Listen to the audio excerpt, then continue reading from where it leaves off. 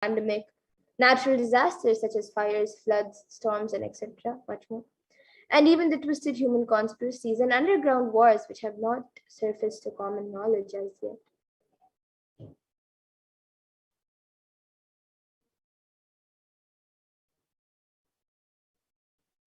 And in this segment, we will be elaborating on the statistical, scientific, and scriptural references of each sacred revelation, which has manifested precisely as the same guidance emerged from Devi Parashakti, for us to imbibe deeply and start following as Devi Parashakti continues to protect us until the storm ends and we safely harbor at the shores of our consciousness.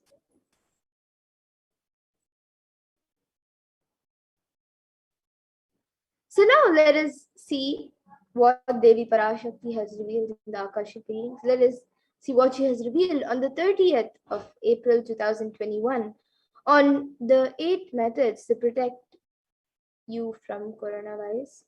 So let us watch the revelation of Devi Parashakti.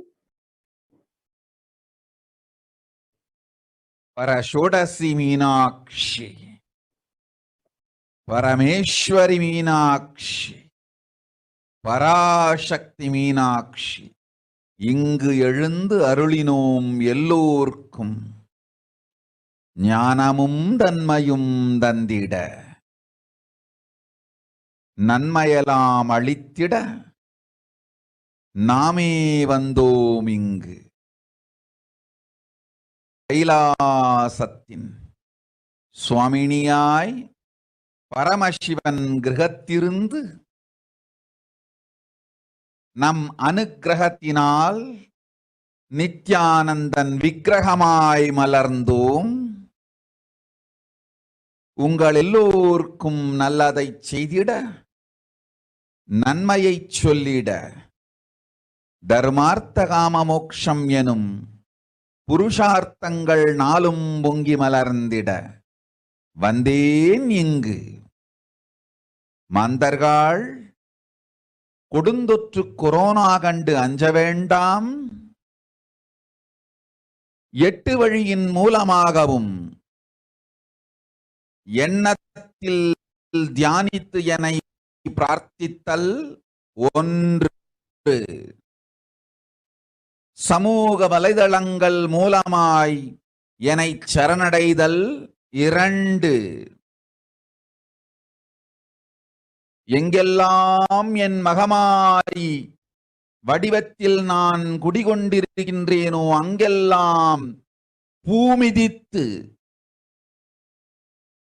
என்னை வழிபடுவது 3, நெஞ்சில் மஞ்சள் தடவி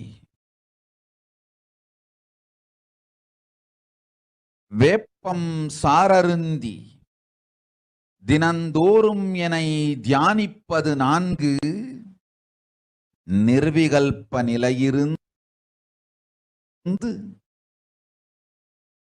நித்யானந்தத்தை நிறைத்து உயிர்வது 5, சிவ சிவ சிவ எனும் பிரபஞ்ச பெரும் நாதத்தை அஜபா ஜபமாய் நிகழ்த்தல் 6,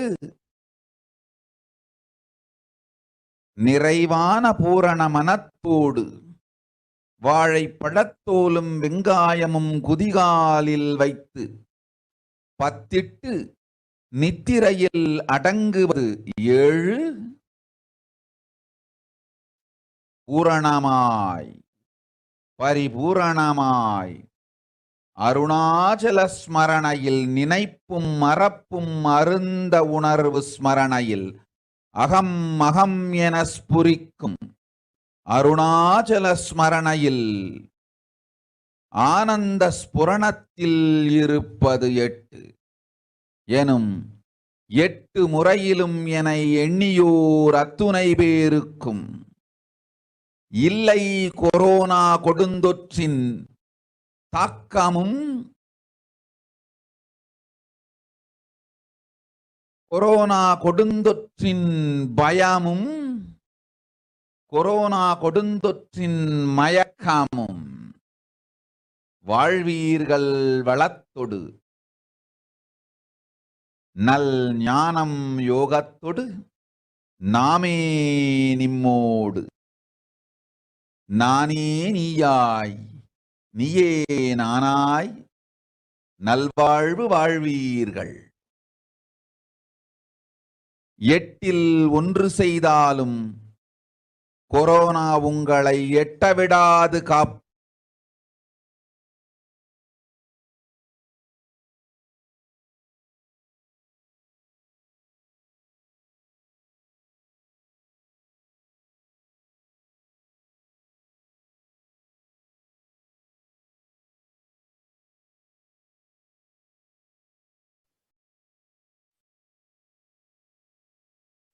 Yes. So now let us see Devi Parashakti's revelation mapped into English. The revelation made on 30th April 2021.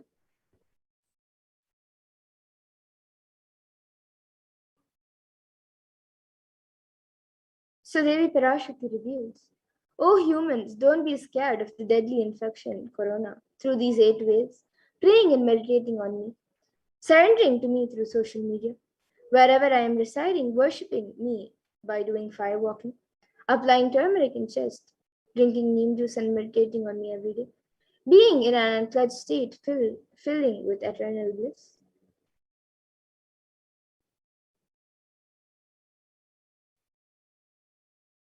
Doing a japa of the cosmic sound Shiva, Shiva, Shiva, with complete mind, applying banana peel and onion in heels and going to sleep. Being in the state beyond any remembrance or forgetting in the Arunachala Spurana that blossoms as aham aham in the state of Ananda Spurana. Everyone who thinks on me through these 8 ways, they will not have effects of Corona. They don't have fear of delusion of Corona. You will live with prosperity, with wisdom and fortune. Me with you as me as you. You will live good life. Even if you do one of these 8 ways, I will protect you. Corona will not reach you. Don't have fear, O people. Be blissful.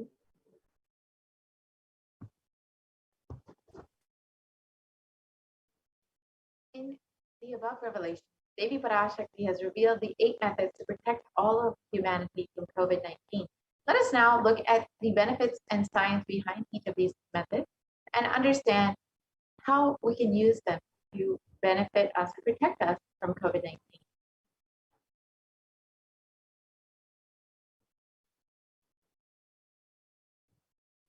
The first method revealed by Devi Parashakti is praying and meditating on Devi.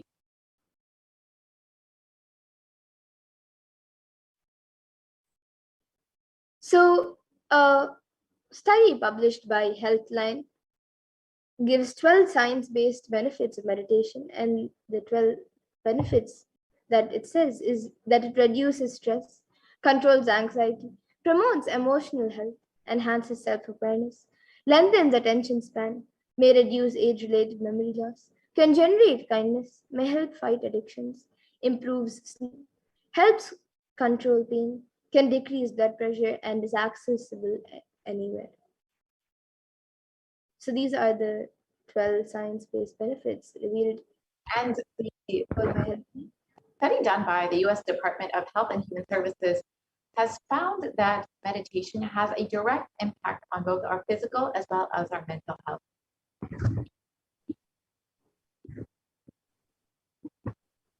And another study by Cambridge University Press reiterates the necessity of meditation during times of crisis such as COVID-19. So here you can see the study done by Cambridge University Press.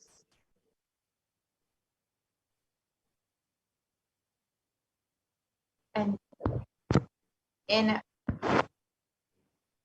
Everyday Health, it was published that prayer and spirituality protect the emotional health by offering a bigger sense of purpose, by providing social support, by lifting the spirit, and by helping cope with difficulties. And a September 2015 report published in Health Psychology found that when researchers followed 191 people with congestive failure for 5 years, they found that those who reported feeling spiritual peace and also who made some healthy lifestyle changes were significantly more likely to live longer than their peers.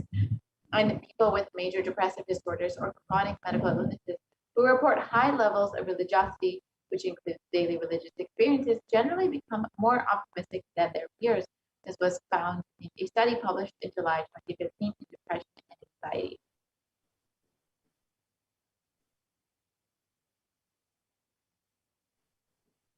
So now let us watch a video where the avatar himself demonstrates how meditation has a direct impact on the brain.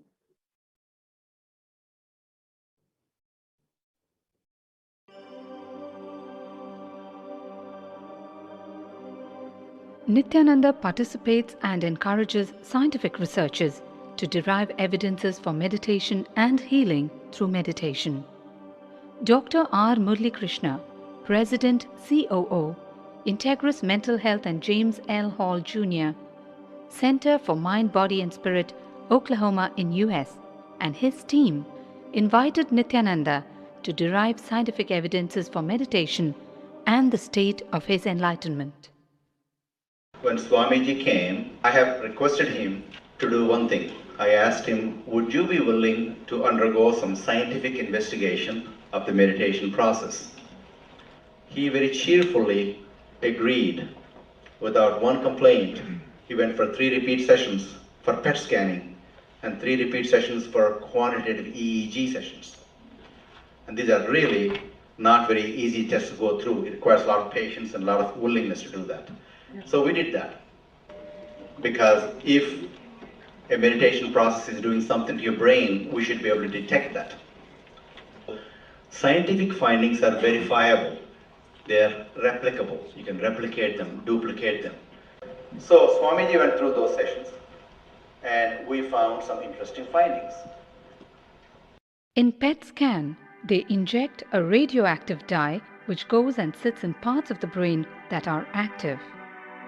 In the normal, non-meditative state, the brain is very active. And when we are seeing someone, the rear end of the brain, the visual cortex, is very active, as shown in the diagram. Usually the brain is so active, there are 100 billion brain cells there. But what meditation does is something very interesting. It shows the frontal lobes getting more active. The frontal lobe is where you have judgment, wisdom, reasoning. Here are some of the brain scans I'm going to share with you. This is alert, non-meditative state. The second one is 30 minutes into 30 minutes meditation. Look at the frontal lobes, how they light it up. They light it up big time. 60 minutes of deep meditation, and here is a deep, deep level of meditation where it lights up significantly right here. Right in the middle, probably 1.5 inches, 2 inches deeper.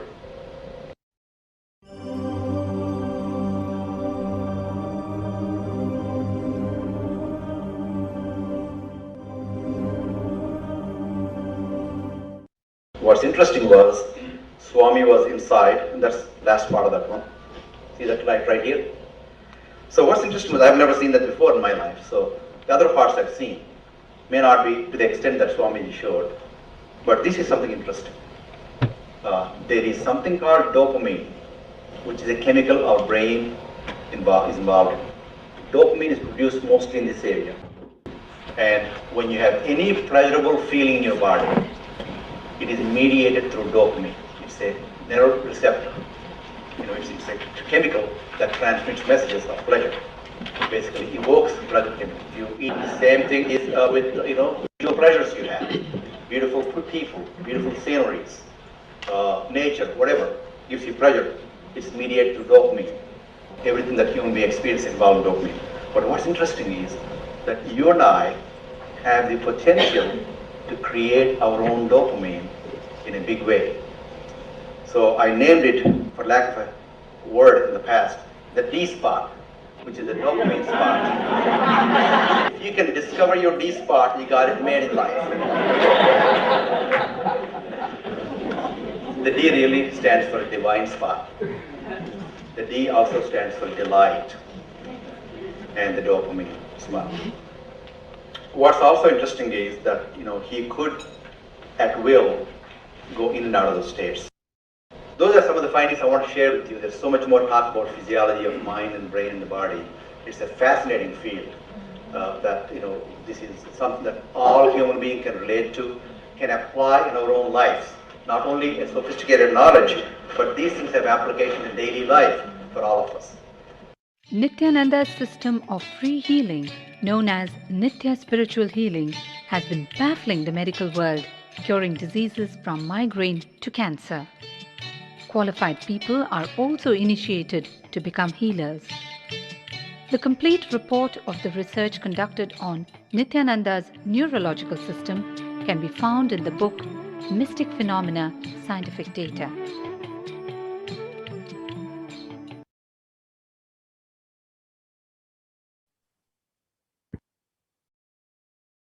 Yes. So now let us watch another video where the Supreme Point of Hinduism speaks about the need of prayer to bust your stress.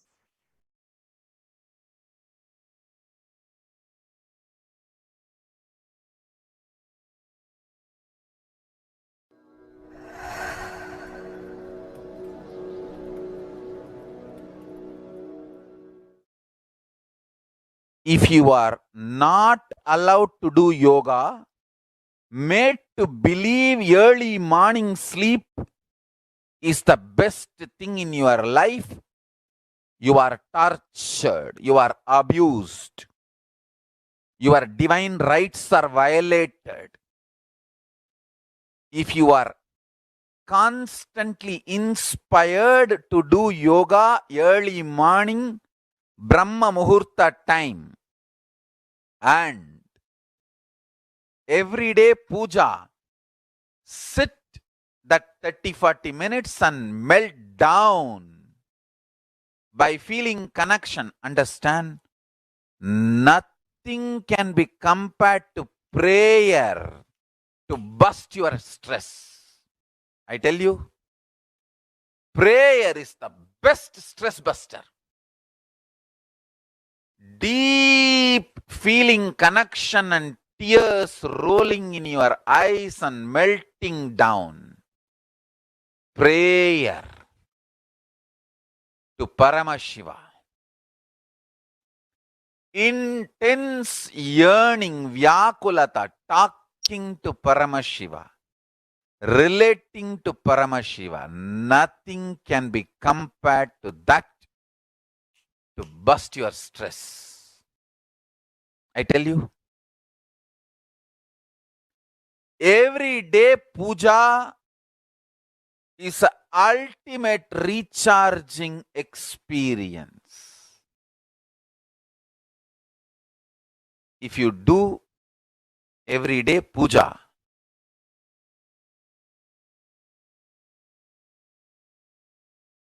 the kind of the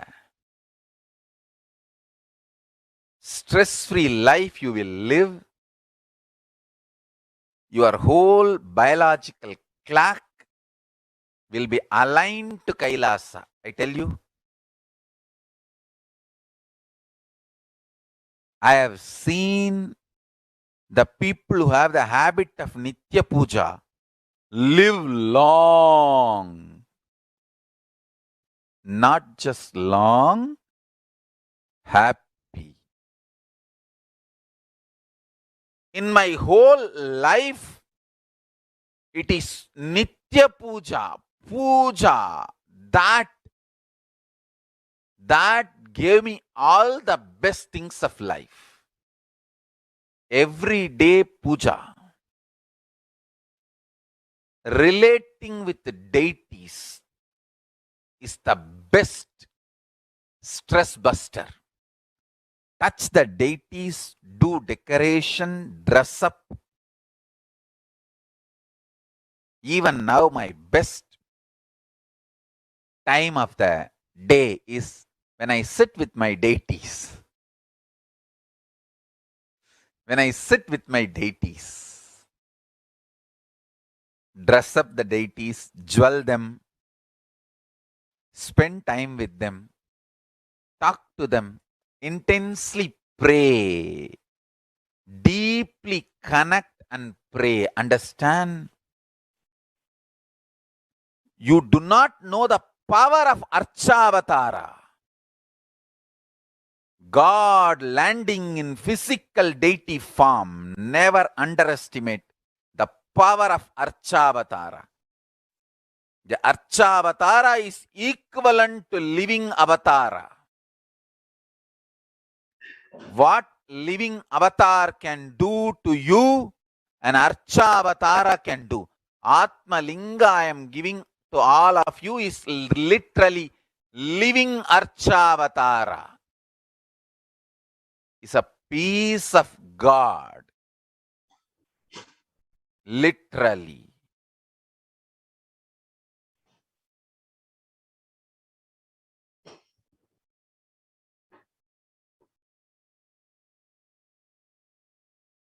Yes. So now, with that understanding of how you can meditate on Devi Parashakti, let us now look at the second method, which is surrendering to Devi Parashakti through social media. And during the Akasha reading, Devi Parashakti has given us the opportunity to connect with her through various social media platforms and attends to us individually, attends to our prayers, and showers us with blessings and boons. Let us now see how we can connect to Devi Parashakti through social media. The first way to connect with Devi is through YouTube. So you can join as a member of Kailasa's HDH Nithyananda YouTube channel. And once you have become a member, you can ask your questions in the live video in the comment section. You can ask your questions, request prayers, boons, whatever you would like. You can connect with Devi through the comment section on YouTube.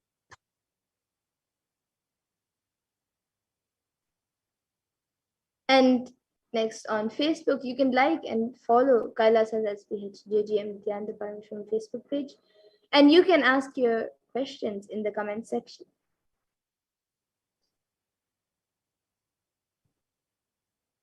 Next way is by following @Nithyananda on Twitter. You can ask your questions in the reply section of the tweet with the hashtag #AskTheAvatar.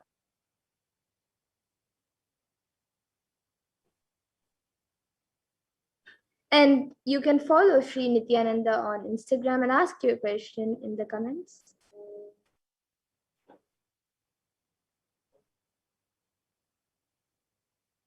You can also ask your questions via website, kailasa.org, and you will see a WhatsApp chat box that pops up, and you can ask your questions here in WhatsApp.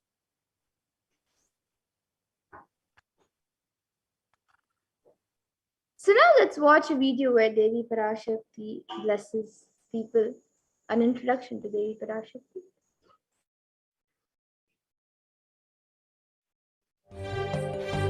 காளியின் ஆட்டத்தை ஆனந்தத்தை ஆனந்தத்தொடு ஆடிய ஆட்டத்தை கண்டோர் உயிருக்குளெல்லாம் இறங்கி குண்டலினி உயிர்ப்பிக்கச் செய்து மாய மனத்தின் இருளை அகற்றி மாயம் அழித்து மங்களம் தந்து குரு பக்தியும் சிவ பக்தியும்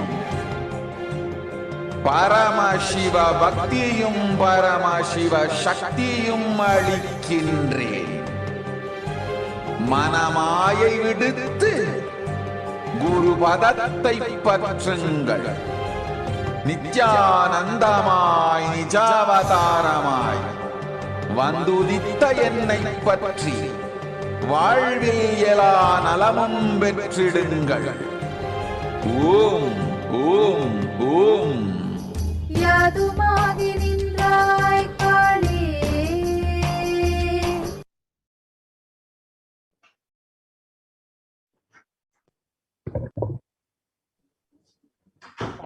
So you too can receive blessings like this and receive the protection from COVID-19, just like so many others have in the past. So now let us look at the next method that Devi Parashakti has revealed, which is by worshiping Devi and through the fire walking wherever she resides.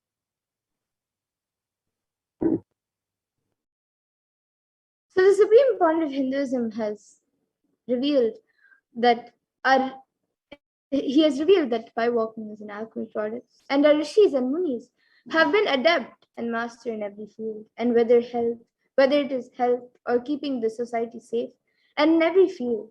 So all the ratams, pujas, spiritual techniques, religious rituals, anything they designed is highly scientific and directly useful to the life.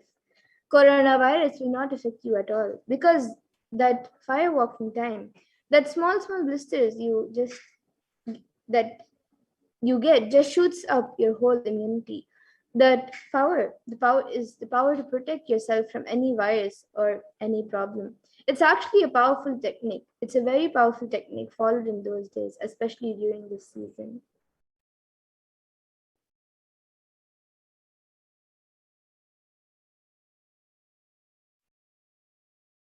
Especially that is done very traditionally and systematically.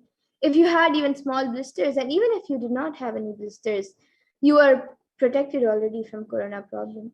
You will not be affected at all. Corona will not work on you. It will not affect you. And don't worry, it is a traditional way of making you immune. Actually, it's a traditional vaccination process. It's 11 feet length. The burning live charcoal on which you are supposed to walk with that traditional powerful music which activates your lymph system, that mukulam, we call it in the back of the neck, that this music will feel like it is hitting the back of your neck and the whole detox system will be awakened. In that peak altered state of consciousness, you should walk on fire. Not just like that you will walk. You will first awaken, trigger the detox system, and then walk on the fire, 11 feet fire pit. And if you do for one fire walking, you are absolutely protected from corona. Pray to Mahamadi and then do the fire walking. That's it. It's like a traditional, powerful vaccination. Pray to Parashakti Mahamadi, do the Pati Patni Vratam. Do this traditional fire walking, and you are absolutely protected from coronavirus. No need to panic. Traditional vaccination, traditional, natural, organic, no bad side effects of vaccination is the fire walking. So now let's watch a video. Let's watch a video where the Supreme Point of Hinduism reveals the science behind firewalking.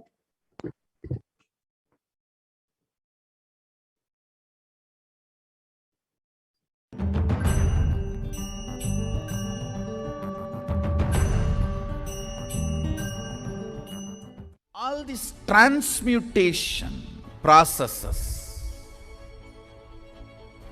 means balancing the system and awakening the whole consciousness to your whole body is what I call transmutation processes. Some parts of your body becomes insensitive to the existence because of the job it is doing, like a feet, because of the continuous walking. But for the complete Kundalini awakening, your whole body needs to be alive and experiencing the reality and ability to experience the higher consciousness. That is the reason we have the process of firewalking.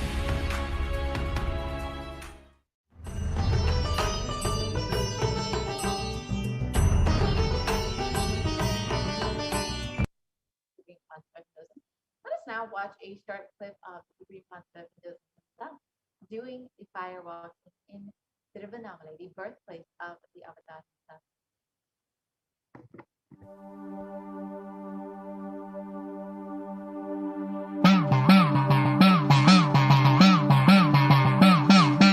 சத்தியம் காத்திடும் உத்தமத்தியே சத்குருவாய் வந்த நித்திய தாயே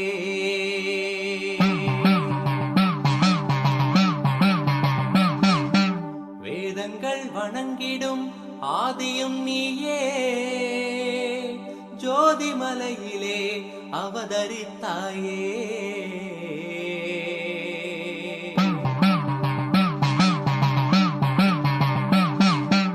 அவனியை பேணும் ஞானமும் நீயே அக்னி வடிவிலே அருள் புரிந்தாயே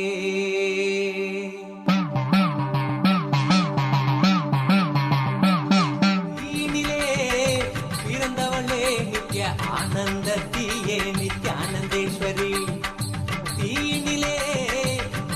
நிறைந்தவளே நித்ய ஆனந்தத்தியே நித்யானந்தேஸ்வரி கருமங்களை கொன்றிட வந்தாய் நித்யானந்த தர்ம மண்ணில் வென்றிட வந்தாய் கர்மங்களை கொன்றிட வந்தாய் நித்யானந்த தர்ம மண்ணில் வென்றிட வந்தாய் தீயினிலே பிறந்தவளே நித்ய ஆனந்தத்தியே நித்யானந்தேஸ்வரி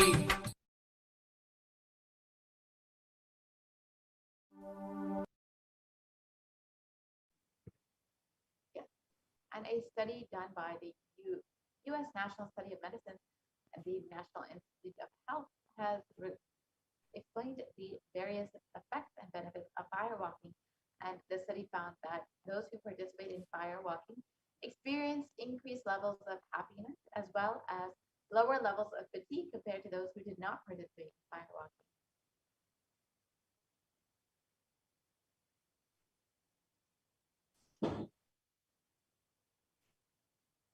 The next method is by applying turmeric on your chest, drinking neem juice every day, and meditating on Devi Parashakti every day.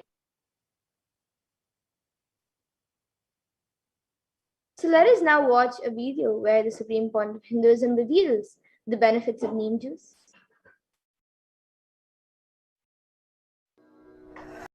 Bididi.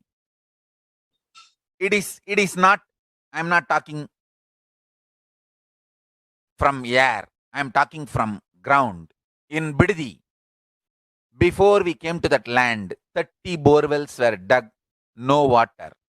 Now, from the day we came till now, we have water for 10,000 people to live comfortably in that very land.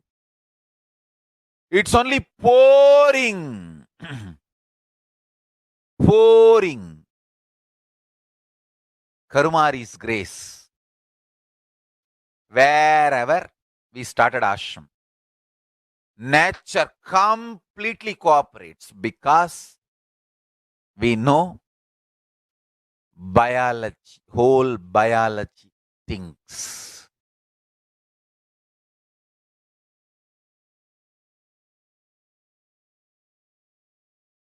If you are having bitter relationships in your life, just start drinking bitter neem juice every morning. The problem will be solved.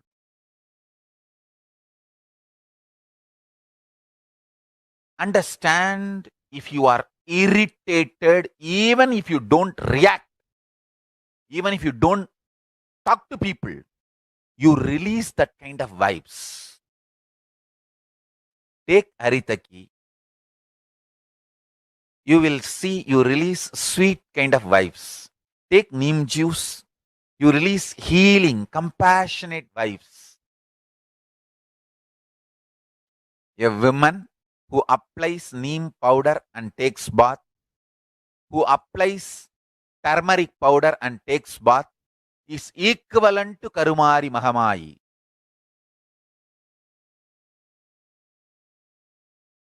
That neem paste and turmeric powder, if a woman takes bath with that, she is equivalent to Mahamayi. She is embodiment of Karumari because she will be manifesting that same vibes of Karumari. I sincerely recommend people start doing all these activities like applying neem paste and taking bath, applying haritaki powder and taking bath, applying turmeric powder and taking bath, applying basma and taking bath, especially for men basma, for women neem paste and turmeric paste. All four can be used by both, all genders. That is different. If you want specific, I'll recommend the neem and turmeric for female body, haritaki and basma for male body. Understand your whole biology things. working on whole biology changes the whole life. So, now with this understanding the whole biology things, think Mahavagya. This is Ajapa Ajapa. Think Mahavagya. With the understanding your whole biology thinks. Om Nithyananda Paramashivoham. Blessings to all of you. Start manifesting powers now.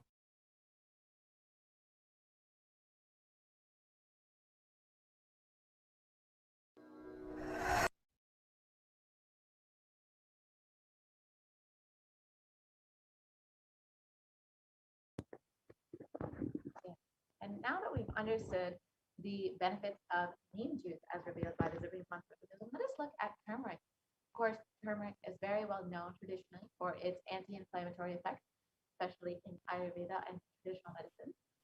And over the last 2 decades, turmeric has also been studied and found to be a potent immunomodulator agent that can modulate the activation of T cells, macrophages, neutrophils, natural killer cells, and dendritic cells, which are all immune cells.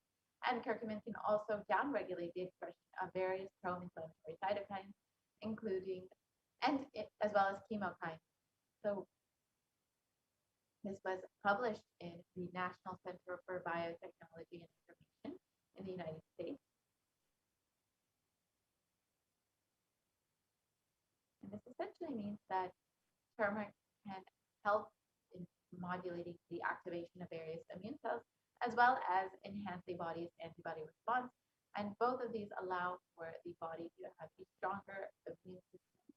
And when you have a strengthened immune system, you will be much more likely to stay healthy and be able to maintain an active lifestyle.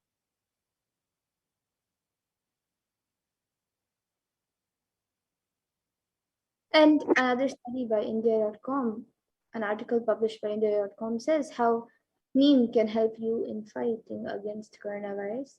And it says that it is an important part of Ayurveda, and neem can be effective in dealing with the novel coronavirus infection.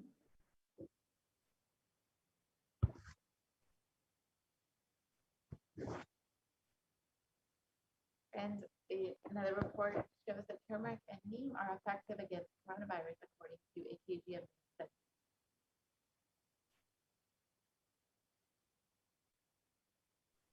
So now let's look at the fifth method, which is with the complete mind, applying banana peel and onion on your heels before going to sleep.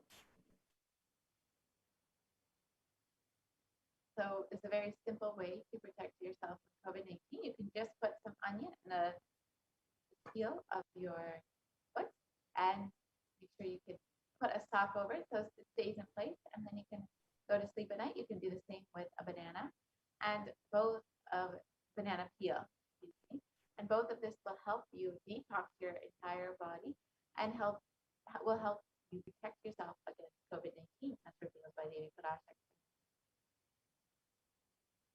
toxifying effects of onion, and it states that onion contains a high amount of sulfur compounds, which not only give onions their recognizable smell, but also toxifying agents. And with more than 100 sulfur-containing compounds, which of the onion can help prevent and treat ailments from diabetes to heart disease, which is why it's very well known in Ayurveda, that is the main and primary use in Hinduism for its medicinal purposes.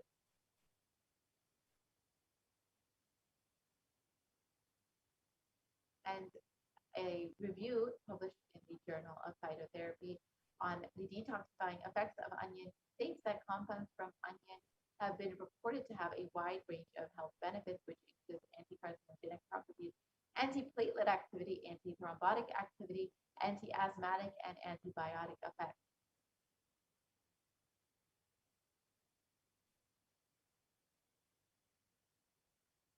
So now let us look at the sixth method, which is being in an unclutched state filled with eternal bliss.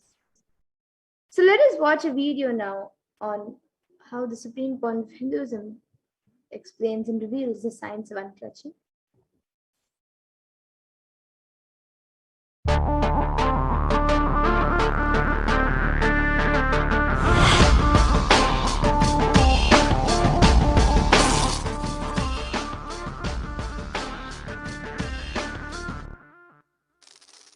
The brain is the organ which controls our whole physical being.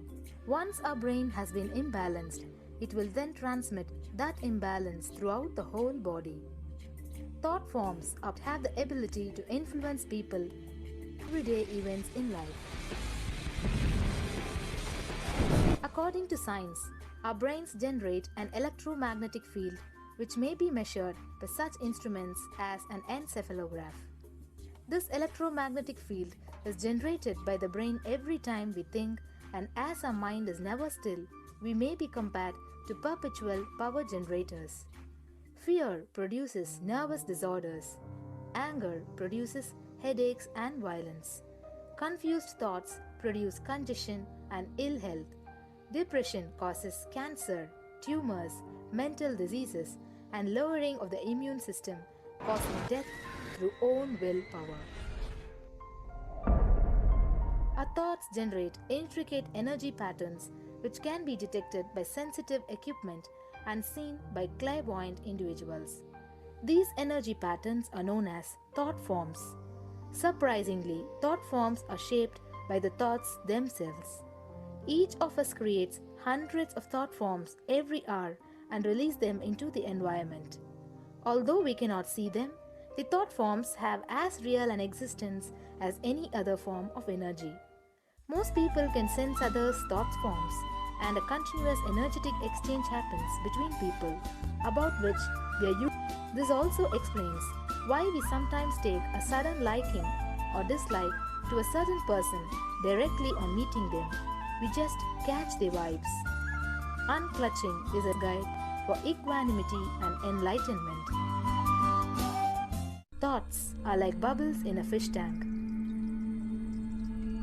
Just as bubbles in a fish tank rise from the bottom, our thoughts also rise in the same manner. When one bubble comes and reaches the surface of the water, the next bubble starts and the third bubble starts. Because the bubbles are rising at high speed, they look like a continuous stream. But our mind is not a continuous stream. There is always a gap between two thoughts. Like the bubbles, we also experience a neutral space between two thoughts. This neutral space between two thoughts is our original state, the pure silence. It is a state of pure consciousness, the state of God. Since the gap or the neutral space between two thoughts is too small, we think all thoughts are connected and form a shaft. But there is always a gap between two thoughts. In the forest of northern India, the hunters trap the birds using a trap. They tie a rope between two trees. The rope is a shaft that we create by connecting two thoughts. In the middle of the rope, they secure a wooden stick, our mind. The rope is tied at the midpoint of the stick. When a bird comes and sits on the stick, the bird's own weight turns the whole stick upside down. It turns topsy-turvy. The moment it turns upside down and loses its sense of balance, it feels totally shaken and tightens its grip on the stick. It simply holds onto the stick as if its life depends on it. Similarly, we connect thoughts and form a shaft out of it and live in the fear that if we drop our mind, we might be lost. We might lose our identity. Because it is hanging upside down, it thinks, if I unclutch from this stick, I will fall and die. Is similar to the fear that if we start trusting that we are unconnected, unclutched, independent and illogical thoughts, we might be lost. If the bird lets go and relaxes, it may flutter to balance for a moment or two. When it leaves the stick, maybe for a few seconds, it will fall, but then it will adjust itself and start flying. In the same way, we hold on to whatever we think is our identity and security, our education, our mind, our life, our relationships, or our bank balance. Ultimately comes to remove the stick that is our identity. Just like the bird, we don't realize that if we drop our mind, at that moment we can become a Paramahamsa. That very moment we can be liberated.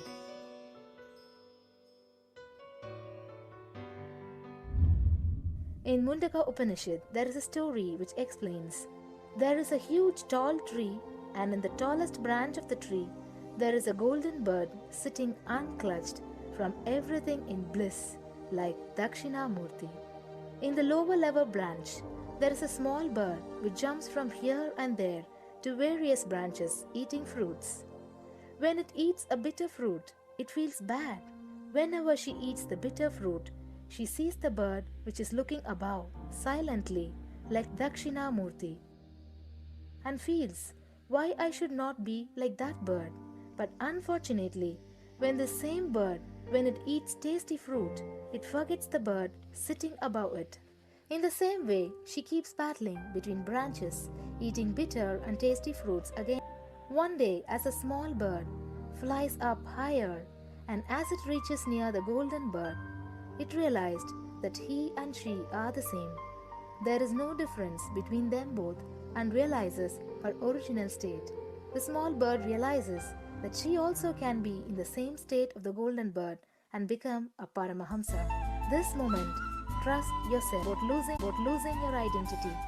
Just trust yourself and let go of your identity. You will immediately become a Paramahamsa and be liberated. All you need to do is to trust that you're unclutched. Dropping the conclusions you can't be transformed is unclutching.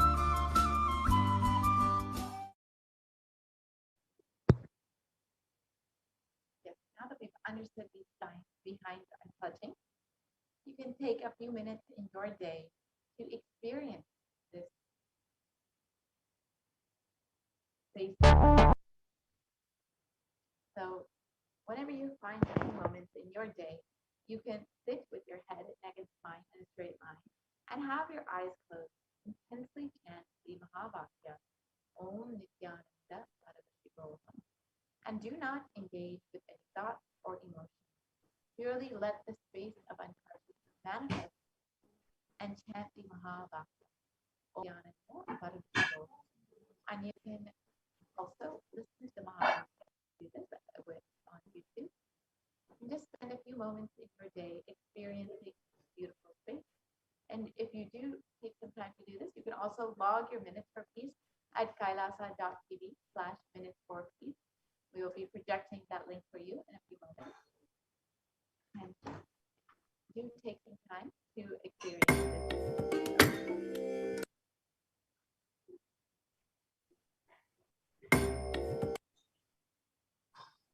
And now let us look at the seventh method, which is to do the Ajapa Japa of the cosmic sound. Shiva, Shiva, Shiva.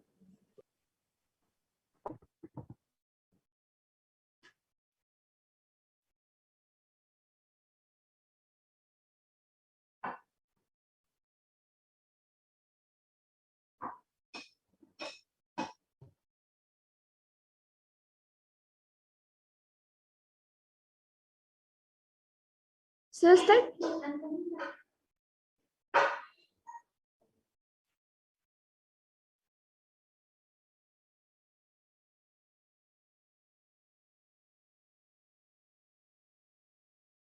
So, a study conducted by the U.S. National establishes how doing the Ajapa Japa, the chanting, has a direct and positive benefit for the physical health and the mental well-being. And the study correlates the chanting of the Ajapa Japa to the vagus nerve stimulation used as a treatment for depression and epilepsy.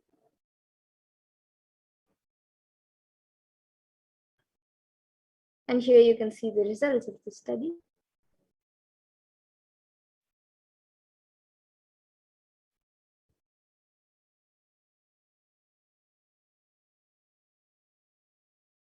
And another study conducted by Dr. Masaru Emoto establishes that human intentions, words, or thoughts can change the molecular structural formation in water. And this interesting research clearly depicts that how, when the water is being exposed to positive sound vibrations, the molecular formation in the water changes to a pleasant formation, whereas any negative sound vibration or words can disfigure or distort the water molecular formation.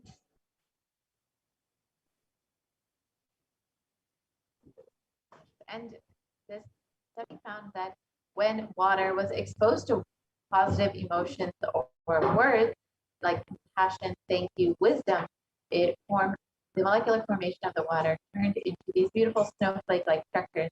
However, when the water was exposed to negative vibrations like heavy metal music or words like "I will kill you, you fool," the water molecule became completely disfigured, distorted, and disintegrated. And what happens inside of your body? The ajba is done inside your body because it is 60% composed of water. So you can see the power of this a powerful sacred mantra, which literally has the ability to change the structure of the water in your body.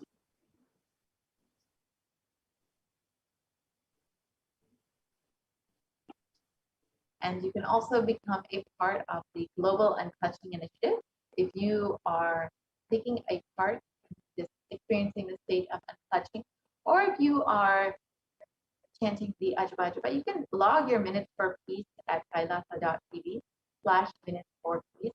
And the Supreme Pontiffism has explained that if 10,000 people can do this just for 3 months, we can give such a powerful superconscious breakthrough to the whole of humanity, because all of us are interconnected. We are not all islands. And these are all fundamental truths. When you start unclutching, Kailasa starts experiencing the joy, the bliss of you unclutching. Nothing goes to waste. So it's not that you will only be protected from COVID-19 by practicing these methods, by doing the Ajba Ajba, by doing the unclutching, but literally you can give a super conscious breakthrough to the whole of humanity with it.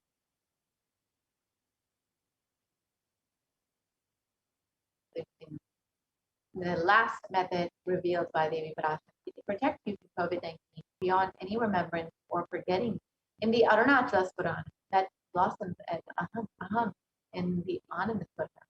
So, as Devi revealed, just be in a space of constantly remembering Devi Parashakti and Swamiji beyond remembrance or forgetting, and you will be fully protected from COVID-19. And each of these methods that Devi Parashakti has revealed is independently powerful enough to protect you from COVID-19. So you can use any of these to ensure that you and your family are staying protected and safe during this ongoing pandemic. And one of the methods that Devi Parashakti has revealed is by praying and meditating on Devi Parashakti. Like connecting with Devi, you can protect yourself from COVID-19. And in this next segment, we will be understanding how we can pray, how we can connect to Devi Parashakti more deeply through the various offerings that we can make today. So each of these offerings that we have available today are just a small token of love and gratitude that you can offer to Devi Parashakti, to Swamiji, for happening in your life, for constantly being with you and constantly guiding you, blessing you, and literally holding your hand during Pralaya. So if you are just overflowing with gratitude for your divine cosmic mother, for your guru, who has manifested as all the gods and goddesses, you stay tuned for this next segment and understand how you can offer your love and gratitude to Devi and Swamiji. So each of these ways of offering is just a small way to say thank you. And this is not that Swamiji or Devi will gain anything from your offering, but you will allow yourself to open up much more deeply and connect with Devi much more deeply through these various offerings.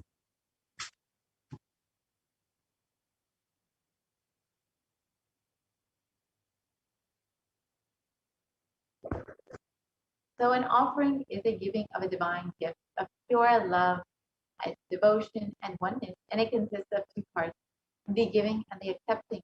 And only when the divine accepts what one offers, the offering becomes complete. Offerings are not made out of fear nor out of greed, but when in Avatar land, the offerings are purely a part of the grand lila played out for the only purpose of enlightenment.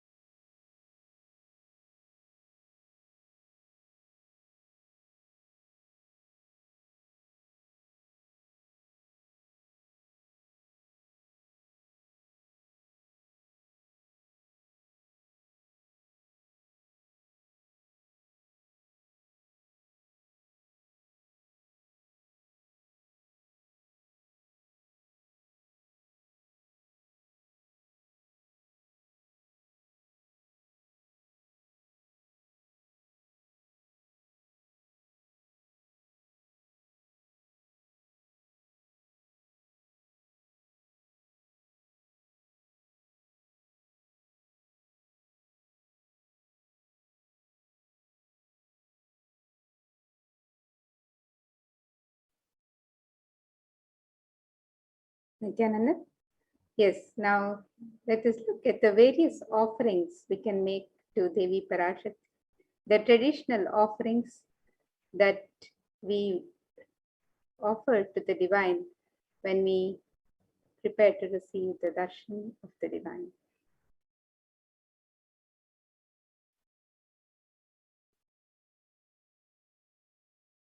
The offerings in the Hindu tradition are a pure gift of love, devotion, and oneness.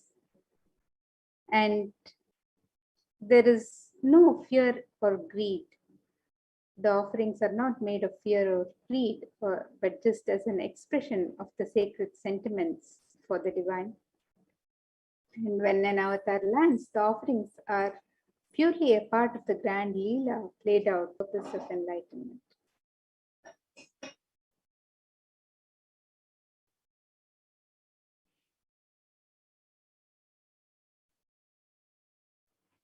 The Dhyana Shloka for Devi Parashakti. As we remember her grace and splendor and get ready to offer our sacred sentiments to Devi Parashakti, this Dhyana Shloka from the Moolagama Manonmani Dhyana says, Induni Bhaveda Karavati Nayanam Syat Pankaja Varabhaya Japakshara Sarayuktam Angahima Bhushana Vichitra Vasanam Syat Tungamakutojvala Manonmani Swarupam.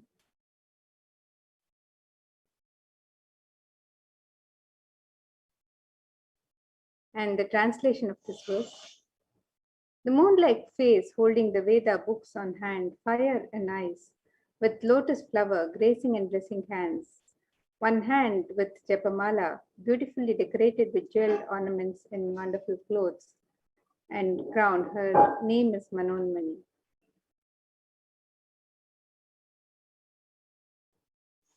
And another verse from the Moolagama Manonmani Dhyana describes Devi Parashakti, says, Jayet Devim Trinetram Shashinibhavadanam Vedahastam Dadanam Savye Padmam Varadam Apare Chabhayam Chakshamalam Divyairabharanair Vibhushita Tanum Brahmadipip Pujitam Devi Imeva Manonmanim Pratidinam Kamarthadatrim Shubham.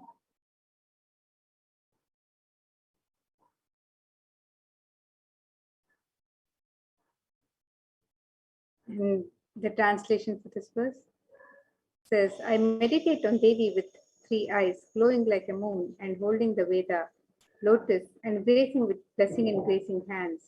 She is wearing beautiful ornaments. She is worshipped by Brahma and other many gods, and showers auspicious boons for all actions every day.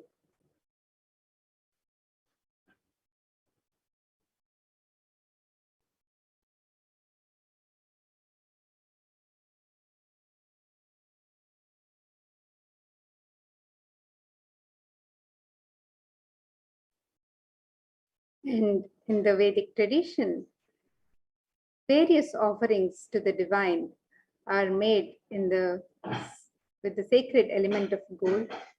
The gold is a divine element in the Hindu tradition.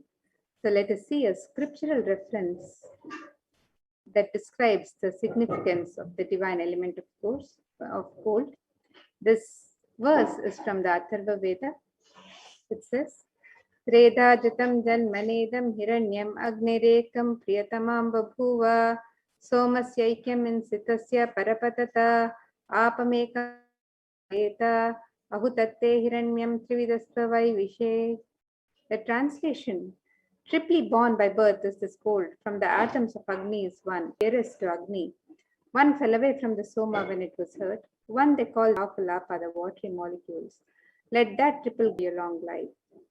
Gold is a divine element. It purifies anything it touches. It is an element of great spiritual significance and spiritual power of healing and enlightening. The vibration of gold has the power to infuse sattva energy and positive thought currents in anyone who wears and in anyone who sees or operates in its vicinity.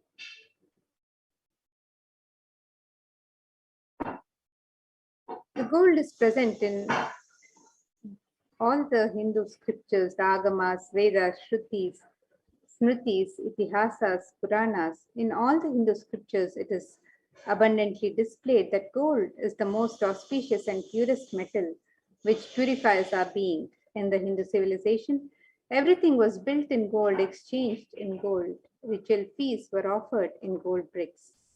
When one was to be saved from life-threatening illnesses, gold was offered as a ritual fee. Gold was in abundance and used for weighing equivalent amounts of commodities, including cows. Kingdoms were built with huge doors of gold. The streets would have huge columns and huge archways made of gold. Horses and cows were dressed in gold. The Hindu civilization thrived on the banks of rivers of gold. The Indus River was called Hiranmaya, the river of gold in Rig Veda. The river Saraswati was called Hiranyavartini in Atharva Veda. Gold is the supreme element for offering gifts to the ones you love and revere. The temples are constructed and paved in gold. Deities are made in gold and decked and adorned in gold because it preserves the enlightenment energy for thousands of years and it lasts forever.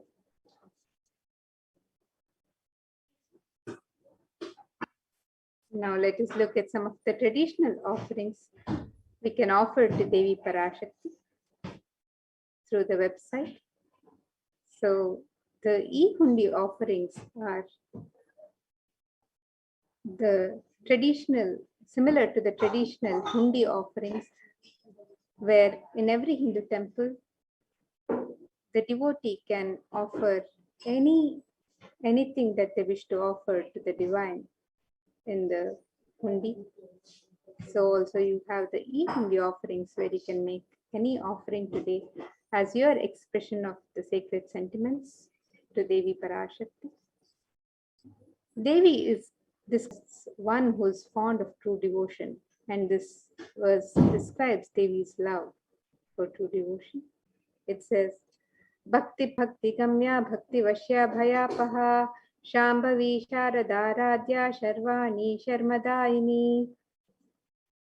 The translation for this verse says, Devi is fond of true devotion and is realized through, can be won over through true devotion, and she removes all fear.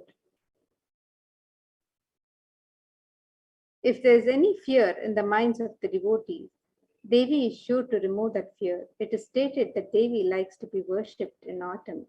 Here, it is meant the autumn of our lives when our thoughts turn more and more inwards. The role of the divine is clearly, and the need for Devi worship then becomes stronger. Shambhavi is the consort of Shambhu, of Lord Shiva. Sharadharadhya is the one who is worshipped by Devi Sharada, Devi Saraswati. Sharvani is the wife of Lord Shiva. The Linga Purana describes Lord Shiva as Sharva in his earth form. Sharmadayini is the Devi who bestows happiness on devotees. And you can offer your gratitude and devotion to Devi Parashakti by offering your kanika, the offering of your token of gratitude and devotion in the e-hundi. And you can make this offering on the website www.kailasamela.com/sevas.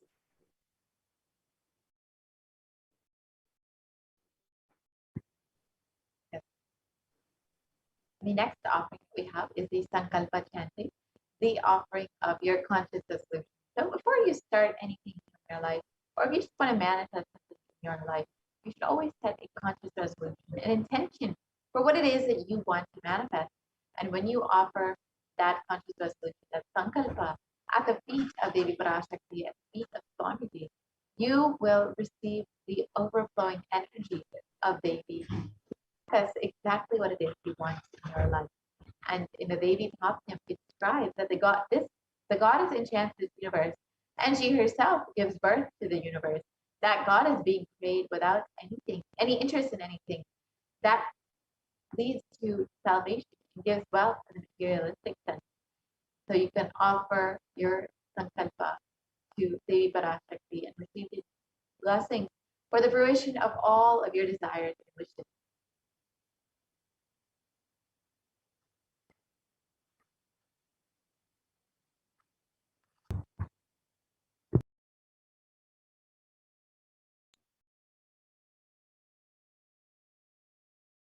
The next offering to Devi Parashakti is the offering of the Sahasranama Swarnakas. This is the offering of the pure gold coin inscribed with one of the 1008 sacred names of Devi Parashakti. Devi is described as Nama Parayana Prita in the Lalita Sahasranama. It means she who likes the repetition, and this offering of the Sahasranama Swarnakas is a very special and unique archana offered to the Mahameru of Devi Parashakti. And each gold coin is inscribed with one of the 1008 sacred names of Devi Parashakti. So you can offer the gold coins in 3 different denominations and any number of coins. And this offering blesses the devotee with imbibing the divine sacred qualities of Devi Parashakti herself, the Ananta Kalyana Gunas, as described in each of her 1008 names. And we are blessed to imbibe these very divine qualities of Devi Parashakti herself. So you can make this offering of the Sahasranama Swarnakas on the website www.sevas.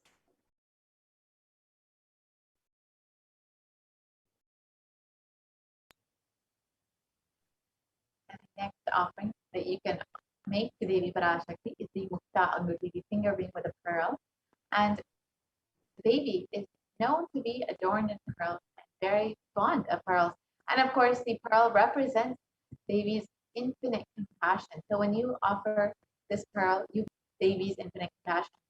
And in this verse, it describes, I bow to the goddess Meenakshi, whose crown is garlands of pearls, and the base shining like a full moon, who wears anklets that are studded with gemstones and has small bells, who is shining like the splendor of the lotus, who grants all the wishes, the daughter of the mountain, who is worshipped by goddesses Vani and Rama. I remain ever bowing to the goddess Meenakshi, the ocean of compassion.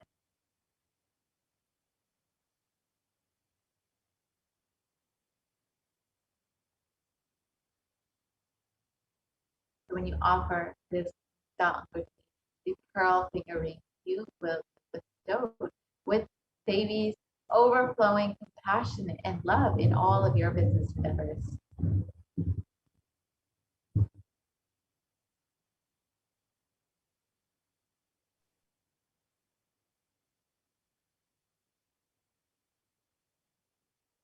The next offering to Devi Parashakti is the offering of the Swarna Padma Pushpa, the golden lotus.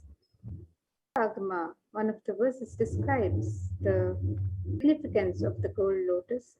The verse says, Ashtavidyeshwaropeta Kumbha Varana Samyutam Sarve Sasutra Vastradhya Hema Pankaja Bhushitaha Sapidhanna Satcha Kurachascha Pakva Bilva Palaprabha Snapanadhyaya Samsiddha Pramanena Samanvitaha. And the translation for this verse, it says, all the kalashas should be wound around with suitable thread and covered with a new cloth. They should be adorned with a lotus flower made of gold.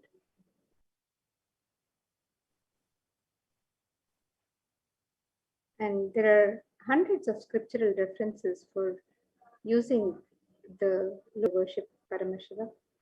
Almost everything in the worship of the ultimate in the Hindu tradition involves involving the consecration of the deities of worship, or meditating on the mudras and asanas used during worship involves the lotus flower, the lotus leaf, the lotus pericarp, the lotus petals. The lotus is a divine flower in the Hindu tradition. The Shakti of Paramashiva is also called a lotus. The base of the Paramashiva linga is a lotus. The disciple of Paramashiva is also considered a lotus, the one who's about to bloom. And you can make this offering of the sacred gold lotus flower in any of 3 different sizes as you would wish to offer, and be blessed to receive the state, space, powers, and being of Devi Parashakti in your inner space amidst any and every adverse situations in life. And you can make this offering on the website www.kailasamela.com/sevas.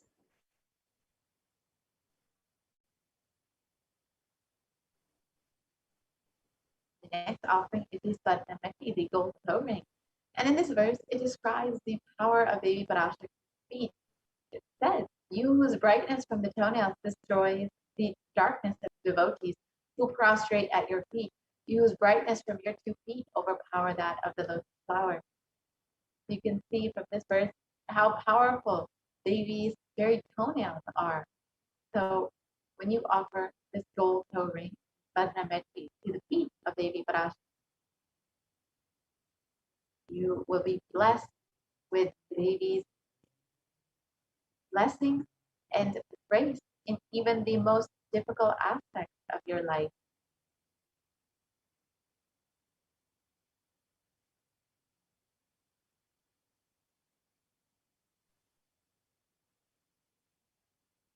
The next offering to Devi Parashakti is the offering of the Swarnamang Tika, the gold hairline jewelry. Devi is described as Sudha Sharapi Vashini, she who makes a nectar flow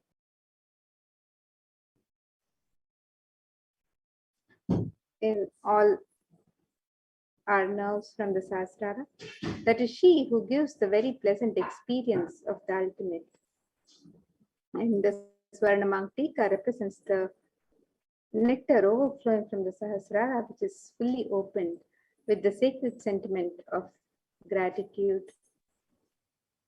And you can make this offering of the Swarnamang Tika to Devi Parashakti and receive the blessings of the blissful state of overflowing gratitude and a space of complete completion.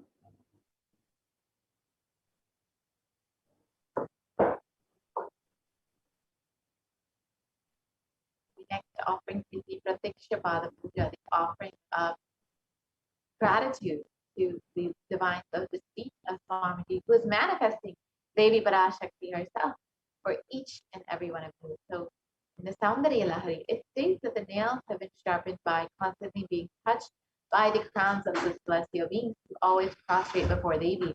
Tamoguna is darkness, and in this stotram, tamas is indicative of the ignorance in the minds of the devotees, and by constantly prostrating before Devi, their ignorance is removed and they attain. So when you offer this Pratiksha Pada Puja, you will be blessed with the sweetest, most auspicious path to enlightenment, to attain the ultimate knowledge in your life by Devi Parashakti, by Swamiji himself.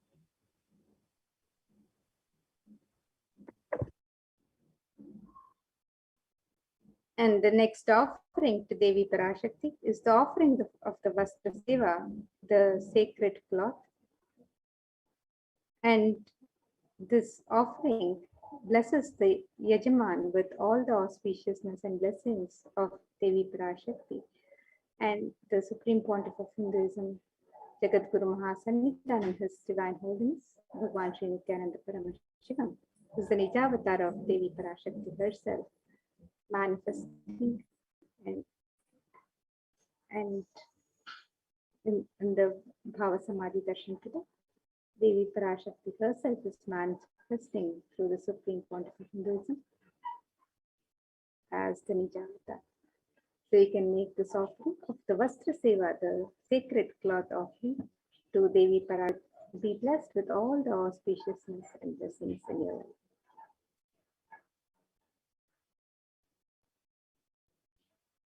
And here is a summary of the various offerings that you can offer to Devi Parashakti. The traditional offerings that you can offer on the website www.kailasamela.com/sevas. You can make the offering of the e-hundi, which can be offered in multiple currencies and in any amount. You can make the offering of the Sankalpa chanting, the conscious resolution. You can also offer the Devi Sahasranama Kasu, the pure gold coin inscribed with one of the 1008 sacred names of Devi Parashakti. The gold finger ring embedded with pearl, the Mukta Anguti, can be offered in 3 different sizes. The Swarna Padma Pushpa, the gold lotus flower, can also be offered in 3 different sizes. the Swarnametti, the gold touring to adorn the sacred feet of Devi Parashakti. You can make this offering on the website. The Swarna Mangtika, the gold hairline jewelry that adorns the crown of Devi Parashakti and represents the overflowing nectar from her Sahasrara. And then the offering of the Pratyaksha Pada Puja, the most sacred of gratitude from disciple to Guru, and the offering of the Vastra Seva, the offering of the sacred cloth. All of these offerings can be made on the website www.kailasamailer.com/sevas.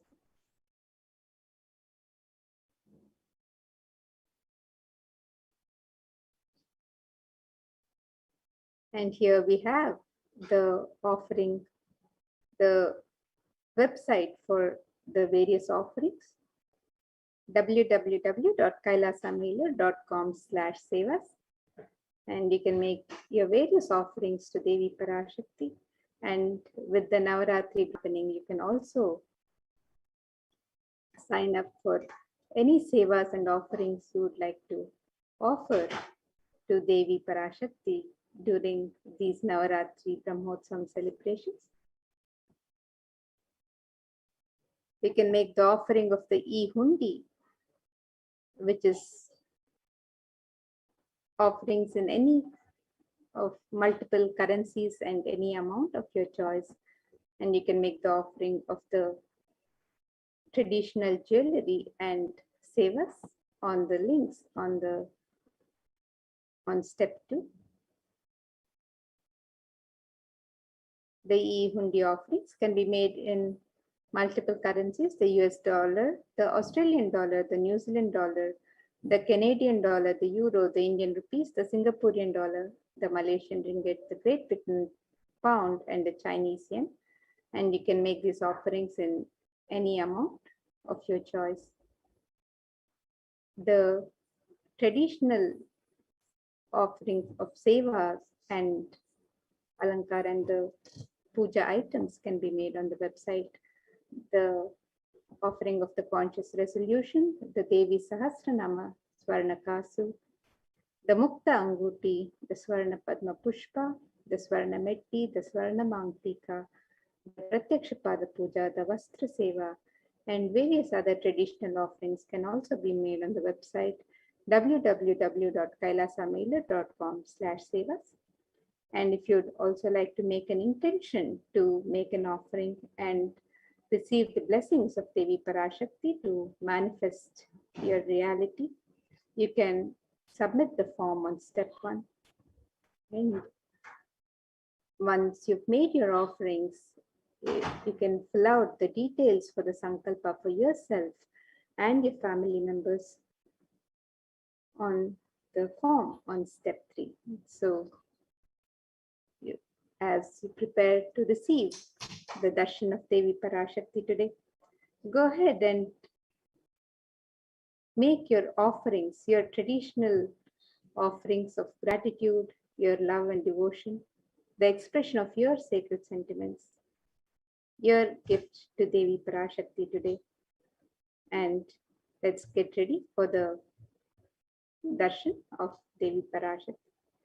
Now we'll be moving to the next segment, where we'll be learning more about the various facilities being made available through the de facto spiritual embassies of Kailasa for the benefit of humanity as guided by the Supreme Pontiff himself.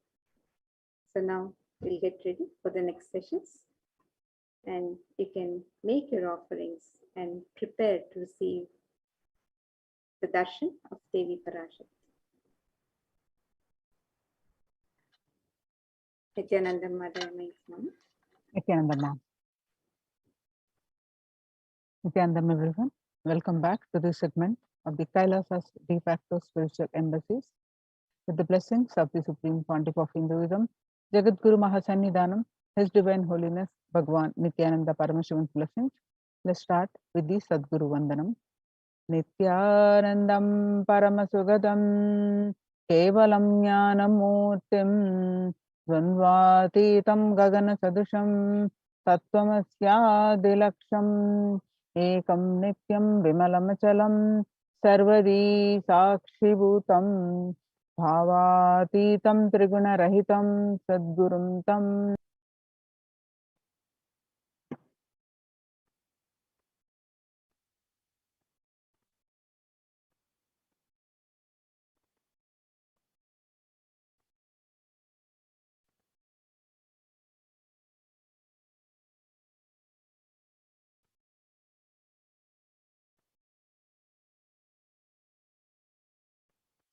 So, what will you learn from this segment today concerning statistics on mental health and global peace in the world due to COVID-19 pandemic? What are the Supreme Pontiff of Hinduism contributions for global peace? Supreme Pontiff of Hinduism, spiritual solutions for COVID-19, Kailasa's COVID care protection centers, why temple-based ecosystems, UN recognizes Kailasa's contributions and join Kailasa's COVID care protection centers. Today, the crisis that we are under, people around the world are trying to grapple with the grim reality that the pandemic is far from over. The aftermath of the current calamity promises to be much more devastating. The greatest economics of the world are facing disastrous futures. Countries are facing off each other in deep mistrust. Now, let us see some of the statistics and current news related to COVID-19. In Australia, reported a new number of coronavirus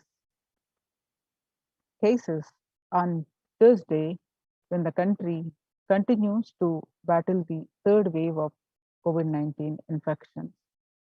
There were more than 2,400 new locally acquired infections reported nationwide on Thursday morning, the figure surpassing 2,000 in a single day for just the second time.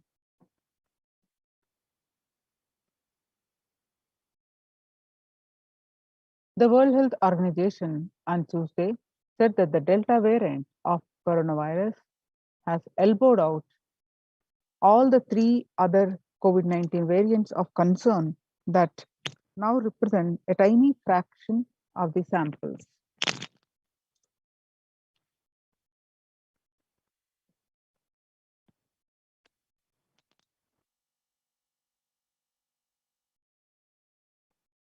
Less than 1% of alpha, beta, and gamma are currently circulating.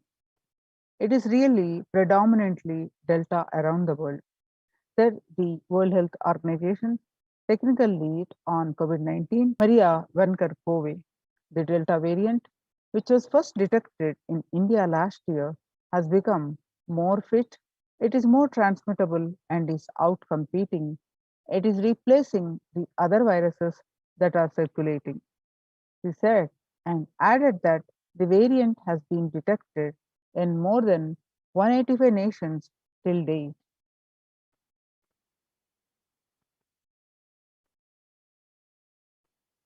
The coronavirus pandemic has now killed more Americans than the 1918 to 1919 influenza pandemic did.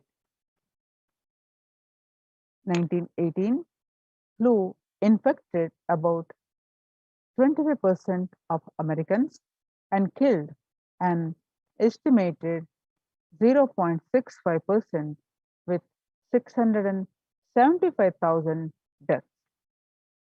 COVID-19 has infected more than 12% of Americans and killed about 0.2% with 676,000 deaths. Now that the US death toll from COVID-19 has surpassed 676,000 the coronavirus pandemic has killed more Americans than the 1918 influenza pandemic did. Axios and the Associated Press both reported the grim milestone on Monday. So, COVID-19 now officially US deadliest pandemic as the death toll crosses that of 1918 to 19 flu. People infected with alpha variant exhales 100 times more virus into the air than original COVID strain, says according to a study. The University of Maryland researchers suggested the need for better ventilation, tight-fitting masks, in addition to widespread vaccination to help stop spread of the virus.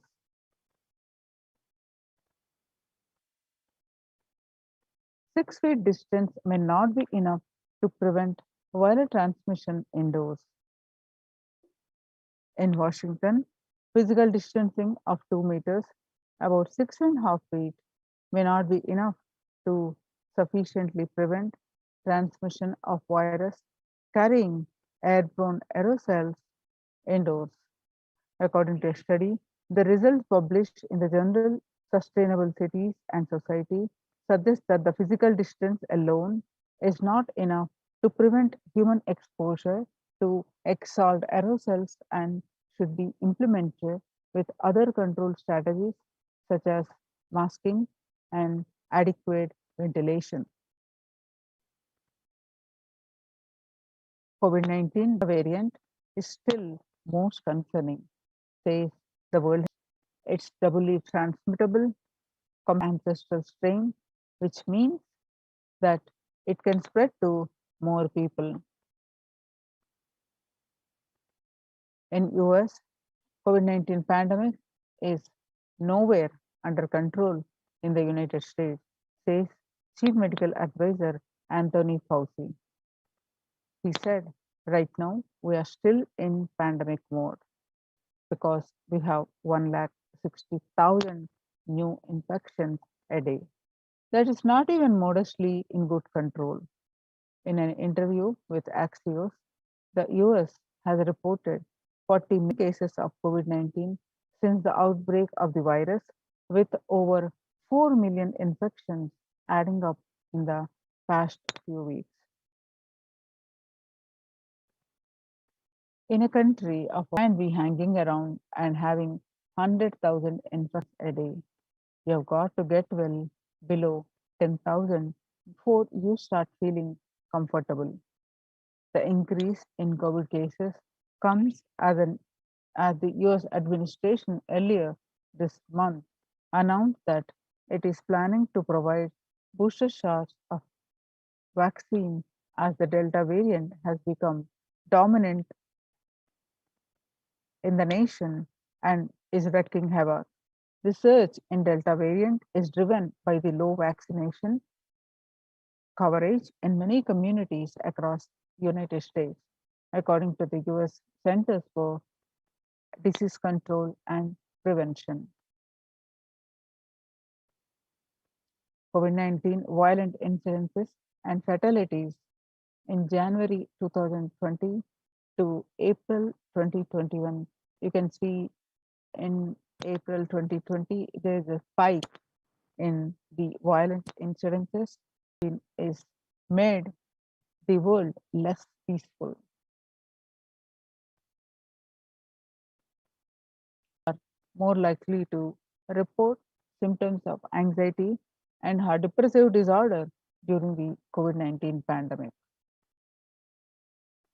The average share of adults reporting symptoms of anxiety and depressive disorder, what it was in January to June for 6 months period in 2019, now was 11%. Now in just 1 month of this year, it rose up to 41.1%. Some more statistics concerning the same of the increase in the number with the younger adults, then as the age increases, it decreases. Stress in America 2020, a national mental health crisis. COVID-19 is a significant stressor for most Americans. Nearly 8 in 10, 78% say the coronavirus pandemic is a significant source of stress in their life. Nearly 7 in 10, that is 67% say they have experienced increased stress over the course of the pandemic. More than 60,000 US healthcare workers contracted COVID-19, 300 have died. Of the health workers who treated patients during China's COVID-19 outbreak, 50% showed signs of depression, 45% showed signs of anxiety.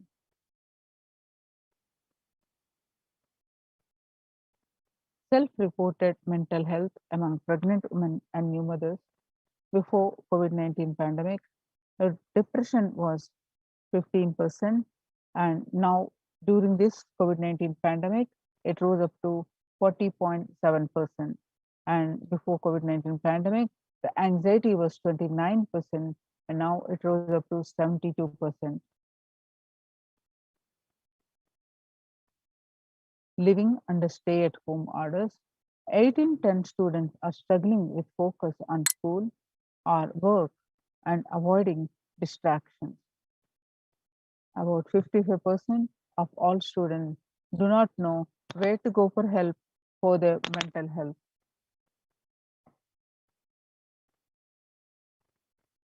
Nearly 82% of the women who surveyed said their lives have been negatively distracted by the pandemic.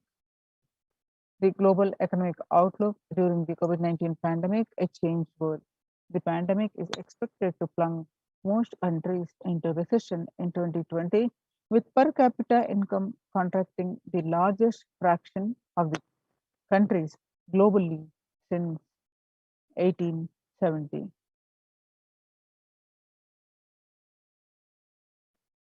International Labour Organization, COVID-19 is a threat to peace building in conflict-affected nations. And the Mumbai mayor says the third wave is already here. It is not coming, it is already here.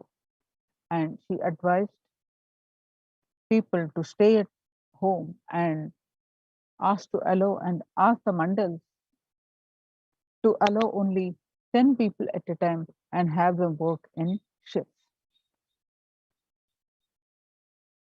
A little over 25% of healthcare workers were infected with virus despite getting fully vaccinated.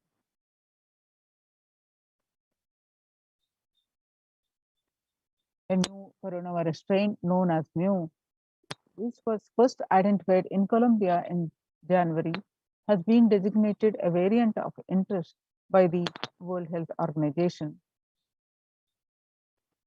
Now, how to cope up with current COVID-19 pandemic? It is important to address the COVID-19 pandemic, which is seeing another wave destroying many more lives. Supreme Pontiff of Hinduism says the pandemic fatigue setting in as a result of continuous lockdown is resulting in delusional ignorance. Holding on to this delusion and supporting this phase of delusional decisions leads to delusional arrogance. Continuous lockdown leads to delusional thoughts like, so what if I die? It's okay. I can't live forever in this lockdown. Going out and then exposing oneself and putting the risk on yourself and others with irresponsibility and insensitivity is the delusional arrogance.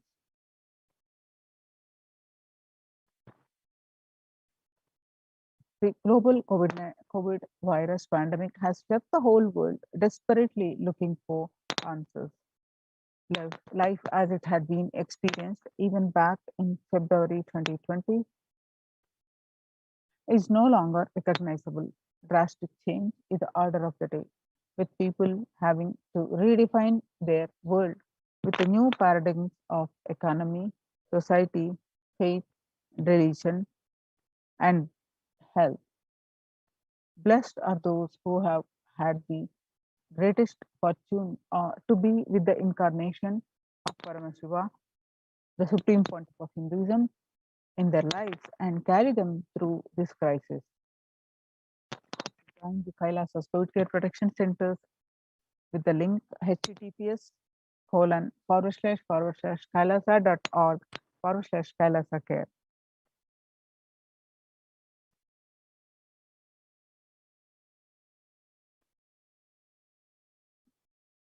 Making peace with the nature is possible if you start now. Making peace with the nature is possible if you start now. Even after the pandemic, 2021 can go down as a year we made peace with nature and is set the planet for healing.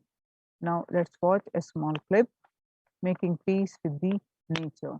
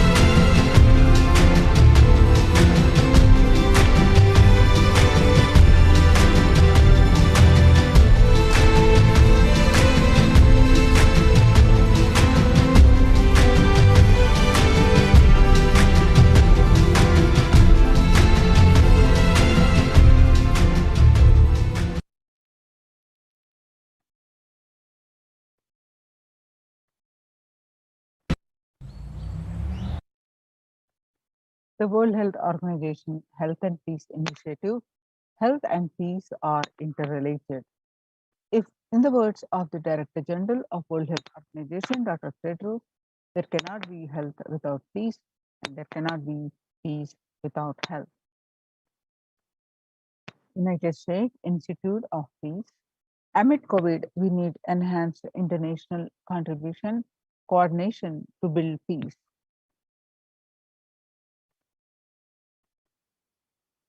Stronger health systems and universal health coverage must be priority.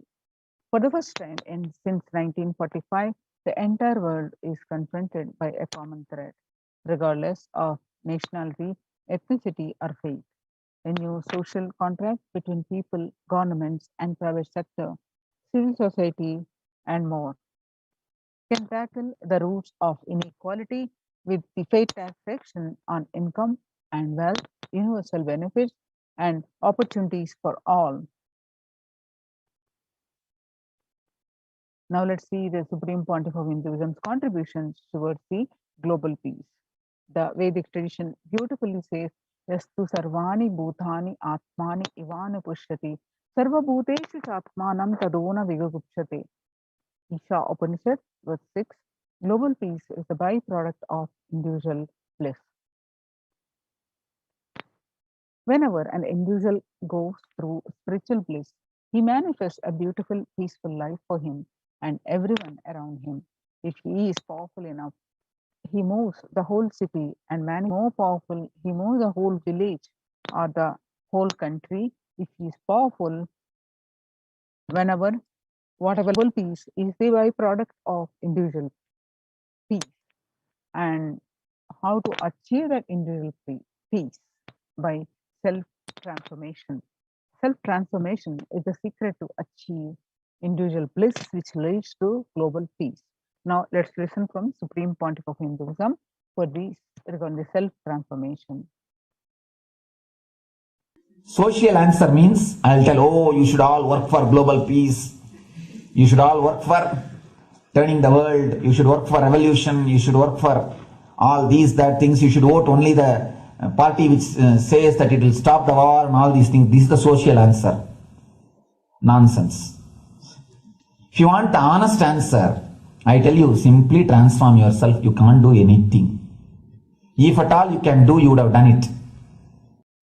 Be honest. If you can do, you would have done it. You are raising this question because you are not able to do. Am I right? So let us be very clear. Let us be honest. We are not able to do socially. That's the truth. That's the reason you are sitting here and raising the question. I tell you, understand few important things. There are a lot more attached to this question. There are many things which is attached to this question. We always feel the present is the world is totally spoiled. It is not going according to the rules or how it is supposed to be. It was wonderful once upon a time. In ancient time, things were going properly. Everything was well and great. And I tell you, 10,000 years ago, they found some writings on stone in Harappa Mohenjo-daro culture. Some stone. The other day I read a beautiful book about that stone writings. That writings, it says, oh, nowadays the society is not as it should be. So much, there is no peace. In the early times, society was really great. Things were as it should be. And it almost looks like a today newspaper editorial. Go the same thing carved on a stone. Then understand, there was no such time as only good prevailed. It is just a fantasy. Hinduism, they call it Satya Yuga, the age of truth. There was a time only truth prevailed. And every religion, Christianity, they say the Garden of Adam and Eve. There was a time everything was wonderful. Every religion has got the fantasy. The past was great. There was golden past. The idea of golden past exists only in the past. The more you go back, again you say the past was great. And I tell you one thing, it is a wonderful way of postponing accepting the reality. Otherwise, the world was same as it is today. Whether it is years ago or 10,000 years ago. Maybe one thing, there was no CNN channel that time. So the news did not reach you so quickly. That's all. The news did not reach you so quickly. That may be the only difference. But otherwise I can be sure the good and the bad was equal. Good and the bad was equal. The same amount of wars were there. All the other things were there. If you read the Puranas, the mythological stories of India, you see enough of things. Enough of dirty things. I think sometimes I find little more. And if you read completely the Puranas or the Hindu scriptures, there are a lot of things much worse than modern day. The criminal activities or bad things or negative things, whatever you say, all this stuff. And never think only present day is corrupted or violent. In the ancient days also, all these things were there. Only one thing was not there, the CNN news or the internet. So the news did not reach you. But otherwise I can tell you, enough the good and bad was there. It always will exist. It will exist. All you can do is, if you awaken yourself, if you reach the enlightenment state, you can go beyond it. And I tell you, enlightenment is the only service you can do to the society. Just become enlightened so that you will reduce the negativity. Now, as of now, you are also the part of negative group. Naturally, as long as we are unenlightened, we will be the part of collective negative consciousness. So if you become enlightened, at least you will reduce your weight. That's the only thing we can do. Nothing else can be done. So all I request you to do is just become enlightened. Realize that you are a lion. That's the only way to help yourself and the society.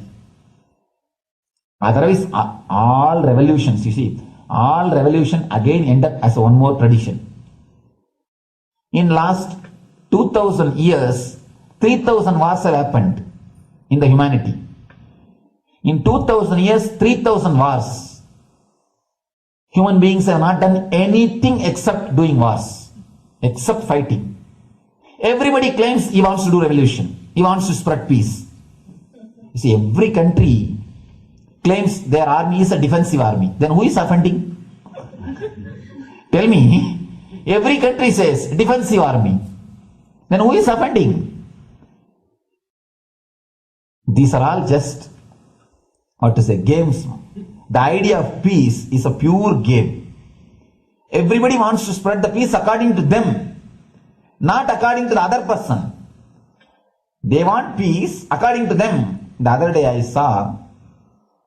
was in one interreligious gathering. One guy is preaching, let all of you convert to my religion so that we will not have fight. He wants peace the way in which he wanted, not the way in which. And there's a beautiful saying, the sword of Muhammad, it is written, peace alone should, something like that.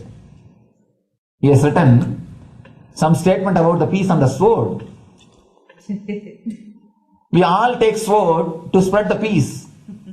So no revolution is not going, because in the last 2000 years, 3000 revolutions have happened, but still world is same, I think much worse. So no revolution is going to help, only individual evolution is going to help. So be very clear. Instead of working in the outer world, start working in the inner world. That will help you and society some way.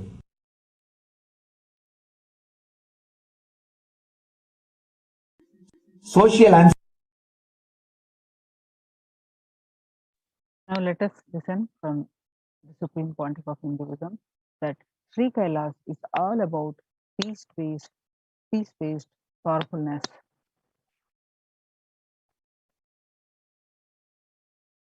Listen carefully. The space of Shanti,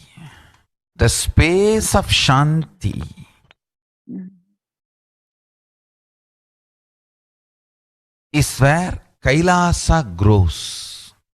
Listen carefully. It is in the deep powerfulness of peace, or peace-centered powerfulness is the breeding ground for Paramashivatva to manifest. Please understand. Like how pure mirror reflects everything, pure Shanti-based Shakti, peace-based powerfulness reflects Paramashiva. Paramashiva manifests in peace-based powerfulness. Please understand. Neither violence nor powerlessness. Powerlessness is weakness. Violence is abusive. Peace-centered powerfulness. Peace.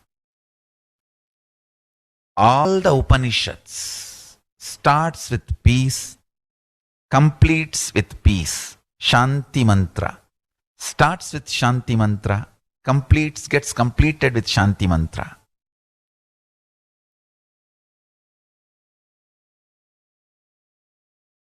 Peace-based powerfulness is a fundamental requirement for Paramashivatva to manifest. That is why people who don't want us to manifest Paramashivatva or power manifestation do not want to allow the peace in our life or do not want peace in our campus. Understand? But only if you are peaceful, which cannot be shaken even by the demons and devils and rakshasas, we can be in eternal peace. So, remember this very clearly.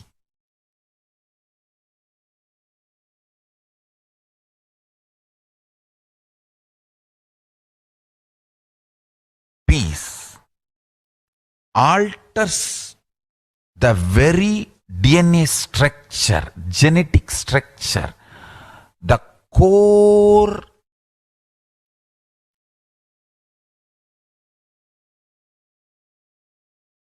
Anu Mahat structure. Understand? Anoraniyan Mahato Mahiyan. The consciousness in you is atom inside the atom, Mahat, more than Mahat. That Anoraniyan Mahato Mahiyan. That consciousness starts growing in you with more and more peace-based powerfulness developing in you. Nothing can be compared to unclutching. Spend more and more time, energy in unclutching. It will never be wasted. Time spent on unclutching is the most productive time for you in your life, because unclutching completely makes you altogether a different material. Understand? It makes your very biomemory, muscle memory, core structure, molecular structure, genetic structure, DNA structure, everything. All the 8 energy flow circuits, 7 energy flows, 1 the pure conscious explosion. So totally 8 energy flow circuits exist in you. All the 8 explodes when you unclutch. Understand? Unclutching is the space of Sri Kailasa.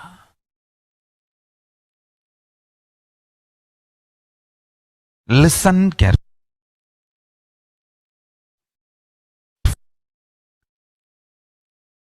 Now, let's listen from the Supreme Pontiff of Hinduism that every prayer in Hinduism begins with peace and ends with peace. Every chanting, every prayer in Hinduism ends with Shanti, Shanti, Shanti 3 times. Means peace, peace, peace. Hinduism is the real religion. Loving peace, living peace. Individual level, social level, global level. Understand? Hinduism lost all its 56 nations, 200 states, 10,000 kingdoms, samsthanas, is not a loss to Hinduism, it is a loss to planet Earth, human beings. Wherever Hinduism is practiced, kept alive, the ideal of globe alive. Just do this one simple statistics. You yourself study. Google and study. Take the top 10 religions and list how many people they converted in last 200 years, how many people they killed.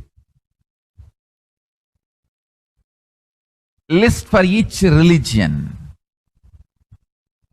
I can be 200% sure you yourself will realize Hinduism is the most peace-loving and peace-living religion, neither conversion nor terrorism.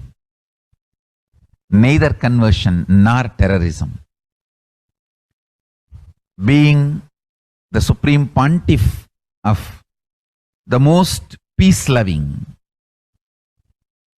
peace-living religion, I give you all my blessings on this International Peace Day. Understand?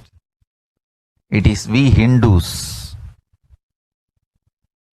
need to keep the global peace as a living possibility, and we need to make this global peace as reality. Just not work. Working for global peace only is the responsibility of the real living Hindu. Anyone who wants to claim themselves as a Hindu or practicing Hindu should work for global peace. Global peace is our responsibility. Every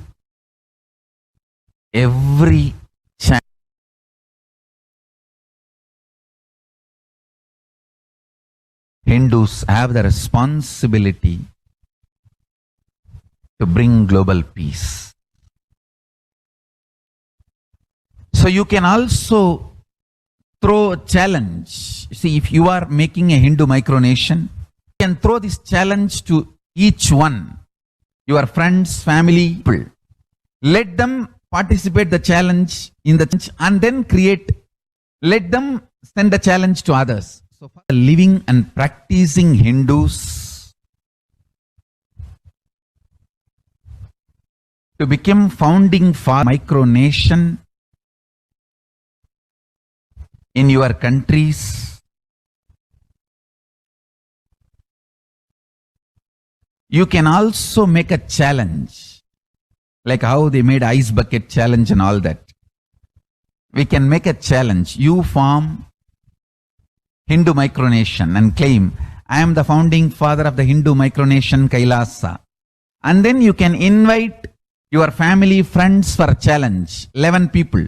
You form and you challenge 11 people and they also form and they spread. So let us start spreading. This project is my message on this International Day of Peace. Let us start working for global peace instead of just talking. What the work we do will talk for us. The talk we do will not work for us. This is the message. The work we do will talk for us. The talk we do will not work for us. Global peace is responsibility of Hindus. We living, practicing Hindus, not only we should achieve the individual peace through unclutching, yoga, meditation, we should also create an ecosystem where the global peace starts manifesting. This Kailasa Hindu micronation is the enlightenment ecosystem. I request every living practicing Hindu to manifest, do it. So the global peace can manifest from these Kailasa Hindu micronations all over the world.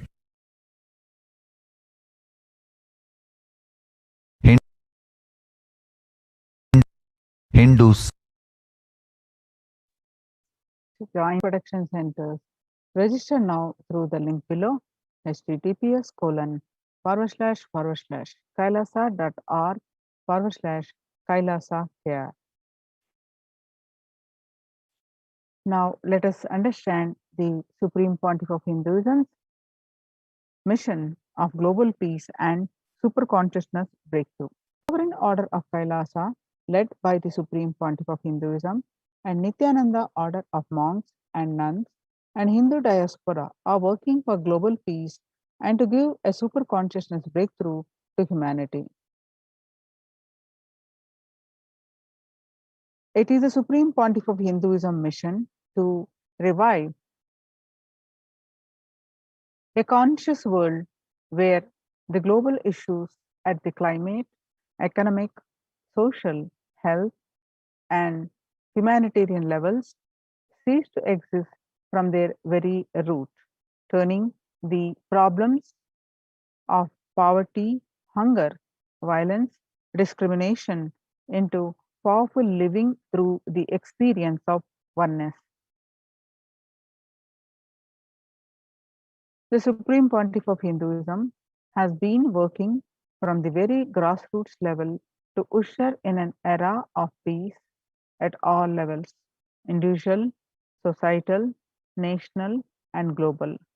His deep insights into the workings of the human mind body emotions have enabled him to powerfully address various social, emotional problems facing humanity today. Some of the ways the Supreme Pontiff of Hinduism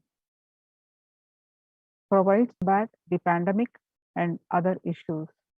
Since the beginning of the global lockdown, the amount of contribution and activism Kailasa has increased multifold through the Paramashivoham program, bringing super consciousness breakthrough to the whole humanity.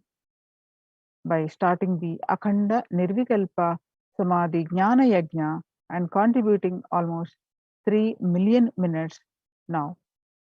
Paramashiva Sankalpa chanting, the sacred Sanskrit mantra chanting to heal 24/7 via Zoom sessions.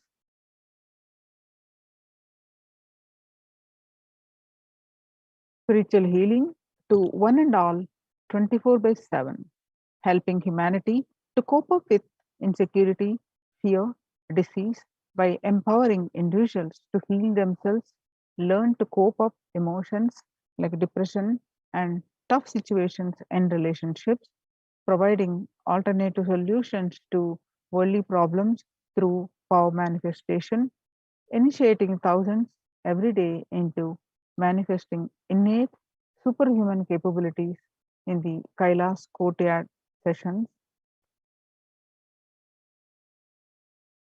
providing healthy solutions like a technique to clear stomach from the Ayurvedic solutions, which ultimately brings clarity out to the spiritual truths and give a conscious breakthrough.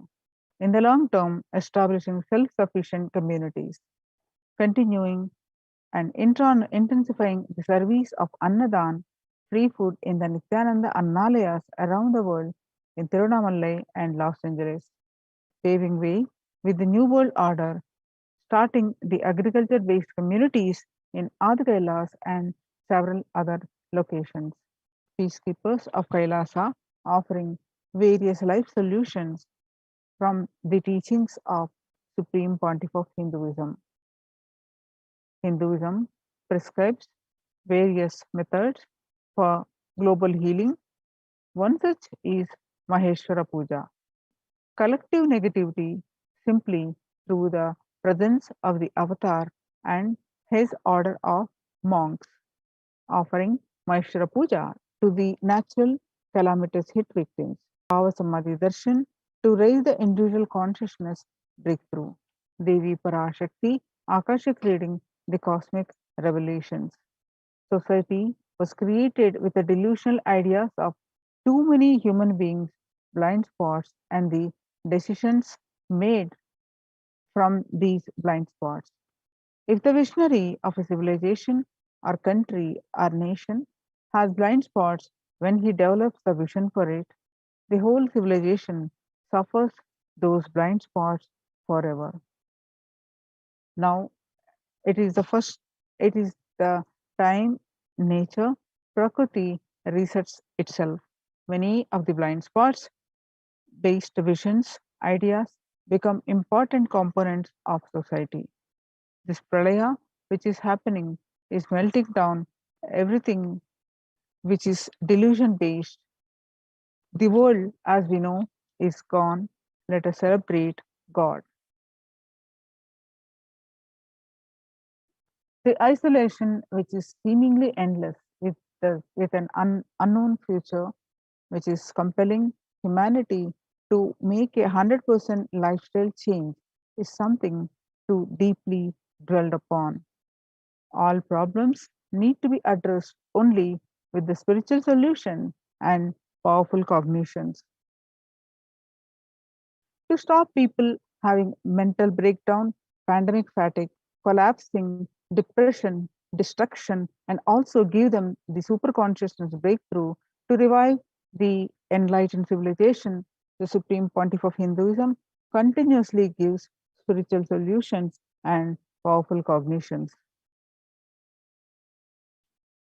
Some of the spiritual solutions and powerful cognitions are unclutching, practicing completion, practicing oneness, practicing ajapa japa of Mahavakya, Om Nithyananda Paramashivoham, consciously building deep feeling connection, yoga, puja, vegetarian diet, and nirahara samyama.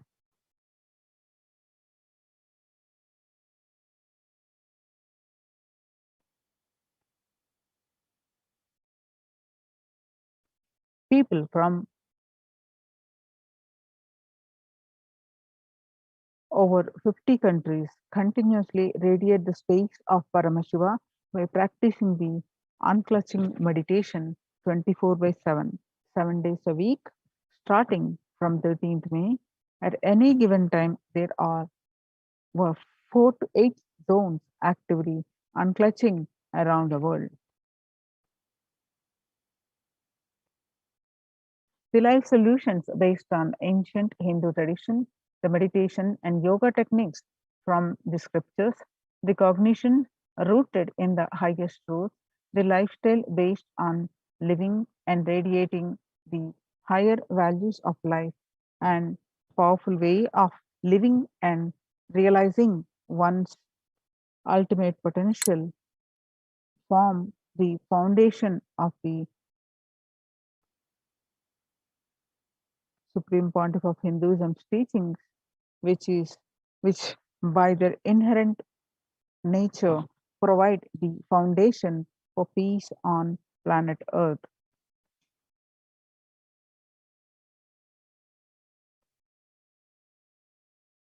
The Supreme Pontiff of Minutes for Peace initiative, which is aimed to reduce crime globally by conducting mass meditations around the world in parallel. In 2014, just after 2 years of launching the program, it crossed over 1 billion minutes of meditation. The scientific studies have shown a reduced crime rate after participation in the meditation and completion techniques. In 1976, it was found that when 1% of community practiced meditation, the crime rate was reduced by 16% on an average.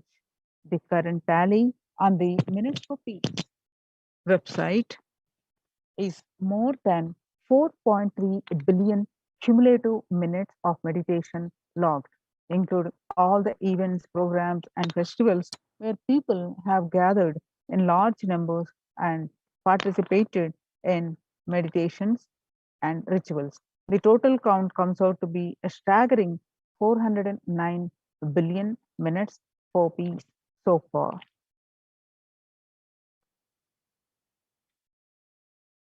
You can see some of the glimpses where about 5,000 devotees gathered and participated in a 48-day meditation program called Shuddhatvaitam.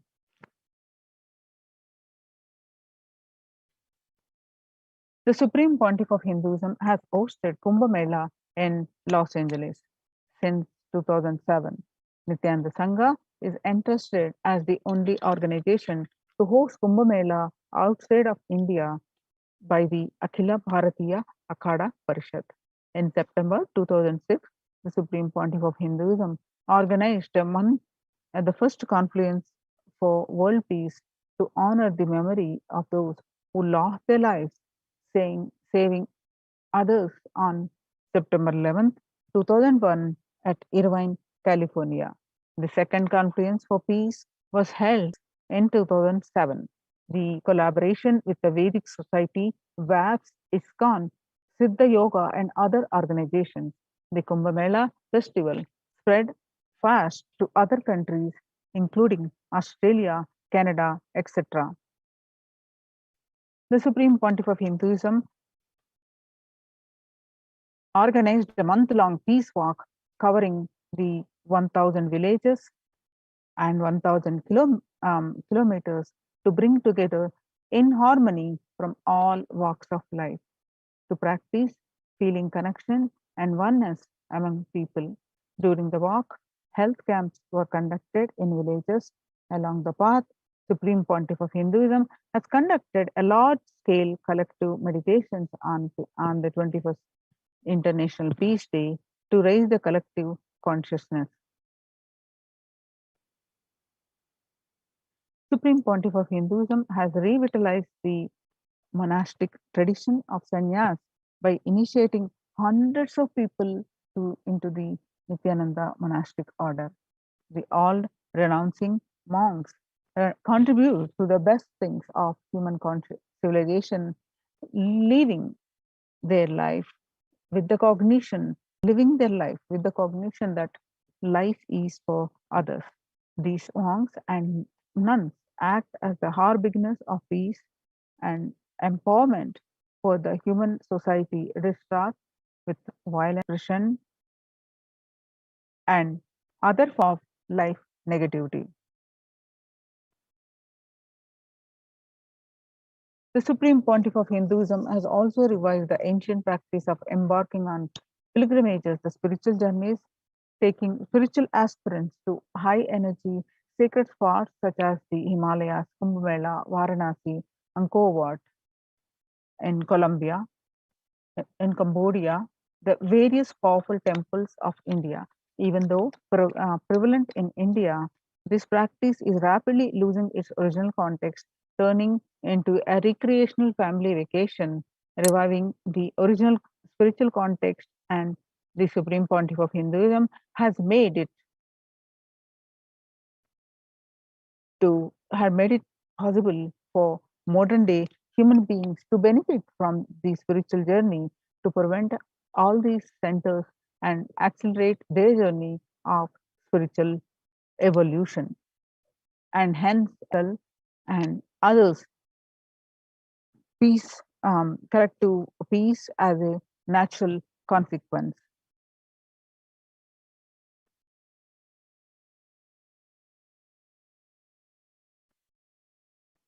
Efforts of COVID-19 pandemic and United Nations are hold dramatic increase in the world's hunger. Food systems hold key to ending the world hunger. According to the state of food security and nutrition in the world, on 1/10 of global population, as many as 811 million people were undernourished in 2020, an increase of 108 million from 2019. According to the Eat, Plants and Commission, moving toward diets with a diversity of plant-based foods, low amounts of animal source foods, undernourished rather than the saturated fats, or limited amounts of refined sugars, highly processed foods that are added sugars. COVID pandemic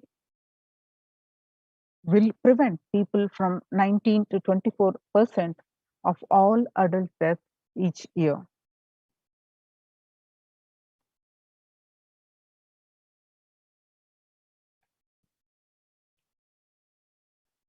Under the No Hunger Red Om project, the Supreme Pontiff of Hinduism, through the Annalayas, free food donation centers, the de facto spiritual embassies of Kailasa worldwide, under the guidance of the Supreme Pontiff of Hinduism, has served over 2 million organic sattvic vegetarian meals so far, giving free food to all the citizens is the economic policy of Kailasa, deriving the references from Vedas and Agamas.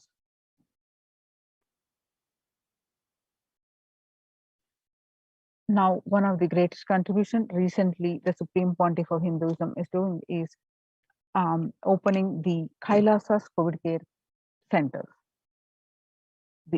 Under the humanitarian initiative launched by the Supreme Pontiff of Hinduism is the opening of Kailasa COVID care centers in India, where the monastery disciples, monastery campuses have been turned into a multi-layer quarantine, finally to safeguard the inmates against all possible point of contact with the outer world. The Supreme Pontiff of Hinduism has opened this service free to all, with regardless of any differences in age, gender, caste, creed, ethnicity, color, or socio-economic status, food, shelter, internet, and all basic facilities, including medical care, are provided at these COVID care centers, free of cost and for an indefinite time. The outcome has been splendid. 0 infections rate so far among the participants, in a feat not achieved anywhere else in the world, let alone in India.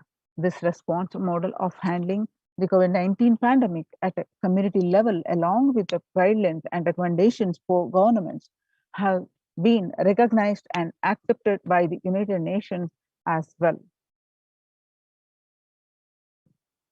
First, you can see some of the glimpses of the Kailasa COVID care participants enjoy life. Now you can see the pictures. Participants of COVID care program offered by the Supreme Pontiff of Hinduism are enjoying a healthy, blissful, spiritual lifestyle in multi-layered protection.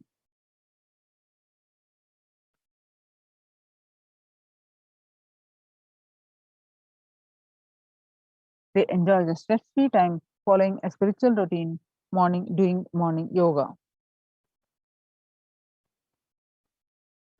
They only enjoy stress-free time following a spiritual awakening, spiritual morning routine, doing yoga, daily puja, temple seva, kara seva, and celebrating festivals.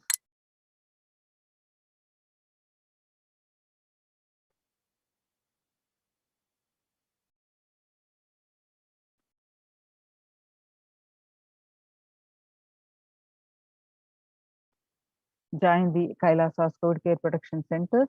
Register now through the link below with https://kailasa.org/Kailasa care. Now let's understand why the Supreme Pontiff of Hinduism has been reviving the temple sciences and ecosystems.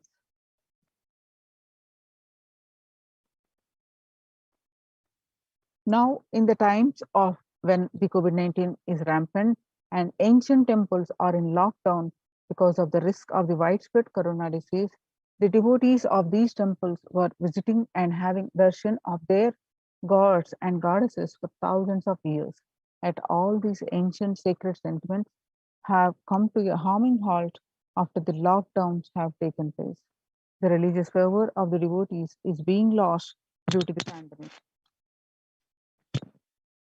The Supreme Pontiff of Hinduism is reviving the e-Kailasa ecosystem and bringing all the ancient traditions of the online platforms on Kailasa TV, YouTube, and Facebook.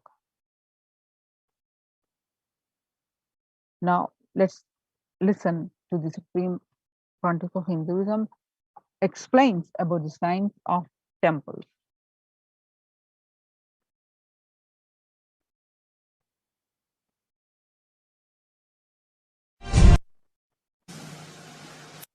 India, beloved master, people not belonging to this culture knows little about this particular Meenakshi temple. Please tell us who is Devi Meenakshi and her husband. Why this grand temple? What are the visible and invisible functions of this temple? Please tell us, Swamiji. Read the next question also. Both. As we see in our present time, towers of mobile, TV or dish TV antennas everywhere connecting invisibility to satellites, doing an incredible function for individuals and for society. My question is, there is and was everywhere temples and deities in this culture. Anybody coming from outside just wonder, is this just sentimental carved stones, worshipping culture or just artistic sculpture? What is the invisible function of temples, deities? See, both questions, same answer. That is the reason I wanted to answer both the questions together. Modern day dish TVs, antennas, mobile towers, all of them work in the level of certain frequency where the words, pictures, visuals can be transmitted. See, the verbalization and visualization, names and forms can be transmitted from one place to another place through these mobile towers, dish TV antennas. But the temple towers are created to transmit super consciousness from one place to another place. Please understand, in Meenakshi's time there was television, conscious television. It used to be in stone slab, and if you just sit in front of that stone TV, meditate, connect with Meenakshi, she will appear live and answer whatever you want. So each of the stone slabs only slowly later on became deities. You can see in our temples this happening. The TVs in which I am appearing and speaking are slowly becoming deities. They are receiving worship. Flowers are offered to it. Aarti is done to it. Incense is given to it. Now, all our temples are planning to have a separate throne for this TV. In Los Angeles, already I am on the throne. The TV is in the throne. The TV, in which people are seeing me, have already become deity. Same way, please understand, the stones through which people were able to connect with the super consciousness have become deities. Same way, all our temples, deities, everything is a connecting mechanism which connects with the super consciousness.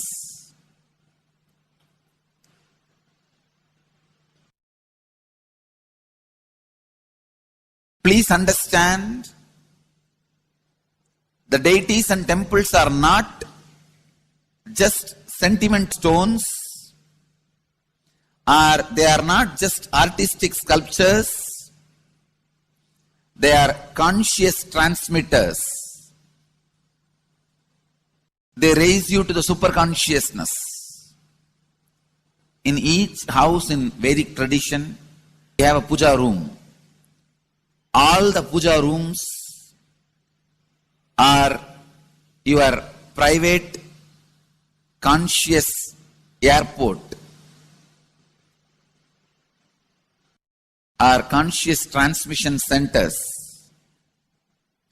The main temple is the place from where continuous super consciousness is radiating.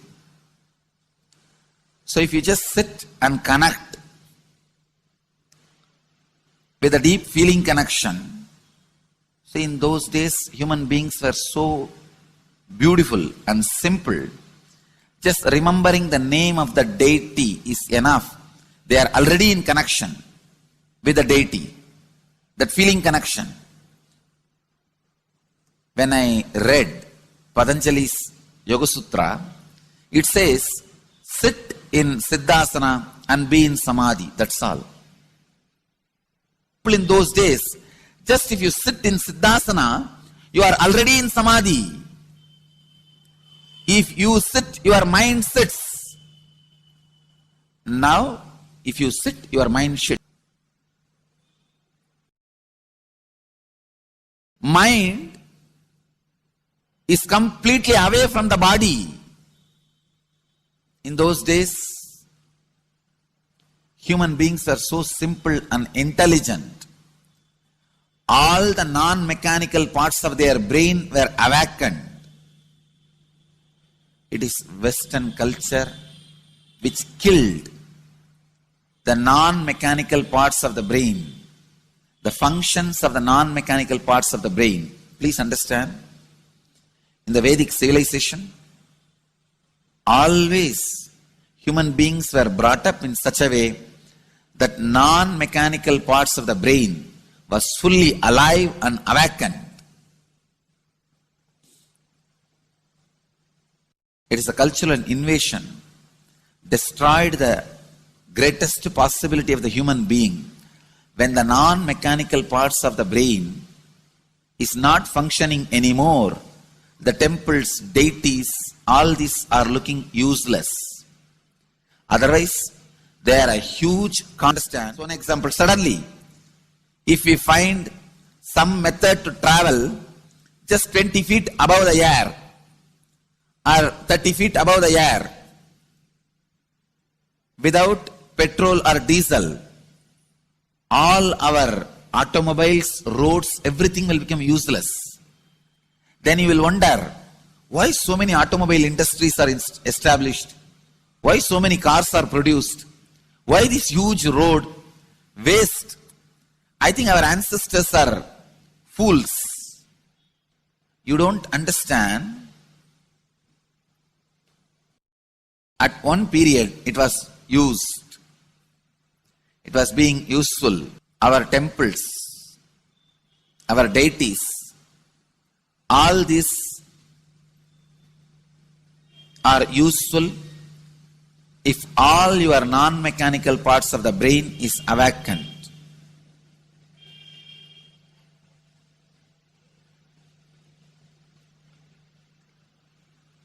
Unclutching is the process to awaken your non-mechanical parts of the brain. When your non-mechanical parts of the brain is awakened, you will understand temples, deities, how useful they are, how directly useful they are, how they are part of our life, how they enrich our life, and how they make human beings intelligent, enlightened. These are the methods created to create enlightened civilization.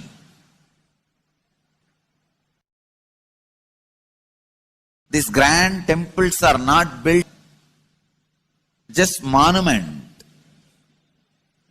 They are built as a conscious movement. It is not like Egyptian pyramids, monuments. No. It is conscious movement to raise human beings to the highest consciousness, to make human beings experience the highest purpose.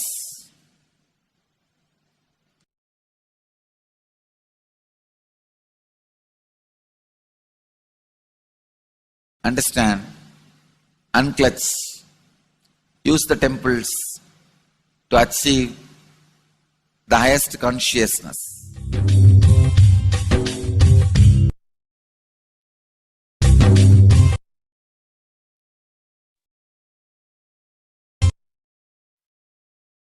Now, let's listen from this Supreme Pontiff of Hinduism that he speaks about deities holding energy when doing the prana pratishtha.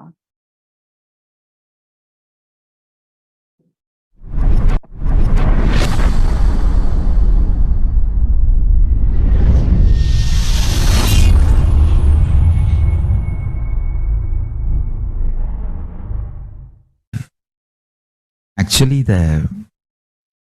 after the great pause settling, I wanted to do this Kumbhabhishekam, and then the Shivacharyas have advised us that only after the Uttrayanam, Uttrayana Punyakala means after the Uttrayana starts, good date, Uttamottama date for Kumbhabhishekam. So that's the reason we waited. And see, fundamentally, deity intensely receives the energy like a lightning and holds it and manifests continuously for the whole humanity. You see, it's like if I have to talk to you in a normal social language, it's like a lightning holder. See, I can get into the samadhi, one with Paramashiva, and bring the whole thing to planet Earth. But the deity should be able to hold it and manifest it, radiate it for the humanity. So that is the reason the beautiful, dense, most dense granite deity is made. The earlier, the Avudayar we made, too much of power manifestation, it has given crack in multiple places. I don't know how you guys will be able to believe. Maybe I'll tell them to show the video. Such dense granite cracks to pieces and so carefully maintained with so much of all the Abhishekam, Puja and everything. Crack is the last thing you can imagine in dense granite, but so many places that earlier Avudayar has had, and that's the reason we made the new deity with more dense granite now. More dense granite, the deity is done, so it can withstand the power manifestation and hold the power for quite a long time. Maybe at least next 12 years it can hold.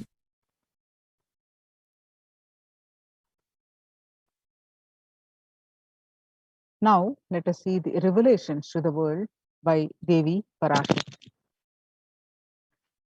On 12th May 2021, Devi revealed that before 12 years, knowing the great deluge that is going to happen, all Aushadas by this Guru Purnima, that Jnana Rasavadam, Navapashana is going to flower, allow people to come and take dip in Navapashana flower. People who ever come and take a dip in Vaidyasarovar, they will not have death, they will not have corona.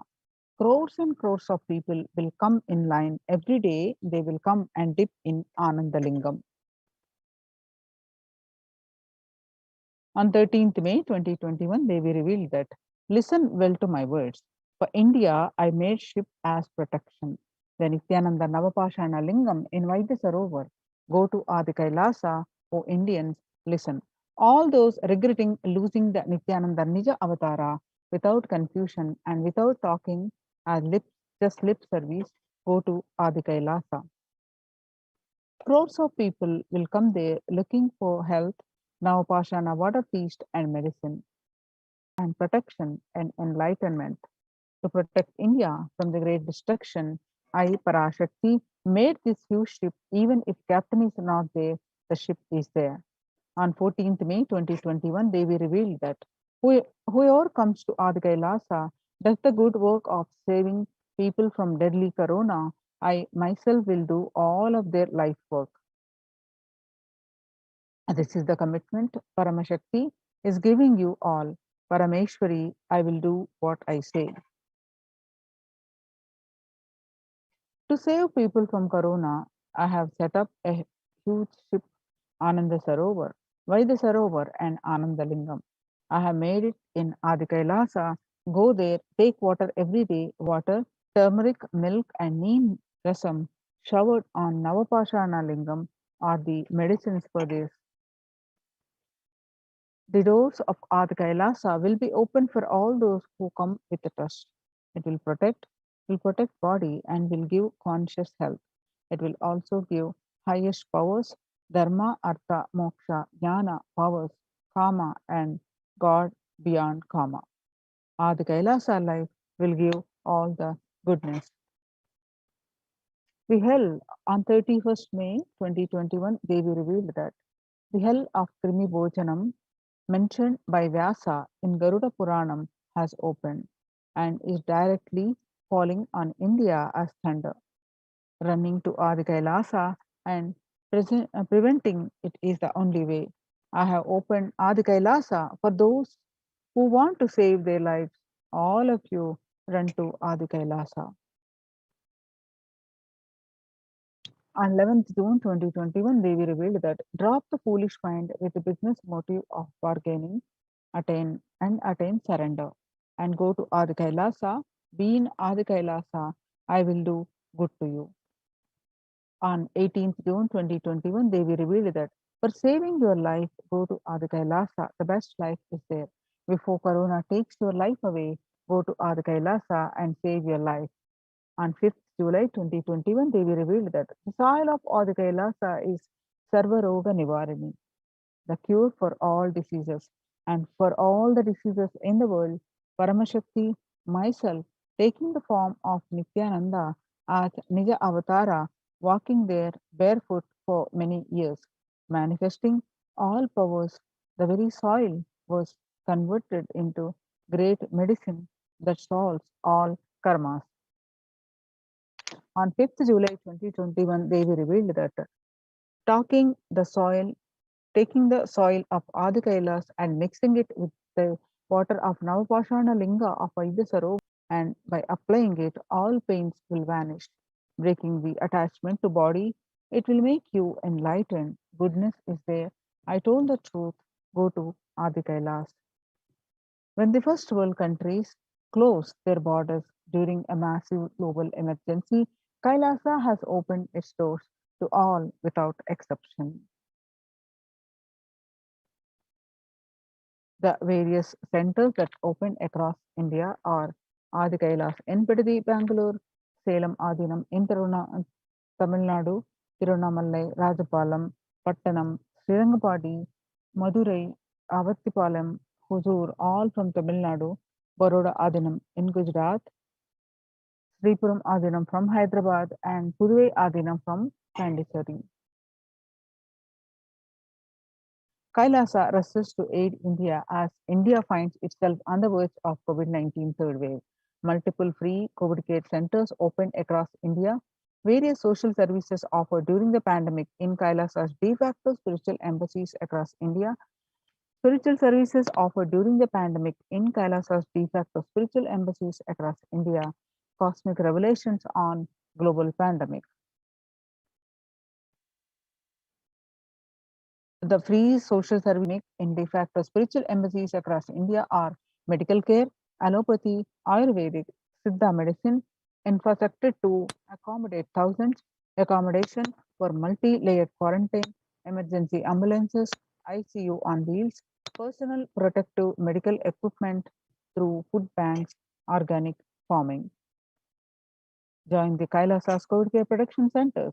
Register now through the link below https://kailasa.org/Kailasa care. Kailasa's COVID care, the sovereign order of Kailasa worldwide, inspired and guided by the vision of the Supreme Pontiff of Hinduism to save lives. A one of a kind humanitarian charitable service massively mobilized to provide protection and preventive COVID care is the testing in this testing time of global meltdown. Through this initiative, Kailasa has been consistently supporting people through free food banks, its Annadan, free medical care, and many more services. The impact of mental disorders and lack of spiritual strength during a humanitarian crisis are often difficult to assess and inflict lasting damage. To assuage this, Kailasa is offering spiritual program, temple event, and spiritual healings online. United Nations recognizes Kailasa's report on COVID-19 and multilateralism. Kailasa's recommendations in and multilateralism to be presented at the United Nations General Assembly and Human Rights Council.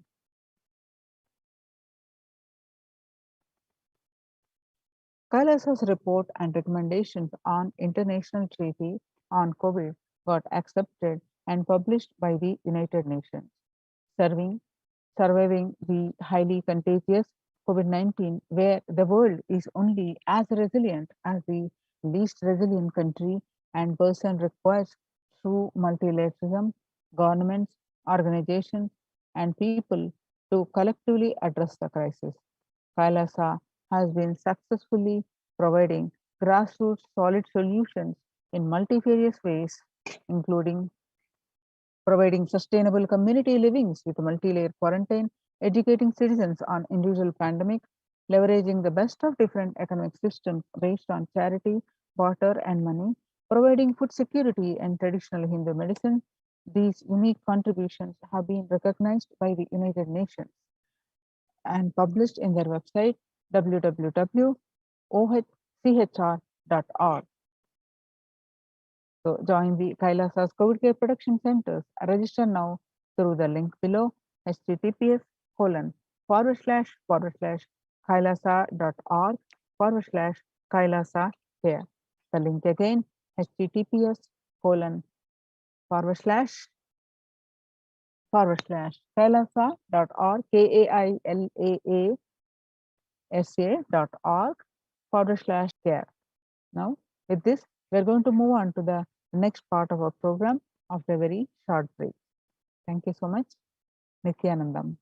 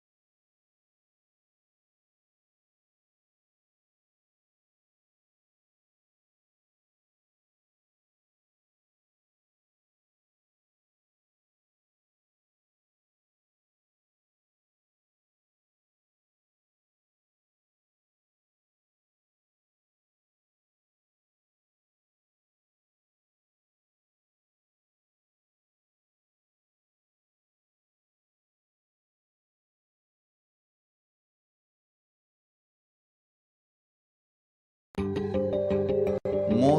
easiest, most powerful, most inspiring, most exciting way to connect with life as the form of mother. Navaratri is the time to connect with Cosmos as mother.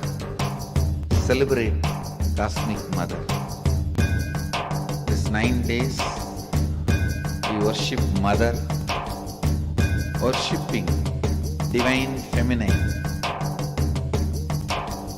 யாதுமாகி நின்றாய் காளி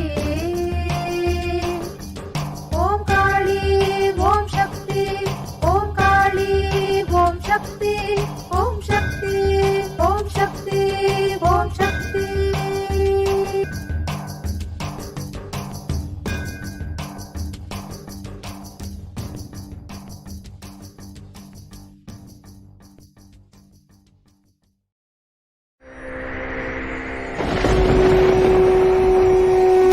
Ultimate divine descends in human body and expresses its extraordinary powers and experiences playfully. Sundareshwara is the embodiment of this statement. He is not Shiva as you understand, sitting in the Himalayas, frozen in the ice, in Samadhi. Sundareshwara is an artist with tremendous heart, ready to listen to human sufferings, ready to bend for human emotions. The one and only thing you need to obtain His grace is simple feeling connection. That's all. He bends for anybody, to any level. Even the word compassion is too small. He is still available. He is there. He assumes human body and relates with you, answers you, responds to you, raises you.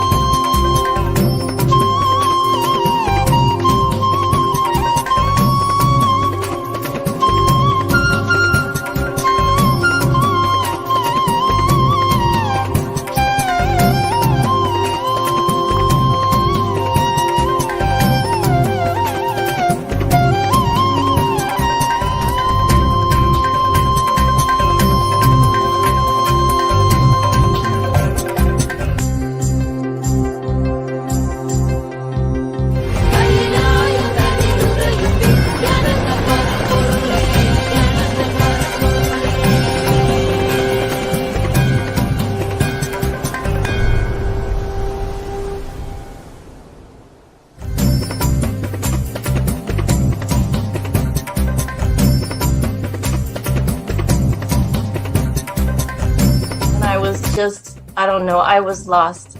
And then he was done speaking, and just tears just started pouring out of my face. I'm just like, ugh, I don't know what just happened. It was just like unbelievable, just unbelievable.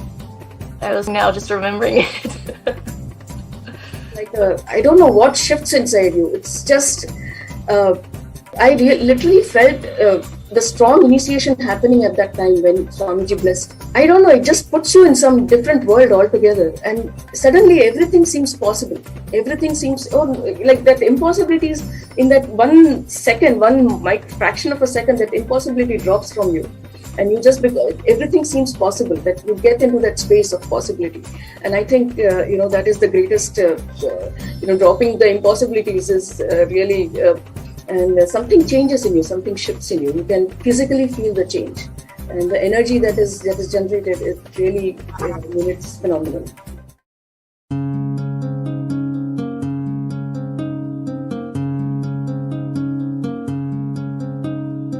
There are some gods, 9 unknown gods. The moment you call, they will be there. Venkateshwara, Balaji. I tell you, people give so much for Venkateshwara because he does the job. He's the 9 unknown god. There's a village folk story where Venkateshwara borrows from Kubera for his marriage and he's still paying the debt. Venkateshwara takes the responsibility of reserve to reserve. Whole story, beautiful story of Venkateshwara is an amazing concept. He is making Yaksha into Lakshmi. He is making the reserve to reserve. It's an amazing truth.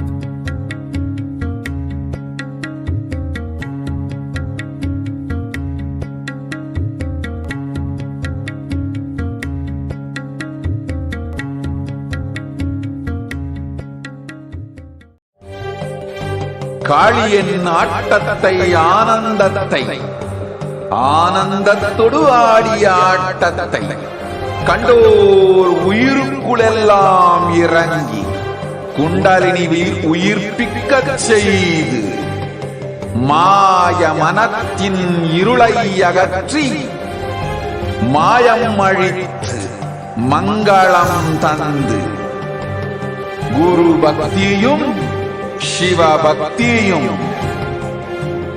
Paramasiva பக்தியும் பரமசிவ சக்தியும் அளிக்கின்றேன்.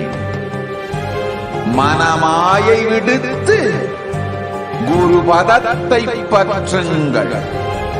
நித்யானந்தமாய் நிஜாவதாரமாய் வந்துதித்த என்னை பற்றி வாழ்வில் எல்லா நலமும் பெற்றிடுங்கள். ஓம் ஓம் ஓம். யாதுமாகி நின்றாய் காளி, ஓம் காளி ஓம் சக்தி, ஓம் காளி ஓம் சக்தி, ஓம் சக்தி ஓம் சக்தி ஓம் சக்தி. ஓம் ஓம் ஓம் ஓம்.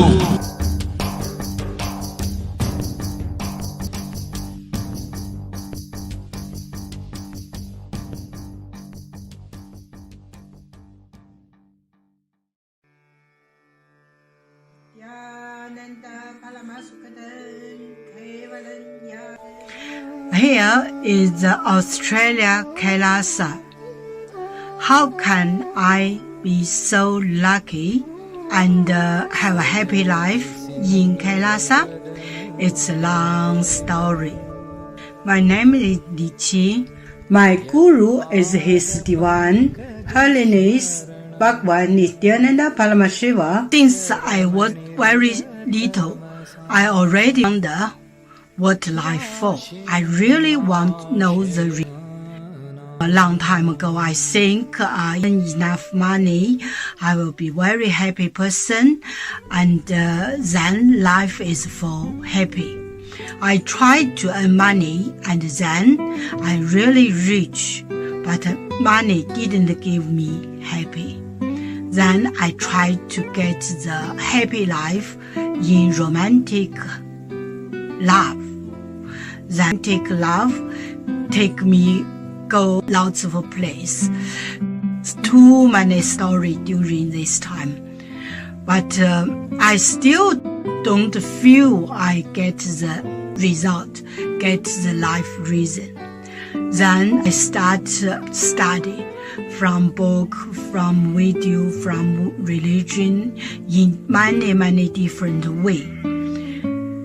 And when I study Buddha, that time I really appreciate Buddha give so much to me about life. But I don't think study is enough for me.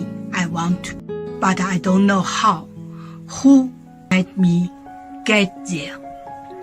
One day I find the video in YouTube, introduce Swamiji in that video. I suddenly, my eyes open wide. I get it. He must be my guru. I can get there. He can let me get what I want to know. And he can take me home, real home. This kind of feeling, then I start study from Nithyananda Sangha. one day, Swami Jisasang said he needed people devote land, home, money to build. Then I discussed with my husband to give the whole farm to Nithyananda. That time because help Swamiji means help whole world. It's a big decision, but we just discussed so short time already. Decide. I really appreciate my husband love me so much and believe me, trust Swamiji so much. Soon here will be big temple, Gurukul, Goshena, and library. Introduce this my story to you, just me. Don't give up any chance to be founding father of Kailasa. It's best thing you can do in your life.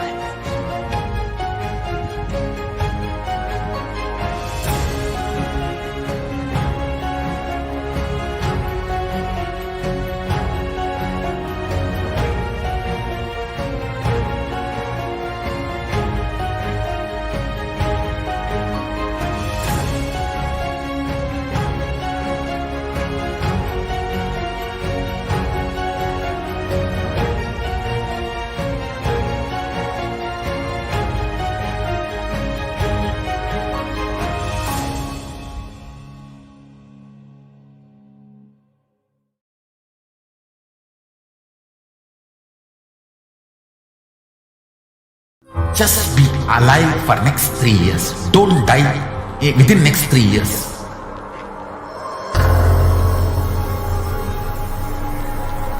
Just don't die within next 3 years. Be alive. I'm working sincerely. I will reach you somehow. Somehow I will reach you. It's my commitment to humanity.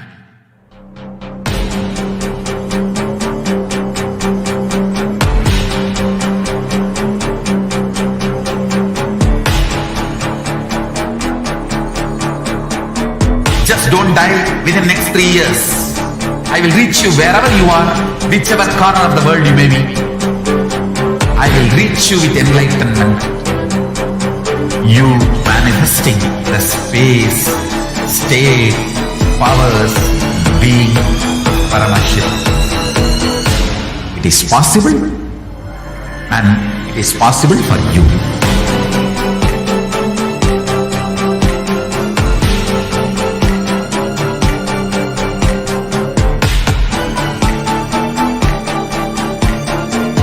Paramashivoham will reach you with enlightenment science. I know he is going to do the job. Just be alive for next 3 years. Nothing else.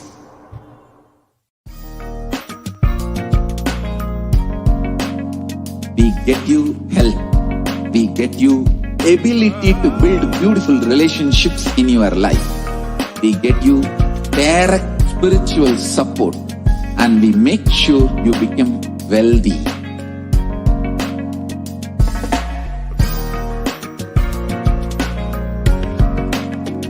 We won't stop giving you just good life. We will literally not stop till you live life. Manifesting the state of Paramashiva, space of Paramashiva, powers of Paramashiva, being of Paramashiva.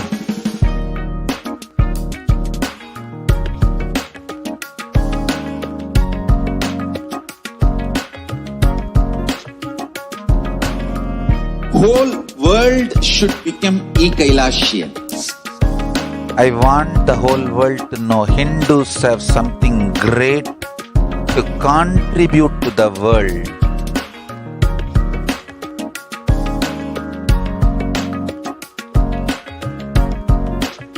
We have something great to contribute to the world. Let us do that.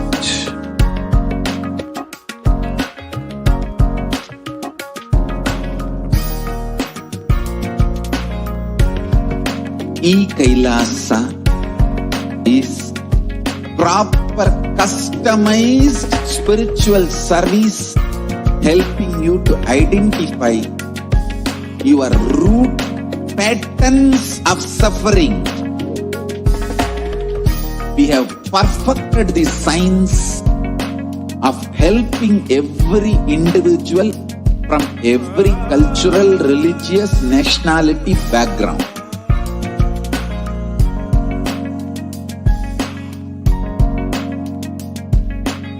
You will have lowest reactionary assumptions, highest awakened response, alive response for continuous.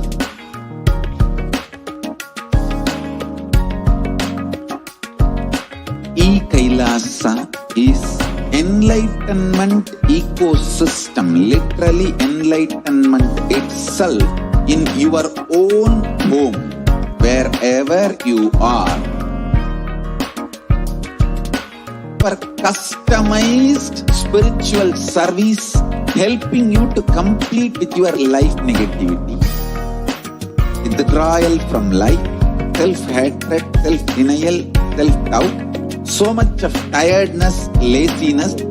We can support you, aligning your diet, your attitude, your aptitude, your understanding about life.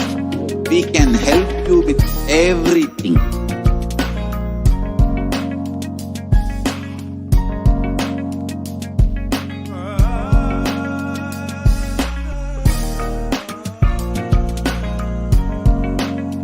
If you are interested in enlightenment, we will immediately bring this to you. If you are not interested, we will explain the whole science, inspire you and make you interested in enlightenment science. We need to cater this enlightenment science to the whole world wherever they are, because enlightenment is the birthright of all human beings. Kailasa is responsible to provide that to all human beings.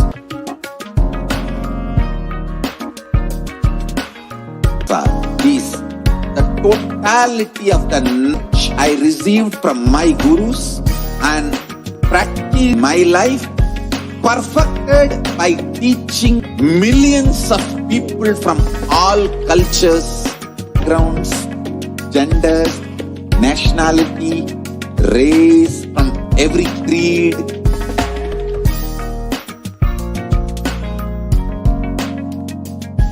So this absolutely perfected knowledge available to you, served to you in your home without even you moving out of your couch, free of cost.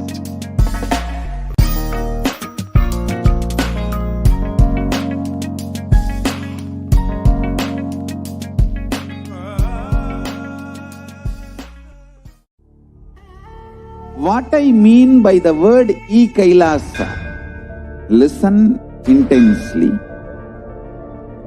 Enlightenment ecosystem, literally enlightenment itself in your own home, wherever you are. If you cannot come to Kailasa, it's okay. Kailasa can come to you. Kailasa coming to you is Kailasa.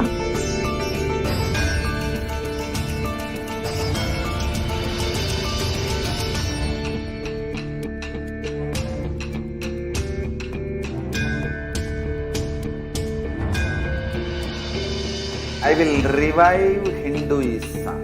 I am a Hindu revivalist, not by any revolution, but by evolution.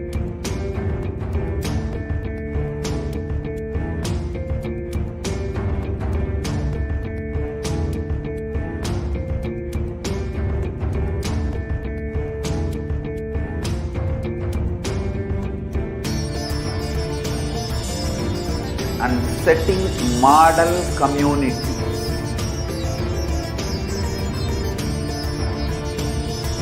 Kailasa enlightenment ecosystems surround the world.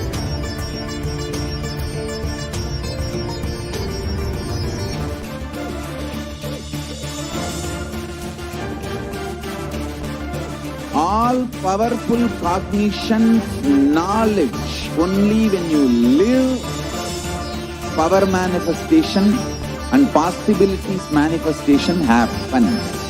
This is a fundamental truth.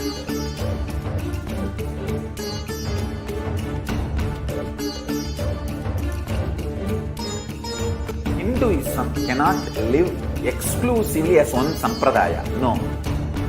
All sampradayas of Hinduism is an ecosystem.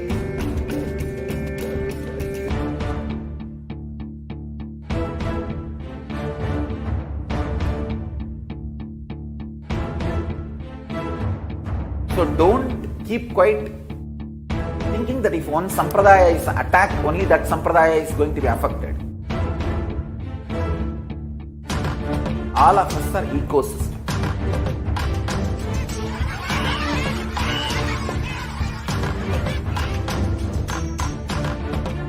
I invite all of you to get involved and enjoy Hinduism by the principle of Dharmo Rakshati Rakshitaha. When you protect Dharma, Dharma protects you. You will make the whole planet flourish spiritually. The spiritual prosperity will happen to the whole planet. We all have to coexist together.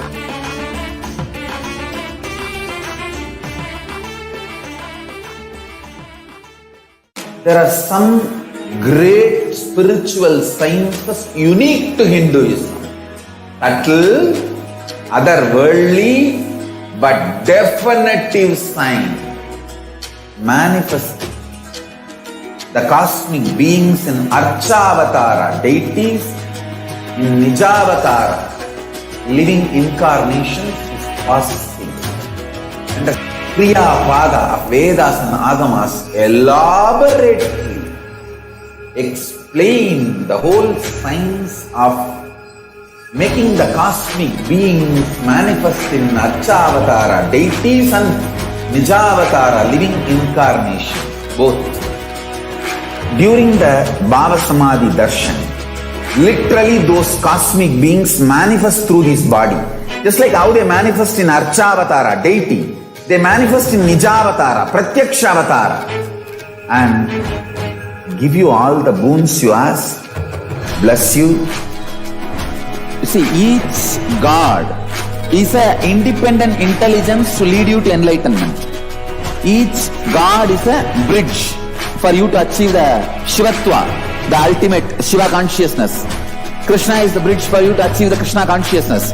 But Shiva consciousness, Krishna consciousness, all consciousness is one and the same. Ultimate consciousness only. So that energy itself completely expresses. Just like Radhika, when I see my own sweetness in the mirror, I become eager to taste it.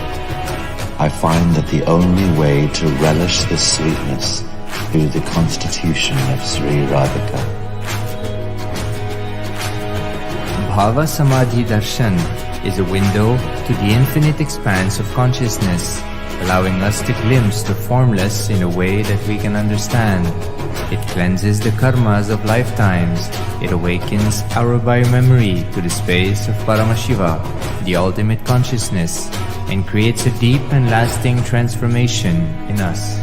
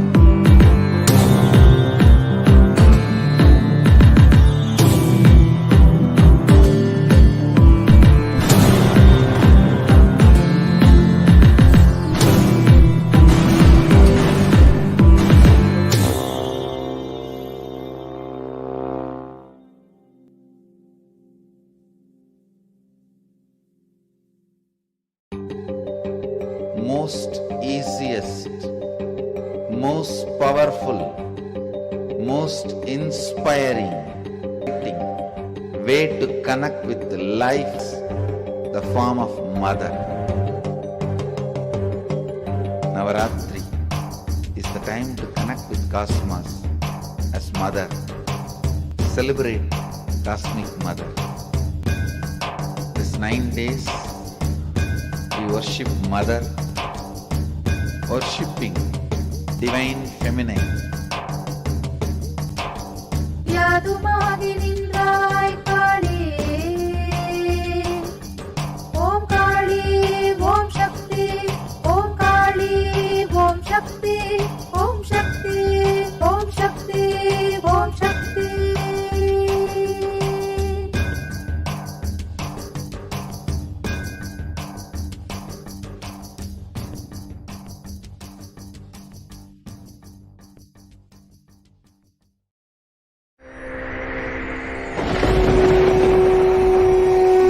Ultimate divine descends in human body and expresses its extraordinary powers and experiences playfully.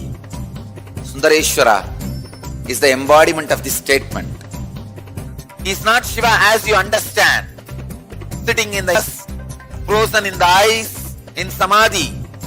Sundareshwara is an artist with tremendous heart, ready to listen to human sufferings, ready to bend for human emotions.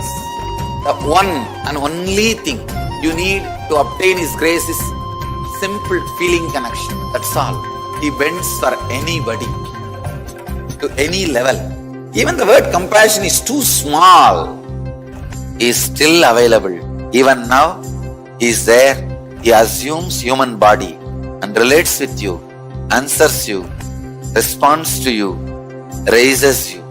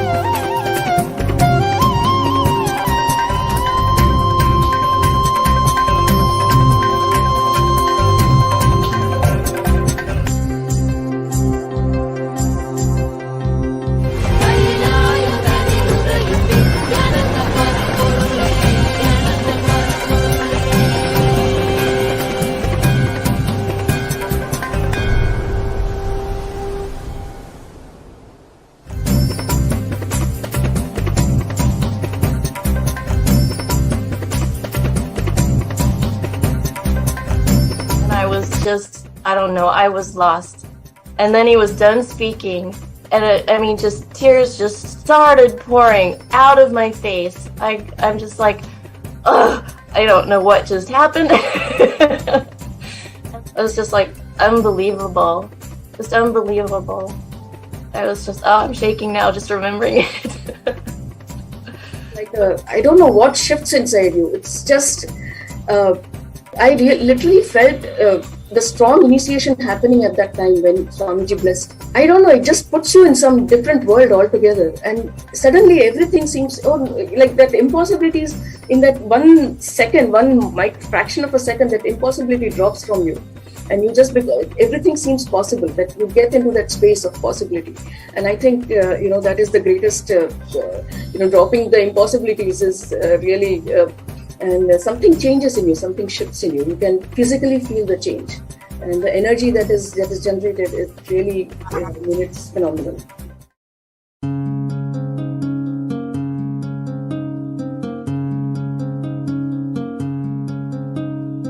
There are some gods, 9 unknown gods. The moment you call, they will be there. Venkateshwara, Balaji. I tell you, people give so much for Venkateshwara because he does the job. He is the 9 unknown god. There is a village folk story where Venkateshwara borrows from Kubera for his marriage and he is still paying the debt. Venkateshwara takes the responsibility of reserve to reserve. This whole story, beautiful story of Venkateshwara is an amazing concept. He is making Yaksha into Lakshmi. He is making the reserve to reserve. It's an amazing truth.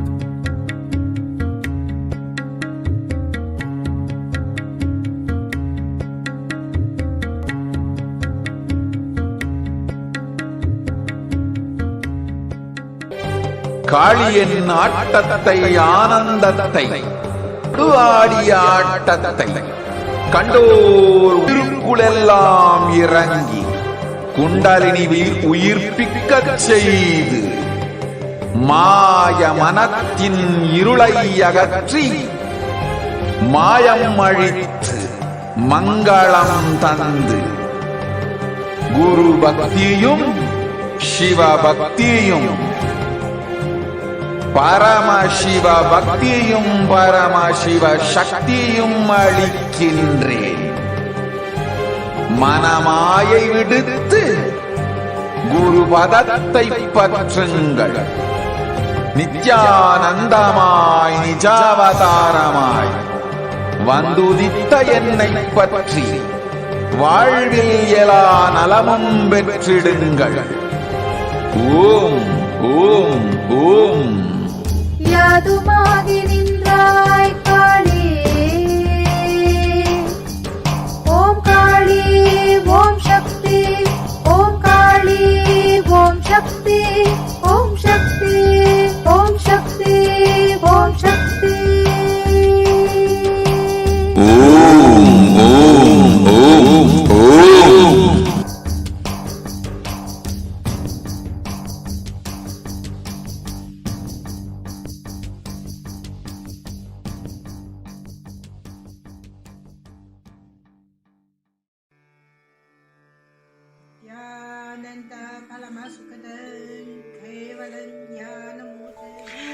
Here is the Australia Kailasa.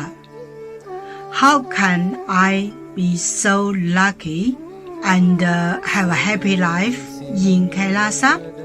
It's a long story. My name is Guru is His Divine Holiness Bhagwan Nithyananda Paramashivam. When since I was very little, I already wonder what life for. I really want to know the result, the reason.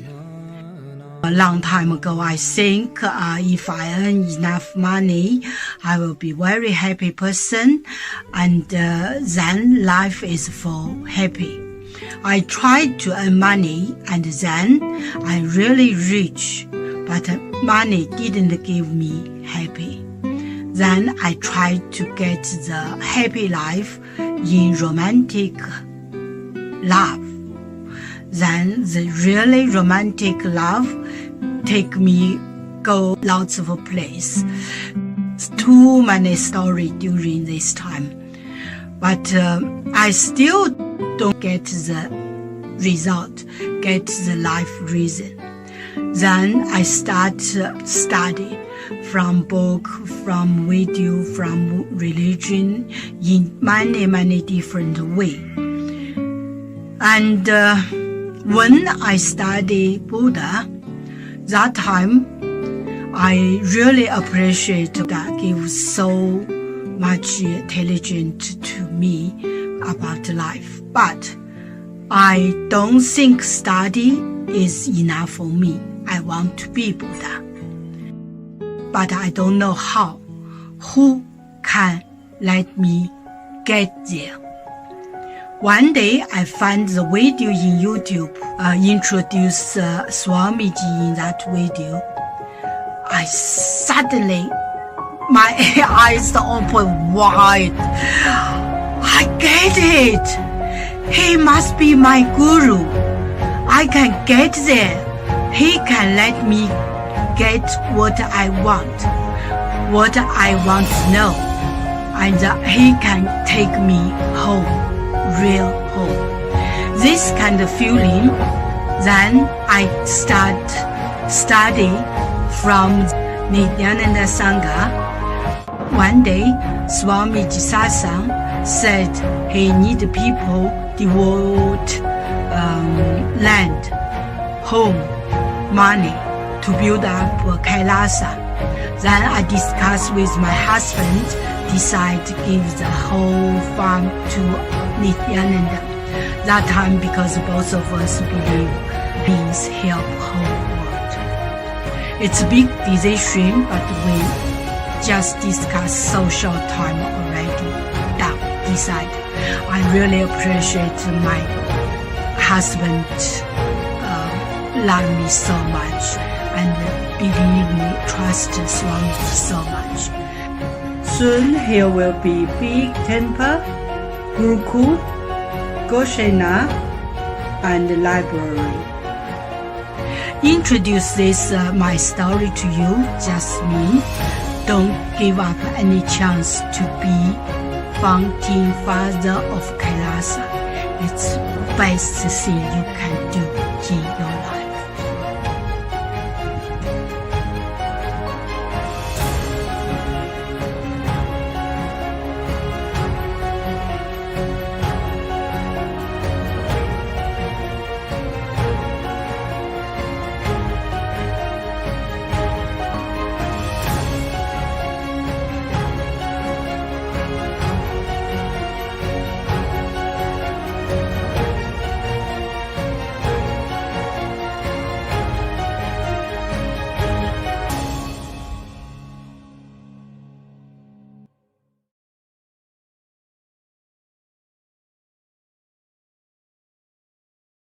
Just be alive for next 3 years. Don't die within next 3 years.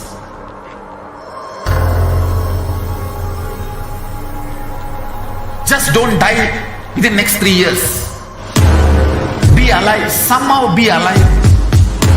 Really, I will reach you somehow. How I will reach you. It's my commitment to humanity.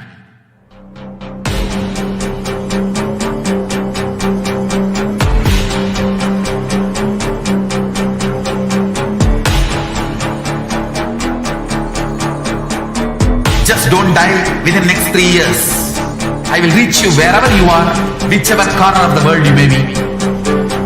I will reach you with enlightenment.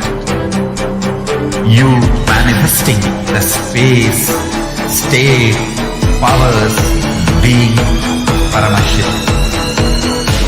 It is possible, and it is possible for you.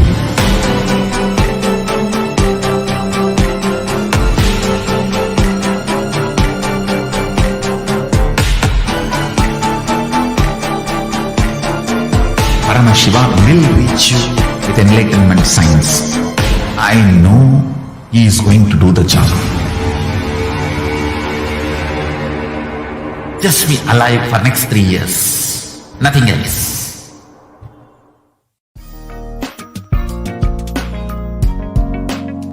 We get you health.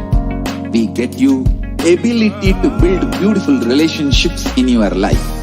We get you direct spiritual support, and we make sure you become wealthy.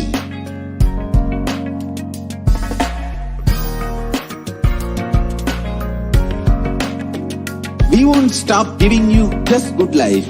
We will literally not stop till you live enlightened life. Manifesting the state of Paramashiva, space of Paramashiva, powers of Paramashiva, being of Paramashiva.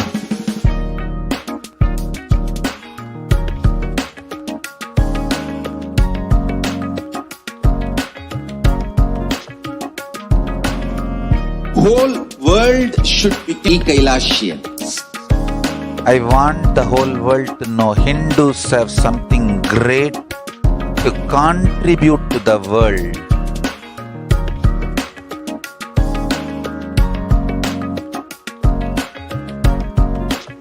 We have something great to contribute to the world. Let us do that.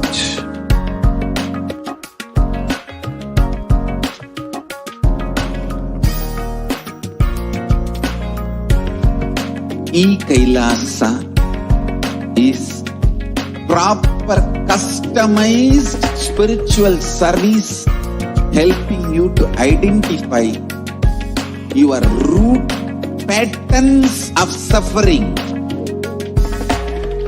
We have perfected the science of helping every individual from every cultural, religious, nationality background.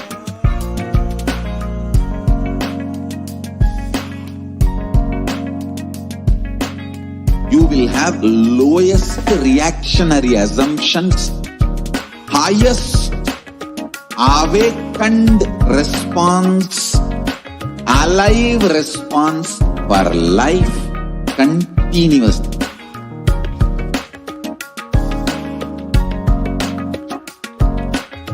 Kailasa is enlightenment ecosystem, literally enlightenment itself in your own home, wherever you are. Proper customized spiritual service helping you to complete with your life negativity, withdrawal from life, self-hatred, self-denial, self-doubt, so much of tiredness, laziness.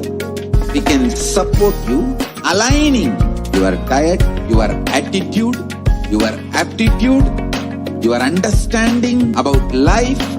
We can help you with everything.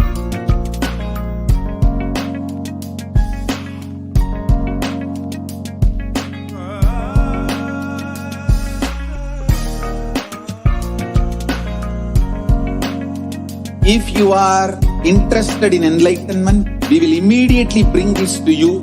If you are not interested, we will explain the whole science, inspire you and make you interested in enlightenment science.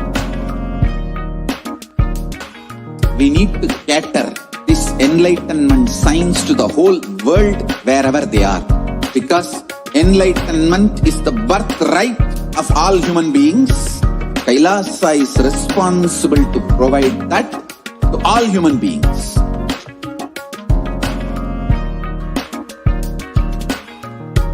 Kailasa is the totality of the knowledge I received from my gurus and practice manifested in my life, perfected by teaching millions of people from all cultures, time zones, backgrounds, genders, nationality, race, from every creed.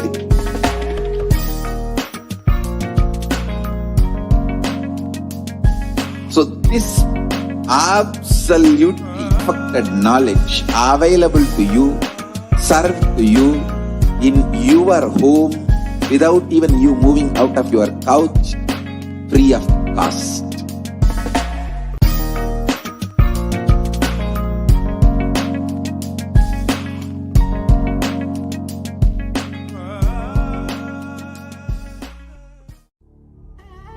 What I mean by the word Kailasa, listen intensely.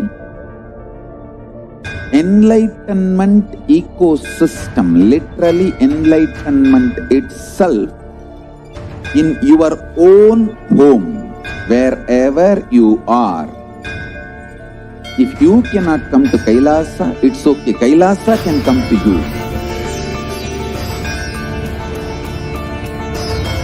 Kailasa coming to you is Kailasa.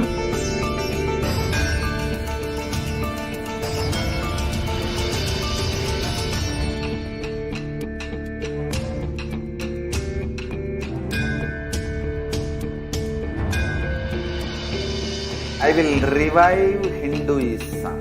I am a Hindu revivalist, not by any revolution, but by evolution.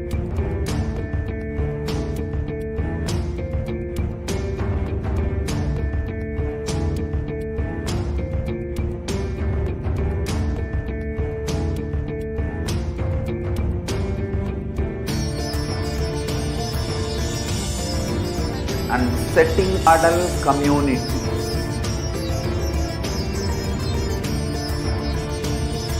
Kailasa, enlightenment ecosystems, Sarvanya Peethas all over the world.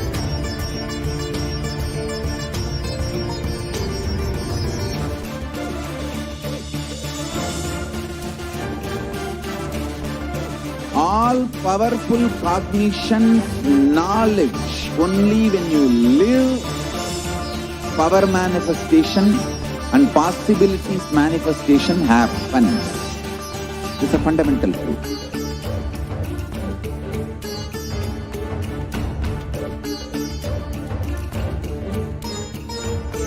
Hinduism cannot live exclusively as one sampradaya. No. All sampradayas of Hinduism is an ecosystem.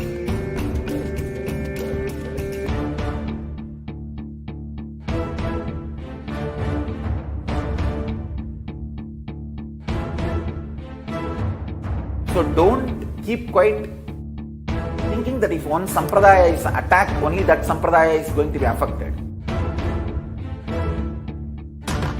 All of us are ecosystems.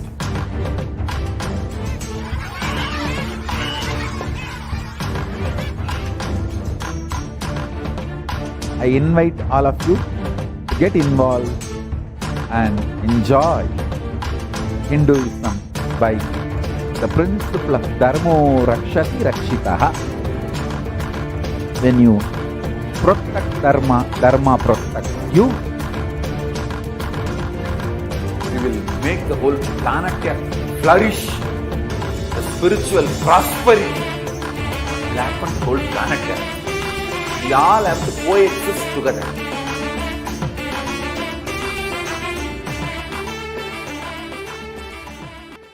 There are some great spiritual sciences unique to Hinduism.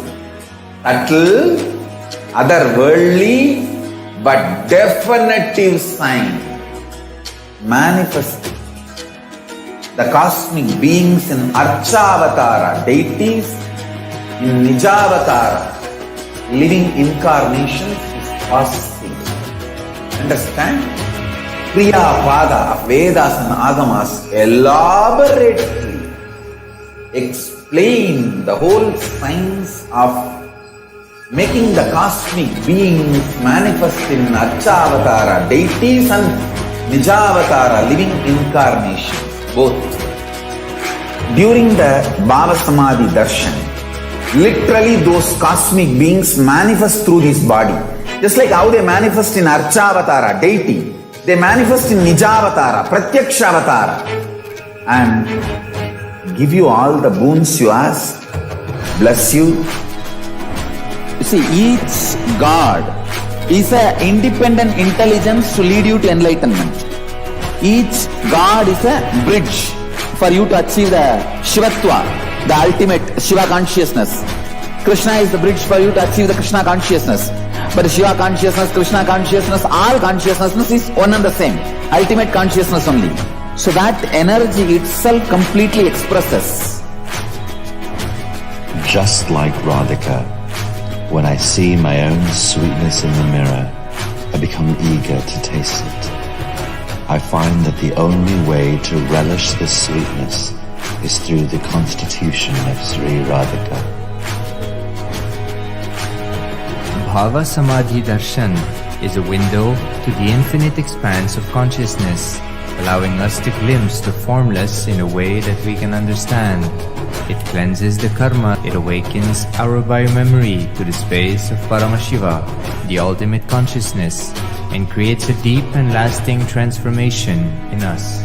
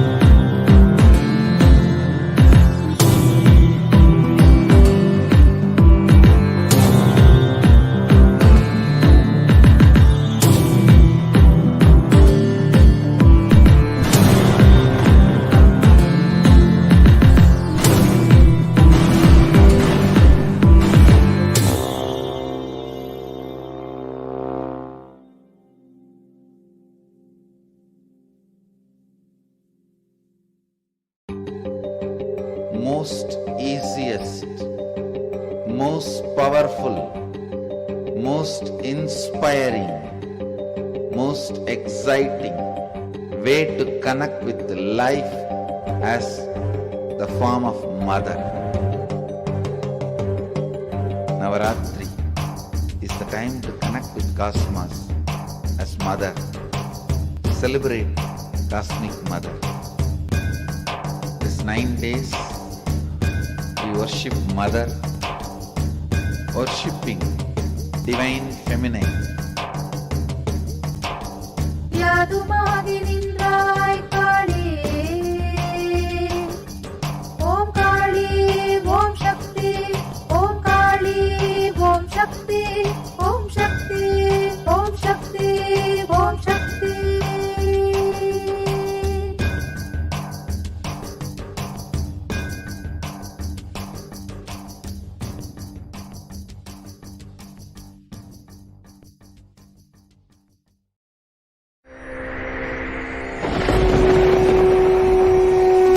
Ultimate divine descends in human body and expresses its extraordinary powers and experiences playfully. Sundareshwara is the embodiment of this statement. He is not Shiva as you understand, sitting in the Himalayas, frozen in the ice, in Samadhi. Sundareshwara is an artist with tremendous heart, ready to listen to human sufferings, ready to bend for human emotions. The one and only thing you need to obtain His grace is simple feeling connection. That's all. He bends for anybody, to any level. Even the word compassion is too small. He is still available. Even now, He is there. He assumes human body and relates with you, answers you, responds to you, raises you.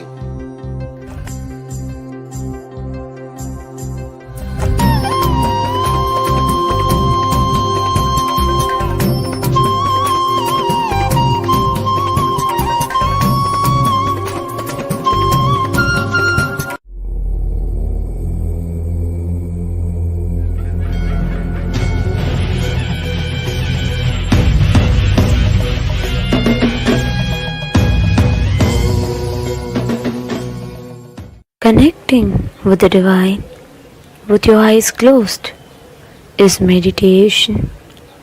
Connecting with the divine with your eyes open is darshan. Come, let us all now move from meditation to darshan. Slowly, very slowly, please open your eyes.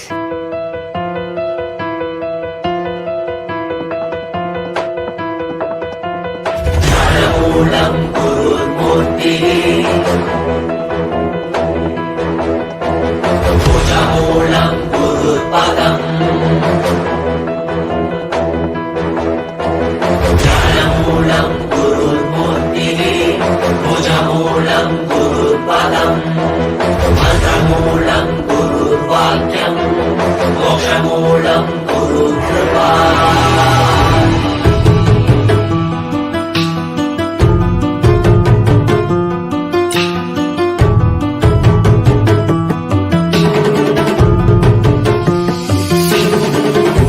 காத்தருளவே கையிலையும் தரும் நித்யனின் தரிசனம், தன்னை காணறியவே இவை அசைவின் தீட்சை தரும் தரிசனம், மறைபொருளாயிருந்து திரை விலகி திருவடி தொழும் தரிசனம், பிறை சூடிய சடை நாதனின் திருவுரு தரிசனமே, மறைபொருளாயிருந்து திரை விலகி திருவடி தொழும் தரிசனம், பிறை சூடிய சடை நாடு ஒரு தரிசனமே, அருள் வேண்டி வேண்டி திரளான கூட்டமுவை தேடி வரும் அல்லவா, மறை நான்கின் பொருளுணர்த்த நாமும் கண்டருள கையிலை உதித்ததல்லவா, பொருளெல்லாம் தேடி உலகெல்லாம் போடி என்னுள் உணர்ந்தேனல்லவா, பொருளெல்லாம் தேடி உலகெல்லாம் போடி உலகை காத்தருளவே கையிலையில் தரும் தரிசனம் கண்ணை தான் அறியவே இவை அசைவிடு தீட்சை தரும் தரிசனம்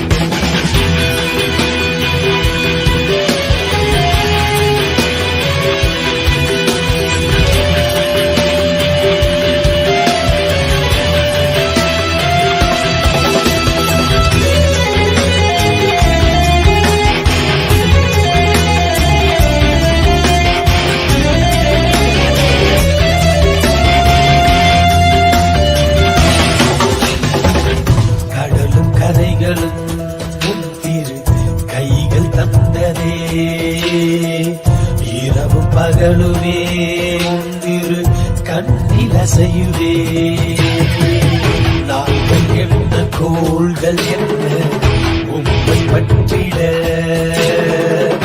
ஏழு புவனங்களும் உம்மை சுற்றிட பொருளும் அருளும் தர மனதின் இருவிலக பரமசிவ தரிசனம் மாயை வென்றுவிட ஞானம் பெற்றுவிட மோட்சம் தரும் தரிசனம் பல சித்த புருஷர்களின் ஞானி யோகிகளின் தவமெனின் தரிசனம் அடியும் முடியையும் ஒன்றாய் காணில் தரிசனம் சதுர்வேத கோஷவுடன் நாத கீதங்களின் ஒளியில் இடி தரிசனம்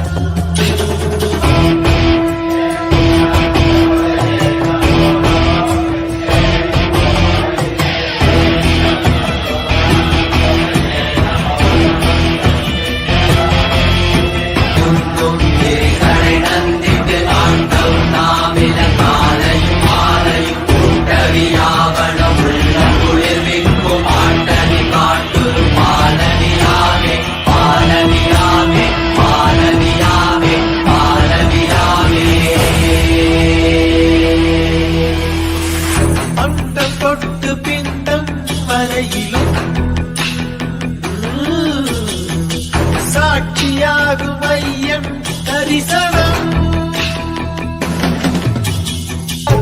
ஏதும் இல்லையே சொக்கநாதன் முந்தன் தரிசனம்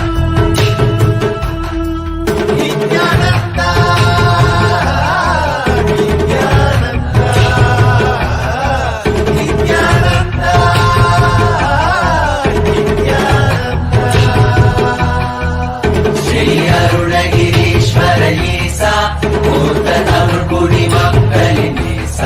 குமரி கண்டமாலும் பரமேசா சங்க தமிழை காக்கும் கைலாசா சிவம் எட்டு கவர்ந்திடவே எட்டு கடந்து உயிர்ந்த கனவுளி தரிசனம் உலகை காத்தருளவே கையிலையில் தரும் தரிசனம் கண்ணை தான் அறியவே இவை அசைவிடு தீட்சை தரும் தரிசனம் உலகை காத்தருளவே கையிலையில் தரும் தரிசனம் கண்ணை தான் அறியவே இவை அசைவிடு தீட்சை தரும் தரிசனம்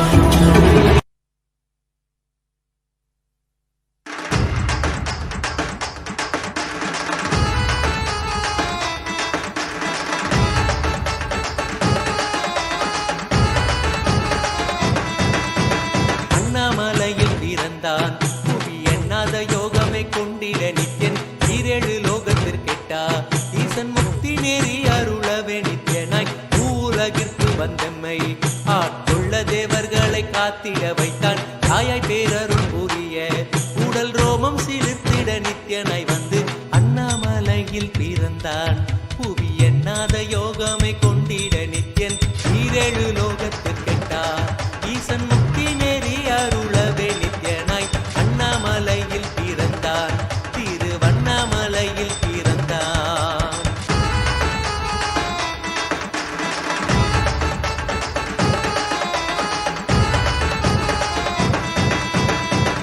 கிளப்பி விட்டேனில் பர தத்துவம் கற்பித்த பாரமஞானிய ஞானியாய் ஞானக்கண் கொடுத்த தமக்கே ரூபம் காட்டிய மாய வித்தை செய்யும் நித்யன் வித்தை கிளப்பி விட்டேனில் பர தத்துவம் கற்பித்த பரம ஞானியாய் ஞானக்கண் கொடுத்த தமக்கே ரூபம் காட்டிய மாய வித்தை செய்யும் நித்யன் அண்ணாமலையில் பிறந்தான் புவி எண்ணாத யோகமே கொண்டிட நித்யன் ஈரேழு லோகத்திற்கெட்டா ஈசன் முக்தி நேரி அருளவே நித்யனாய் அண்ணாமலையில் பிறந்தான் நித்யன் அண்ணாமலையில் பிறந்தான்.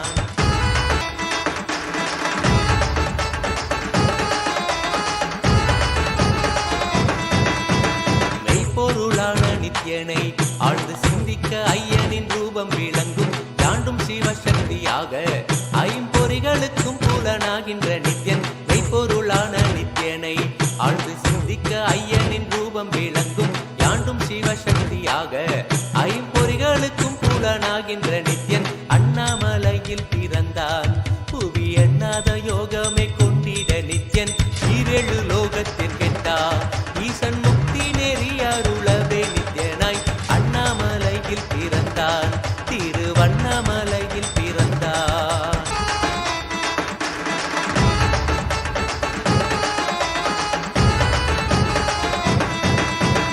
உள்ளும் புறமும் இருந்து உயிர் பக்குவமாக்கிடும் பரமனாம் நித்யன் ஞானப்பாடித்தங்கள் ஏழும் கொண்ட ஞானமும் ஆகியே ஆண்டிடும் நித்யன் உள்ளும் புறமும் இருந்து உயிர் பக்குவமாக்கிடும் பரமனாம் நித்யன் ஞானப்பாடித்தங்கள் ஏழும் கொண்ட ஞானமும் ஆகியே ஆண்டிடும் நித்யன் அண்ணாமலையில் பிறந்தான் புவி எண்ணாத யோகமே கொண்டிட நித்யன் ஈரேழு லோகத்திற்கெட்டா ஈசன் முக்தி நேரி அருளவே நித்யனாய் அண்ணாமலையில் பிறந்தான் நித்யன் அண்ணாமலையில் பிறந்தான்.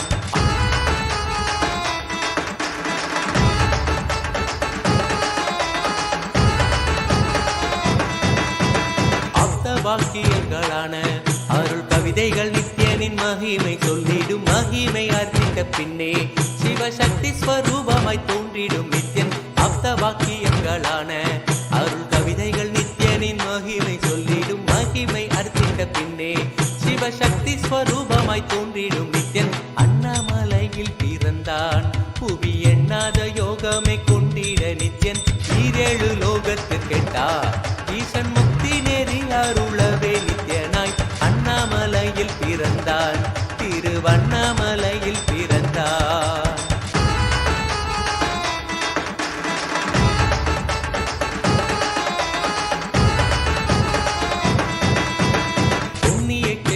தனிலே நித்யன் உன்னத நீலை ஊழத்தில் வருமே விண்ணவர் மன்னவர் ஒப்ப அகிலம் ஆளும் கீர்த்தியுட ஈசன் நித்யானந்தன் புண்ணிய சேத்திரம் தனிலே நித்யன் உன்னத நீலை ஊழத்தில் வருமே விண்ணவர் மன்னவர் ஒப்ப அகிலம் ஆளும் கீர்த்தியுட ஈசன் நித்யானந்தன் அண்ணாமலையில் பிறந்தான் புவி எண்ணாத யோகமே கொண்டிட நித்யன் ஈரேழு லோகத்திற்கெட்டா ஈசன் முக்தி நேரி அருளவே நித்யனாய் அண்ணாமலையில் பிறந்தான் நித்யன் அண்ணாமலையில் பிறந்தான்.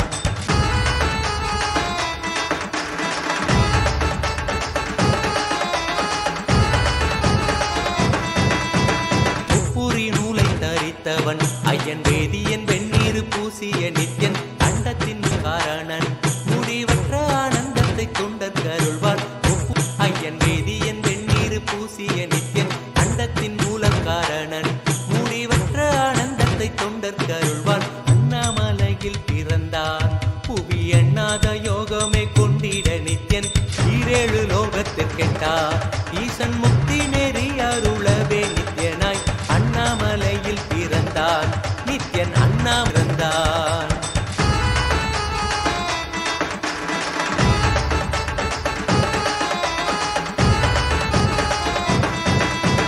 பேரறிவு பொருள் நித்யன் உலகாளும் ஊரை மன்னவர் கழித்தவன் அர்த்தநாரீஸ்வரனாக அருள் செய்திட்டே எம்மை ஆட்கொண்டிடும் நித்யன் பேரறிவு பொருள் நித்யன் உலகாளும் ஊரை மன்னவர் கழித்தவன் அர்த்தநாரீஸ்வரனாக அருள் செய்திட்டே எம்மை ஆட்கொண்டிடும் நித்யன் அண்ணாமலையில் பிறந்தான் புவி எண்ணாத யோகமே கொண்டிட நித்யன் ஈரேழு லோகத்திற்கெட்டா ஈசன் முக்தி நேரி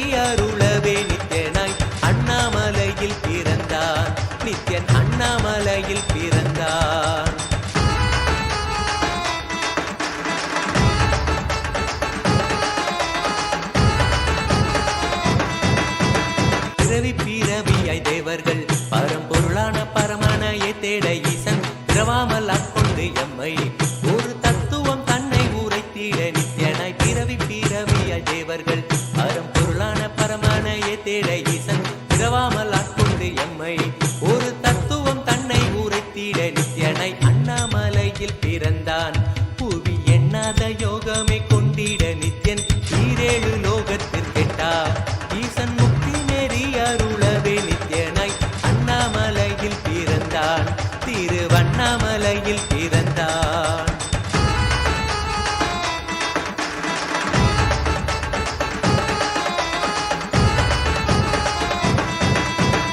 எண்ணிலா வடிவமுடையவன் என்னும் எண்ணம் கடந்த முதற் பொருளானவன் பிறவி எடுத்தளிக்க அருள் தாகத்தை தீர்த்தன் வினைகள் களைந்தான். எண்ணிலா வடிவமுடையவன் என்னும் எண்ணம் கடந்த முதற் பொருளானவன் பிறவி எடுத்தே சலிக்க அருள் தாகத்தை தீர்த்தன் வினைகள் களைந்தான். அண்ணாமலையில் பிறந்தான் புவி எண்ணாத யோகமே கொண்டிட நித்யன் ஈரேழு லோகத்திற்கெட்டா ஈசன் முக்தி நெறி அருளவே நித்யனாய் அண்ணாமலையில் பிறந்தான் நித்யன் அண்ணாமலையில் பிறந்தான்.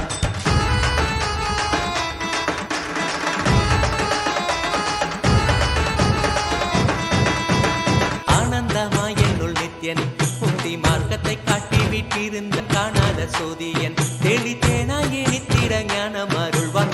ஆனந்தமாய் என்னுள் நித்யன் முக்தி மார்க்கத்தை காட்டி விட்டிருந்த அருள்வான். மாலையன் காணாத சோதியன் தெளித்தேனாயே நித்திட ஞானம் அருள்வான்.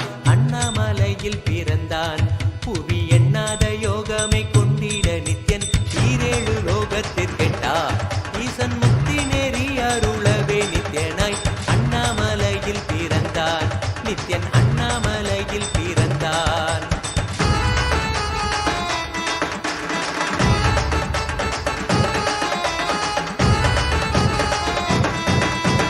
வெற்றி குதிரை ஏதியே அடியார்கள் கூரைகளை ஏற்கின்ற நித்யன் சூழும் உறவினரோடு வந்த பாசந்தனை யாரு தேயம்மை காப்பான். வெற்றி குதிரை ஏறியே அடியார்கள் கூரைகளை ஏற்கின்ற நித்யன் சூழும் உறவினரோடு வந்த பாசம் தானை யாரு தேயம்மை காப்பான். அண்ணாமலையில் பிறந்தான் புவி எண்ணாத யோகமே கொண்டிட நித்யன் ஈரேழு லோகத்திற்கெட்டா ஈசன் முக்தி நெறி அருளவே நித்யனாய் அண்ணாமலையில் பிறந்தான் நித்யன் அண்ணாமலையில் பிறந்தான். நித்யனை பற்றுவதொன்றே உபாயம் என்பதானால் பற்றி பீடித்தோம் நித்யன் பாதம் ஒன்றி சதம் அவன் நாமம் சொல்லியே நித்யானந்தம் கொள்ளுவோம். நித்யனை பற்றுவாயம் என்பதானால் பற்றி பீடித்தோம் நித்யம் பாதம் ஒன்றி சதம் அவன் நாமம் சொல்லியே நித்யானந்தம் கொள்ளுவோம். அண்ணாமலையில் பிறந்தான் புவி எண்ணாத யோகமே கொண்டிட நித்யன் ஈரேழு லோகத்திற்கெட்டா ஈசன் முக்தி நெறி அருளவே நித்யனாய் அண்ணாமலையில் பிறந்தான் திருவண்ணாமலையில் பிறந்தான்.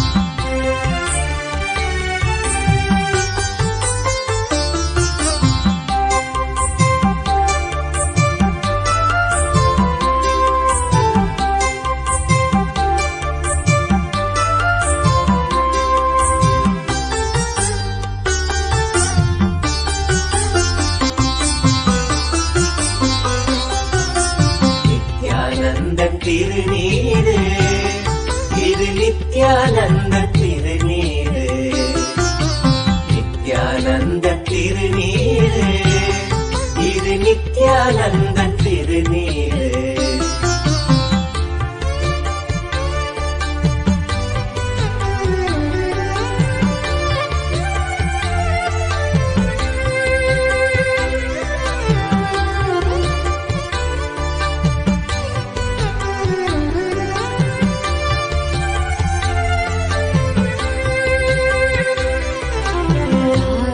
தரும் பன்னீர் மனம் வீசும் திருநீரு பாசம்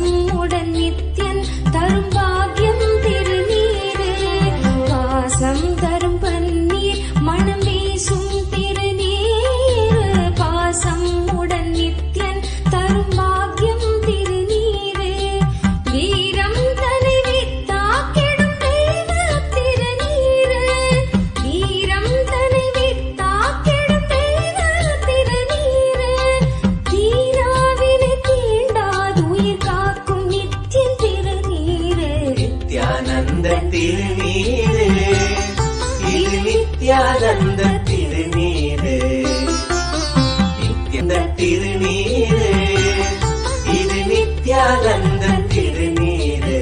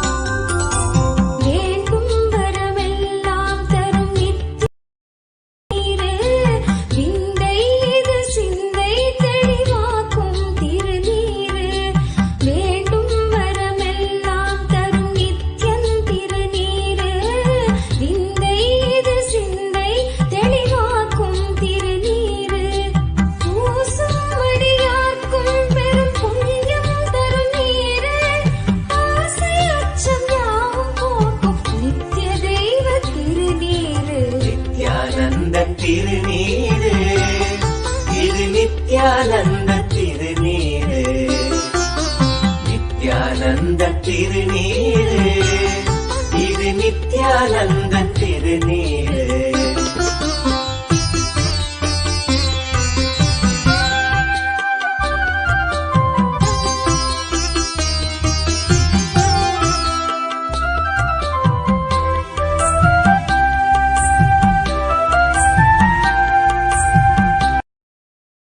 ॐ नित्यानन्देश्वर परमशिवसमारम्भाम् नित्यानन्देश्वरि परमशक्तिमध्यमाम् अस्मदाचार्यपर्यन्ताम् वन्दे गुरुपरम्पराम्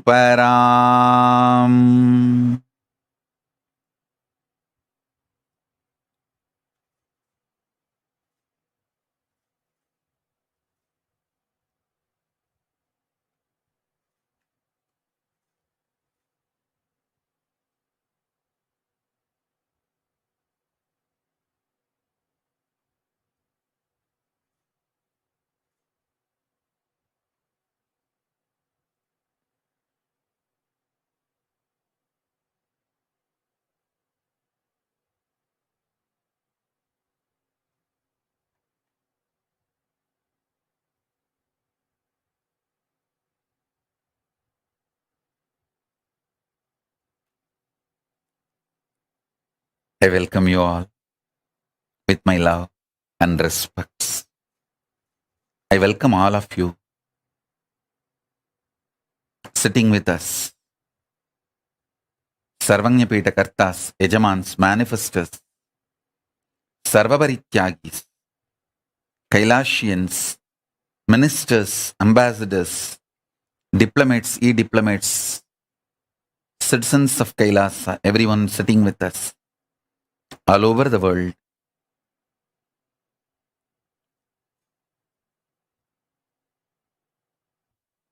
With my love and blessings.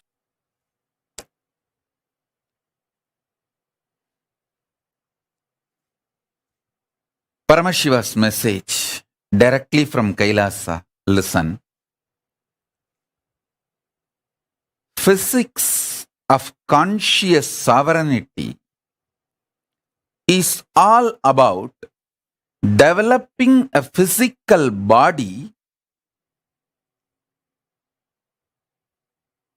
which is capable of manifesting the conscious sovereignty, which is capable of going with the conscious sovereignty boldly, courageously, authentically. Understand? The whole problem you face in your life, all problems, Whether you don't have wealth, you don't have happy relationships, you don't have what you want in your life, you don't manifest power, any problem you think you have, which you think you don't have, or which you know you have, which you don't have, which you think you don't have, all your problems, the sole cause is physically you collapsing. Listen.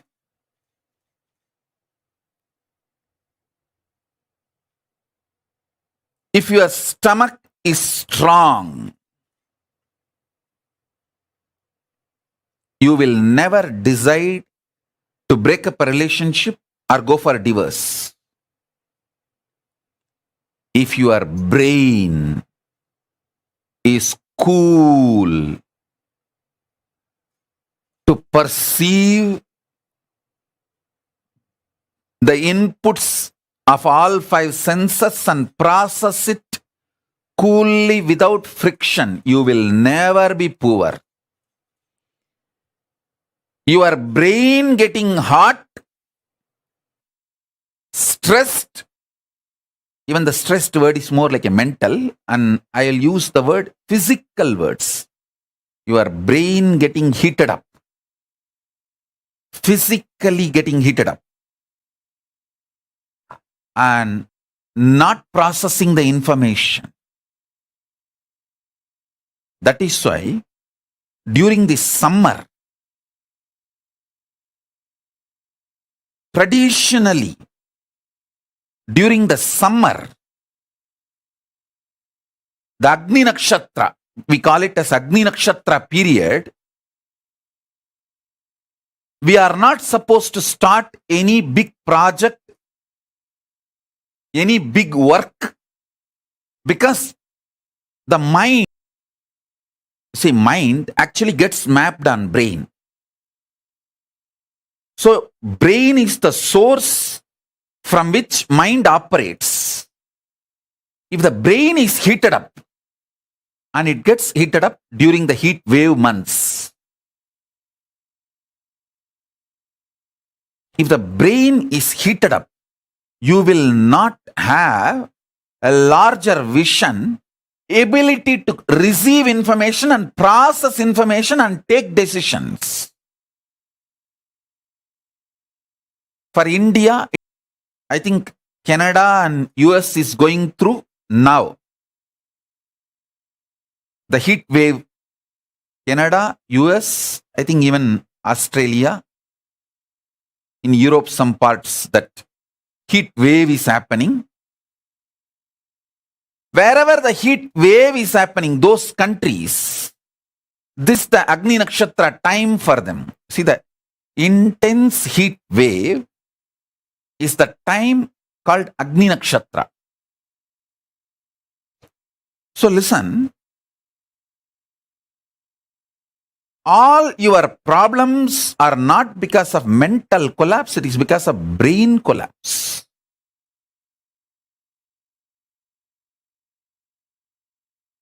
Actually, mind is neither good nor bad because it doesn't exist.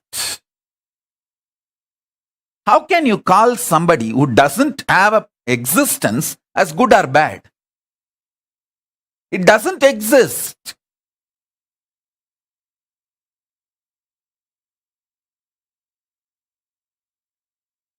How many million times I have shown to people, before coming to Energy Darshan, they will hate their whole life, themselves, whole world, everything.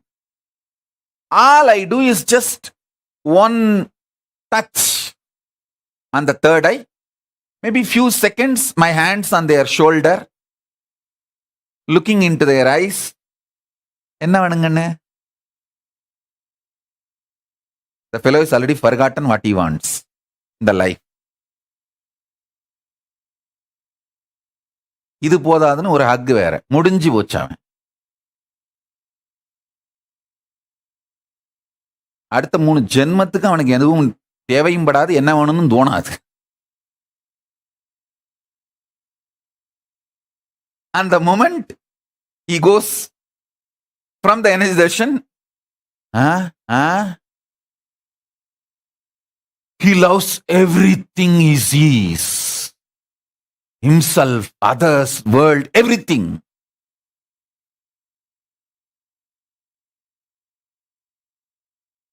Because mind doesn't exist. Only exists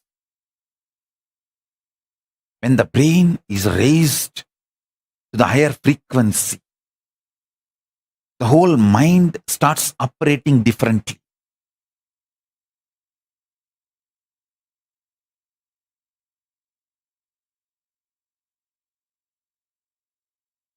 People ask me how we are just transformed with one energy darshan. Because I don't try to work on your mind, I just work on your body.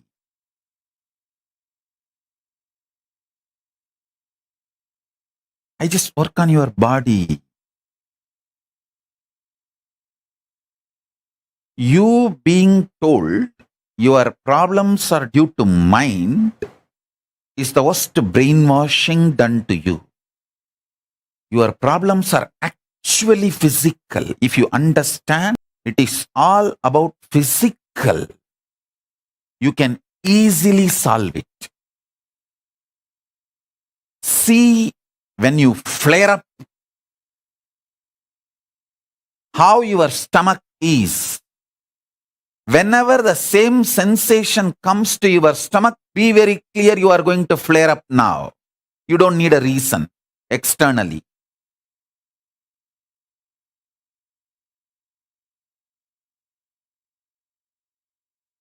When you get honey, see the feeling your body carries. Whenever that feeling comes back into the body, be very clear. You are going to experience the same honeyness. It's not that you need an external stimulation. So understand, if you find the right problem, if you diagnose the problem rightly, you can solve the problem, you can liberate yourself. Throbhava, delusion, is not mental, it is physical. When you say your body, you accept your creation is centered on your body, your sustenance is centered on your body, you perceive even your death or destruction based on your body, then why are you trying to perceive your delusion in mind? That is also body, physical. Don't you see your srishti, creation, sthiti, sustenance, samhara, destruction, all these are centered on your body. You agree that? Then why you are not agreeing? Your delusion is also centered on body. It may have its own impact on your mind, but it is sourced, rooted, centered on body. So,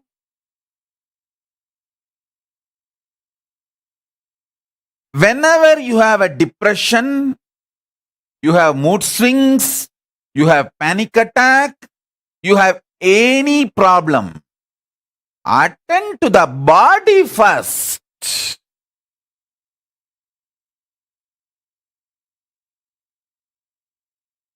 Many times I have seen people attending only the mind. If you attend only the mind, the problem will come back within next few days. And you will start losing confidence on yourself.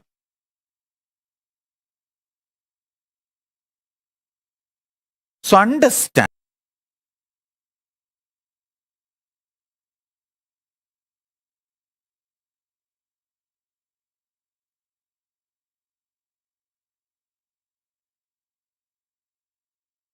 The physics of conscious sovereignty is all about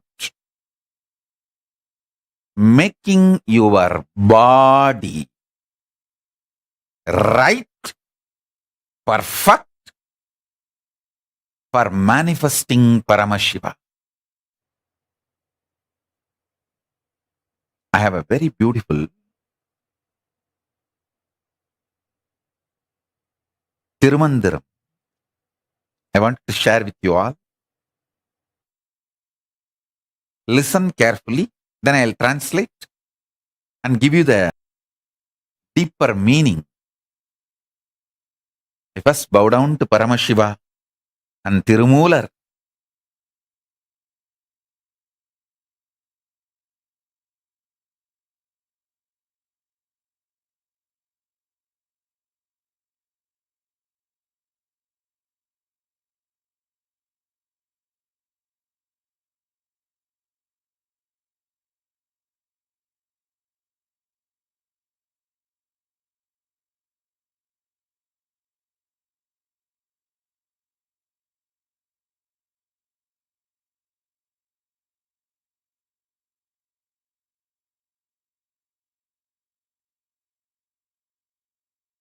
These great verses are directly what Tirumular heard from Paramashiva in Kailasa. He gave it in beautiful poetry form.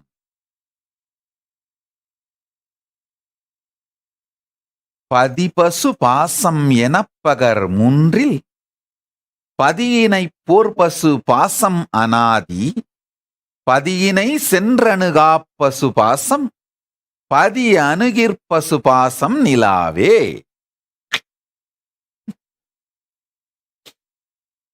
Listen.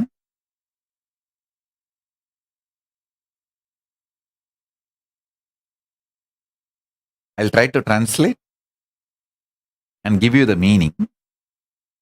Padi pasu pasam. Padi is Paramashiva.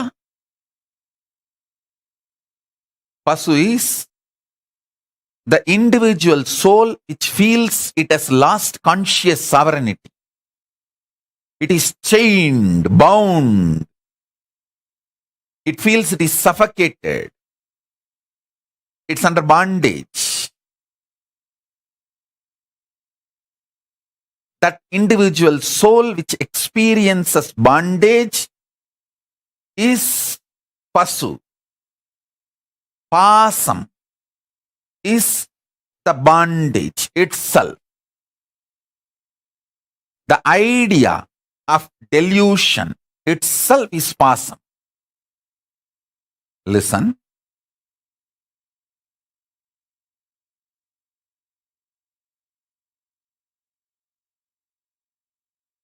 பதி பசு பாசம் எனப்பகர் மூன்றில் பதியினை போர் பசு பாசம் அனாதி. It means padi, pasu, pasam. All three are eternal.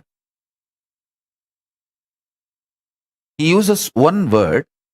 Padiyinai pol pasu pasam anadi means like padi, pasu and pasam also anadi. Anadi means there is no beginning or end. Because he uses the word like padi, it is not like all the qualities of padi, pasu and pasam also have, but this quality of beginningless is attributed to padi, is reflected on pasam and pasu also. Understand? He is not saying padi, pasu, pasam, anadi. No. He is saying padiyinai pol pasu, pasam, anadi. It means only the quality of the anadi of padi is attributed to pasu and pasam. When I elaborately explain, you will be able to understand. what I am trying to convey through this, it's a very deep, subtle truth which you all need to understand. Just by understanding, you will experience conscious sovereignty. பதியினை சென்று அணுகா பசு பாசம். The bound soul and the delusion both cannot reach the Padi, Paramashiva, ultimate. But Padi anugir pasu pasam nilave. If the Paramashiva comes, the individual soul and the delusion both loses its identity. They can't stand there. They can't be there. Layers and layers and layers of truths revealed in this one verse. First thing, you can never win delusion by working on delusion. The individual bound soul can never be liberated self working on anything. Only when Padi, Paramashiva approaches, the individual soul loses its individuality and is liberated. Same way, only when the Padi approaches, Paramashiva approaches, the delusion disappears. Importance of Shaktini Pada and Shakti Pada. Importance of Padi, Paramashiva approaching you. That is why the last word beautiful. Padi anugir pasupasam nilave. Padinai சென்று அணுகா பசுபாசம். Neither the individual soul nor the delusion can go near Padi, Paramashiva. Because how do you know? What is Paramashiva? Paramashiva has to approach you.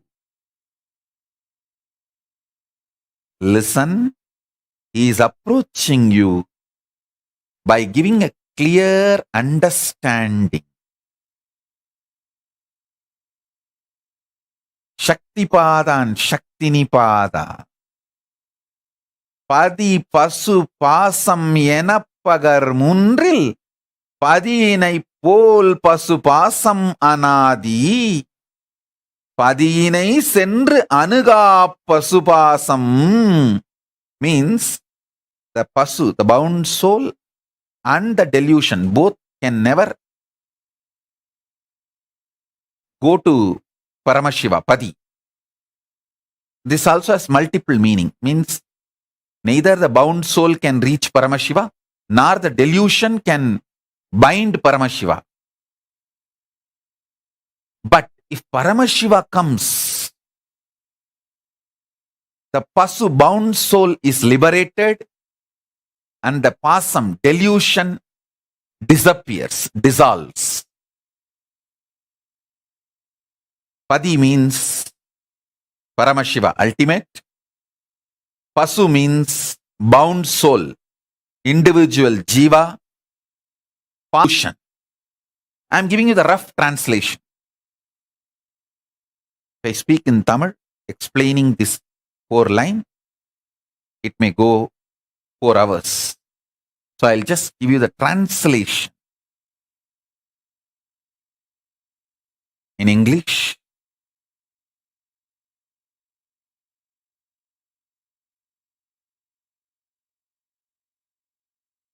பதிபசு பாசம் எனப்பகர் முன்றில் பதியினை போல் பசு பாசம் அனாதி. திக்கு பல்வேறு விதமான சர்வஸ்வதந்திரமான ஸ்வபாவமான தன்னை கட்டுப்படுத்தாத தான் கட்டுக்குள் வைத்திருக்கும் சத்குணங்கள்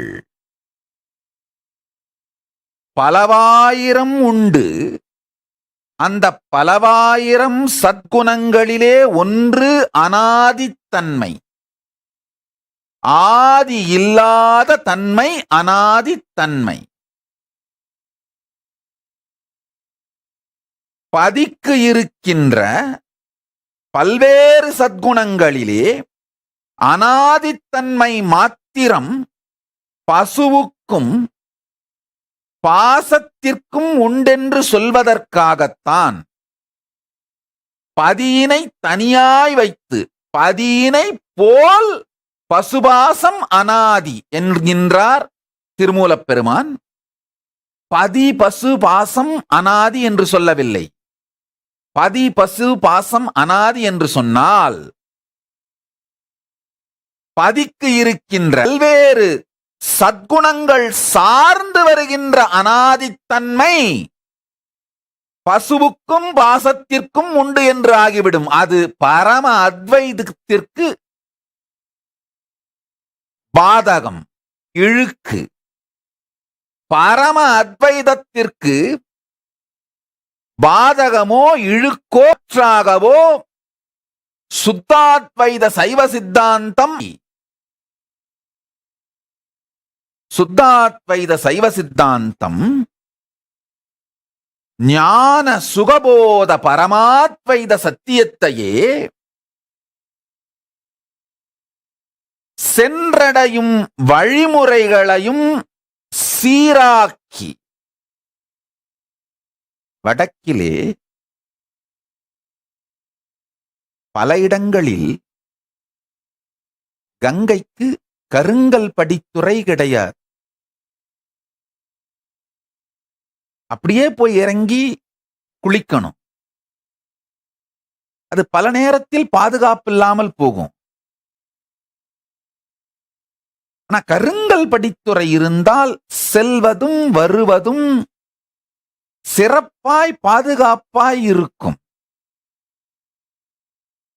காசியில பாத்தீங்கன்னா எல்லாம் கருங்கல் படித்துறையா இருக்கும். அதே மாதிரிதான்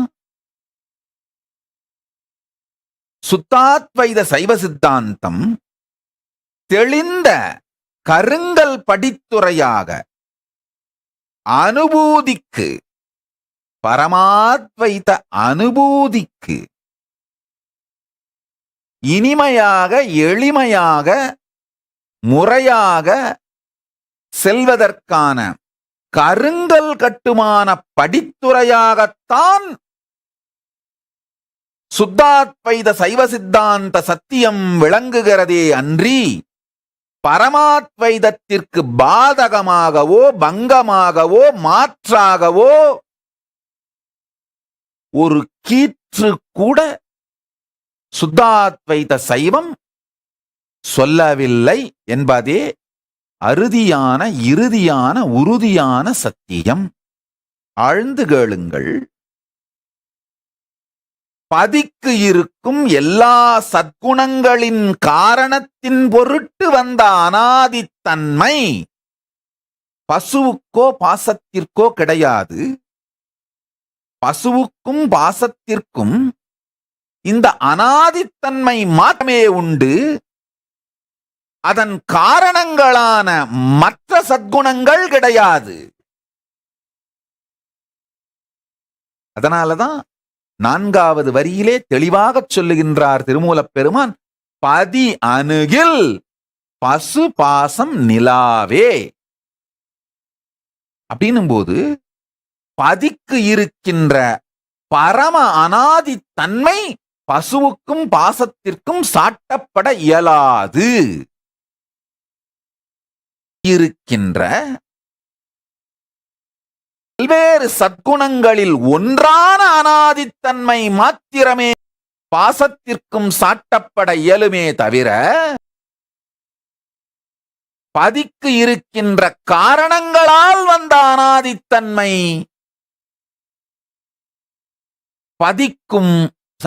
பதிக்கு இருக்கின்ற அனாதித்தன்மைக்கு வந்த எல்லா காரணங்கள் அந்த சத்குணங்களால் வந்த அனாதித்தன்மை பசுவுக்கோ பாசத்திற்கோ சாட்ட இயலாதது. அதனாலதான் தனியா பிரிக்கிறார் திருமூலப் பெருமான். பதியினை போல் பசுபாசம் அனாதி. பதிக்கு சமமான அனாதித்தன்மை பசுவுக்கும் பாசத்துக்கும் உண்டுன்னா திருமூலப் பெருமான் நடுவுல போல் என்கின்ற வார்த்தையை சொல்ல வேண்டிய அவசியம் இல்லை. பதி பசு பாசம் மூன்றும் அனாதி அப்படின்னு சொல்லியிருக்க முடியும். சொல்லல. அவர் என்ன சொல்றாரு? பதியினை போல் பசுவும் பாசமும் அனாதி. அப்படின்னா என்ன சொல்ல வர்றாருன்னா, அனாதி என்கின்ற ஒரு தன்மை மாத்திரமே பதியைப் போல் பசுவுக்கும் பாசத்துக்கும் உண்டே தவிர பதிக்கு அனாதிக்கான காரண சத்குணங்கள் எல்லாம் பசுவுக்கோ பாசத்திற்கோ சாட்டப்பட இயலாது. அதனாலதான் 3வது வரியில் சொல்றார், பதி அணுகில். பசுவும் பாசமும் இல்லாது போகும் பதி வரும்போது. ஒருவேளை பதிக்கு இருக்கின்ற எல்லா விதமான சத்குணங்களின் காரணங்களால் வந்த அனாதித்தன்மை பசுவுக்கும் பாசத்திற்கும் இருக்குமானால் பதி அணுகும் போது பசுவும் பாசமும் நிலாது போக வேண்டிய அவசியம் இலாது போவதனால் இங்கு திருமூலப் பெருமான் அறுதியாகவும் உறுதியாகவும் 4வது வரியினிலே திருமூலப் பெருமானுடைய வழக்கமான நடைமுறை என்னன்னா, முதல் வரியிலே அறிமுகம், 2ஆம் வரியிலே விளக்கம், 3ஆம் வரியிலே அறுதிக்கான காரணம், 4ஆம் வரியில் அறுதி தீர்ப்பு. இப்படித்தான் திருமூலப் பெருமான் தன்னுடைய பாடல்களை எல்லாம் வகுத்து வச்சிருக்கார். 4வது வரி அறுதி தீர்ப்பு. இன்னொரு அருமையான பாடல். பாசம் பசுவானதாகும் இச்சாலோகம், பாசம் அருளானதாகும் இச்சாமீபம், பாசம் சிரமானதாகும் இச்சாரூபம், பாசம் கரைபதி சாயுஜ்யமே. அதுக்கப்புறம் விளக்கம் சொல்றேன். இப்போ இந்த ஒன்றை புரிந்து கொள்ளுங்கள். நான் சொல்லுவது ஒரு ஆழமான தத்துவம். அதாவது இந்த பிரபஞ்ச அறிவியலோட யூனிட், அலகு தத்துவம்.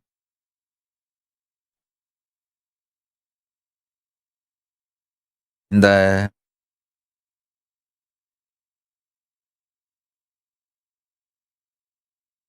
வெளி உலக அறிவியல்ல பல்வேறு விதமான அலகுகள், யூனிட் நாம உபயோகப்படுத்துறோம். செல், மூலக்கூறு, அளவை முறைகளில் நாம் உபயோகப்படுத்துற மில்லிமீட்டர், மில்லி லிட்டர், அலகுகள், அளவைகள், இவைகளில் எல்லாம் நாம யூஸ் பண்ற அலகுகள் யூனிட். எப்படி அடிப்படை பாடமோ அதுபோல பிரபஞ்ச அறிவியலில் தத்துவம் அடிப்படை பாடம். இந்த பதி பசு பாசம் சார்ந்த தெளிந்த தத்துவ அறிவு உங்கள் வாழ்க்கையை பெரிய ஆனந்தத்திற்குள் உண்டாக்கும், பெரு நன்மைக்குள் கொண்டு சேர்க்கும்.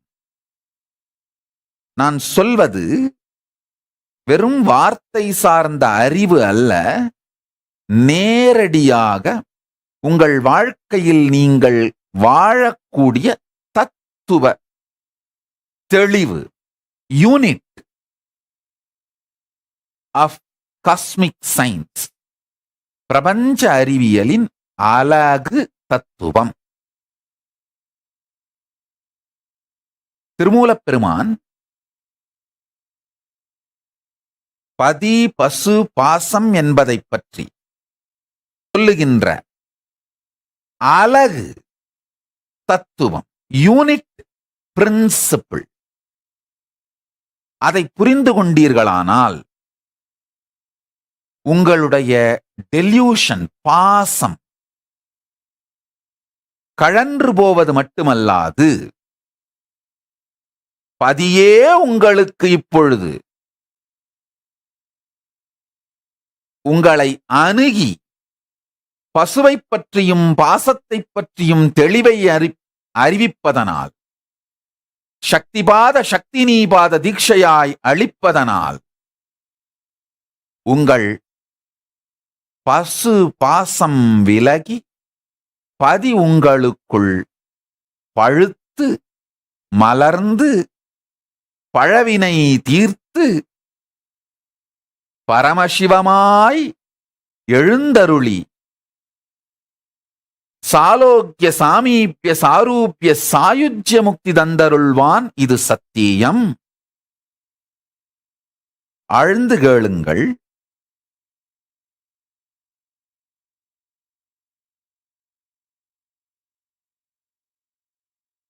திருமூலப் பெருந்தகை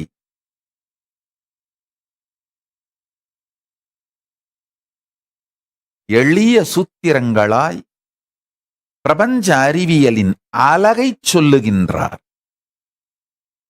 பதியினைப் போல் பசு பாசம் அனாதி. பதிக்கு அனாதி குணம் வருவதற்கான காரணம் இஸ் செல்ஃப் ஃபியூவல்ட், ஸ்வயம் பிரகாசம், ஸ்வயம் ஜோதி. தன்னுடைய பஞ்ச கிருத்தியங்களையும் இயக்கிக் கொள்வதற்கான எரிபொருளும் தானாகவே இருக்கின்ற, தனக்கு வெளியிலிருந்து வேறொரு எரிபொருளோ ஊக்குவிப்பு சக்தியோ தேவைப்படாத தன்னுடைய ஸ்வயம் பிரகாச குணத்தினாலே அவருக்கு அனாதித்தன்மை வந்தது. இதுபோன்று பல்வேறு சத்குணங்களால் அவருடைய இருப்புக்கு அனாதித்தன்மை வந்தது. ஆனால் பசுவுக்கோ, பந்த ஜீவனான பசுவுக்கோ, உங்களுக்கோ அல்லது பாசமான மாயைக்கோ, டெல்யூஷன் துரோபாவத்திற்கோ தங்களுக்கு தாங்களே எரிசக்தியாக, ஃபியூவலாக, நிரந்தரமாக இருந்து கொள்ளுகின்ற இருப்போ, தங்கள் உயிர்ப்பிற்கு தேவையான சக்தியை புனரமைத்துக் கொள்ளக்கூடிய சாத்தியமோ இல்லாததனால் பதிக்கு சாட்டப்படுகின்ற அனாதித்தன்மையின் காரணங்களாகிய சத்குணங்கள் எல்லாம் பசுவுக்கோ பாசத்திற்கோ இல்லாது போவதனால் அவருக்கு இருக்கின்ற அனாதித்தன்மையை மாத்திரம்தான் பசுவுக்கும் பாசத்திற்கும் சாட்ட முடியுமே தவிர, அவருக்கு இருக்கின்ற எல்லா காரணங்களையும் அந்த காரணங்களின் காரணத்தால் மலர்ந்திட்ட அனாதித்தன்மையும் இவர்களுக்கு இல்லை என்பதும், அதனால்தான் பதி பசுவையும் பாசத்தையும் அணுகினால் பசுவும் பாசமும் தன்னிலை கழன்று தன்னிலை இழந்து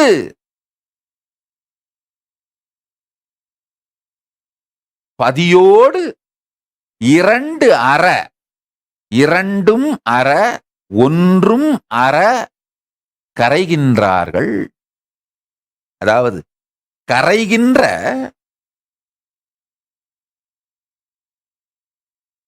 பாசம் இல்லாமல் போய் பதியும் பசுவும் மட்டும் இருந்தால் துவைத்தம்,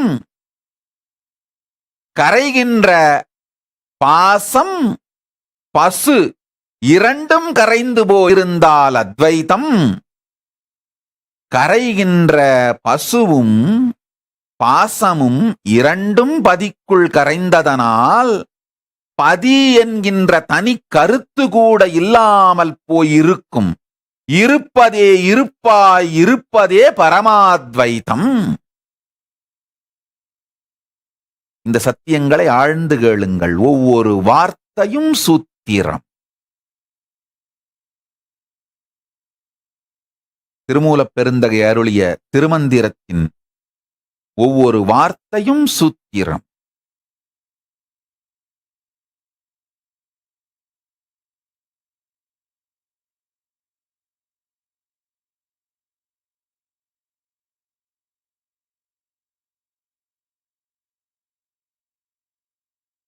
நன்றாக புரிந்து கொள்ளுங்கள்.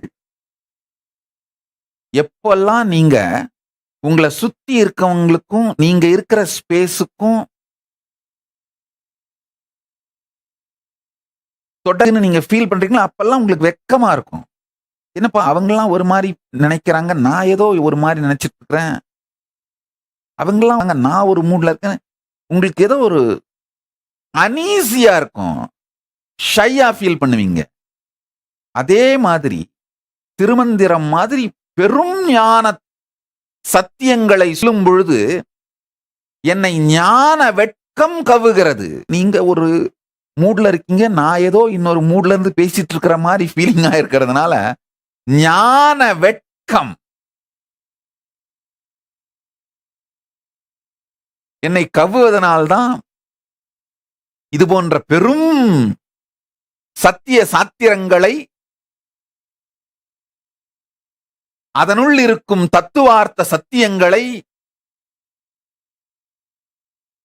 ஞானவெட்கம் கவ்வாத அளவிற்கு மாத்திரம் எவ்வாறு புரிய வைக்க முடியுமோ அந்த அளவுக்கு மட்டும் புரிய வைத்து விட்டு இருந்து விடுவது என் வழக்கம். ஞான கவ்வினாலும் சத்தியத்தை சொல்லுவது என்கின்ற எடுத்ததனால் சொல்லுகின்றேன், நன்றாய் கேளுங்கள். பதி பசு பாசம் எனப்பகர் மூன்றில் பதியின அனாதி பதியினை சென்றணுகாப் பசுபாசம் பதி அணுகில் பசுபாசம் நிலாவே.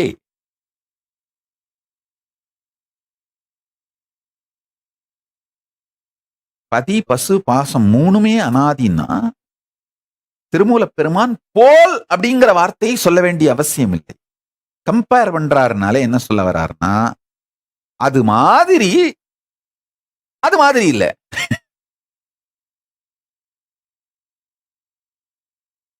ஏன்னா மூணாவது வரியிலேயே அடுத்து இன்னொரு தெளிவான சத்தியத்தை சொல்றார். பதியினை சென்று அணுகா பசுபாசம். அதாவது பசுவும் பாசமும் பதியினை சென்று அணுக முடியாது. ஒருவேளை பசுவும் பாசமும் பதியைப் போன்றே எல்லா விதமான சத்குணங்களின் காரணத்தினால் வந்த அனாதியாக இருக்குமானால் இவைகள் இரண்டும் அவரை அணுக முடியும்.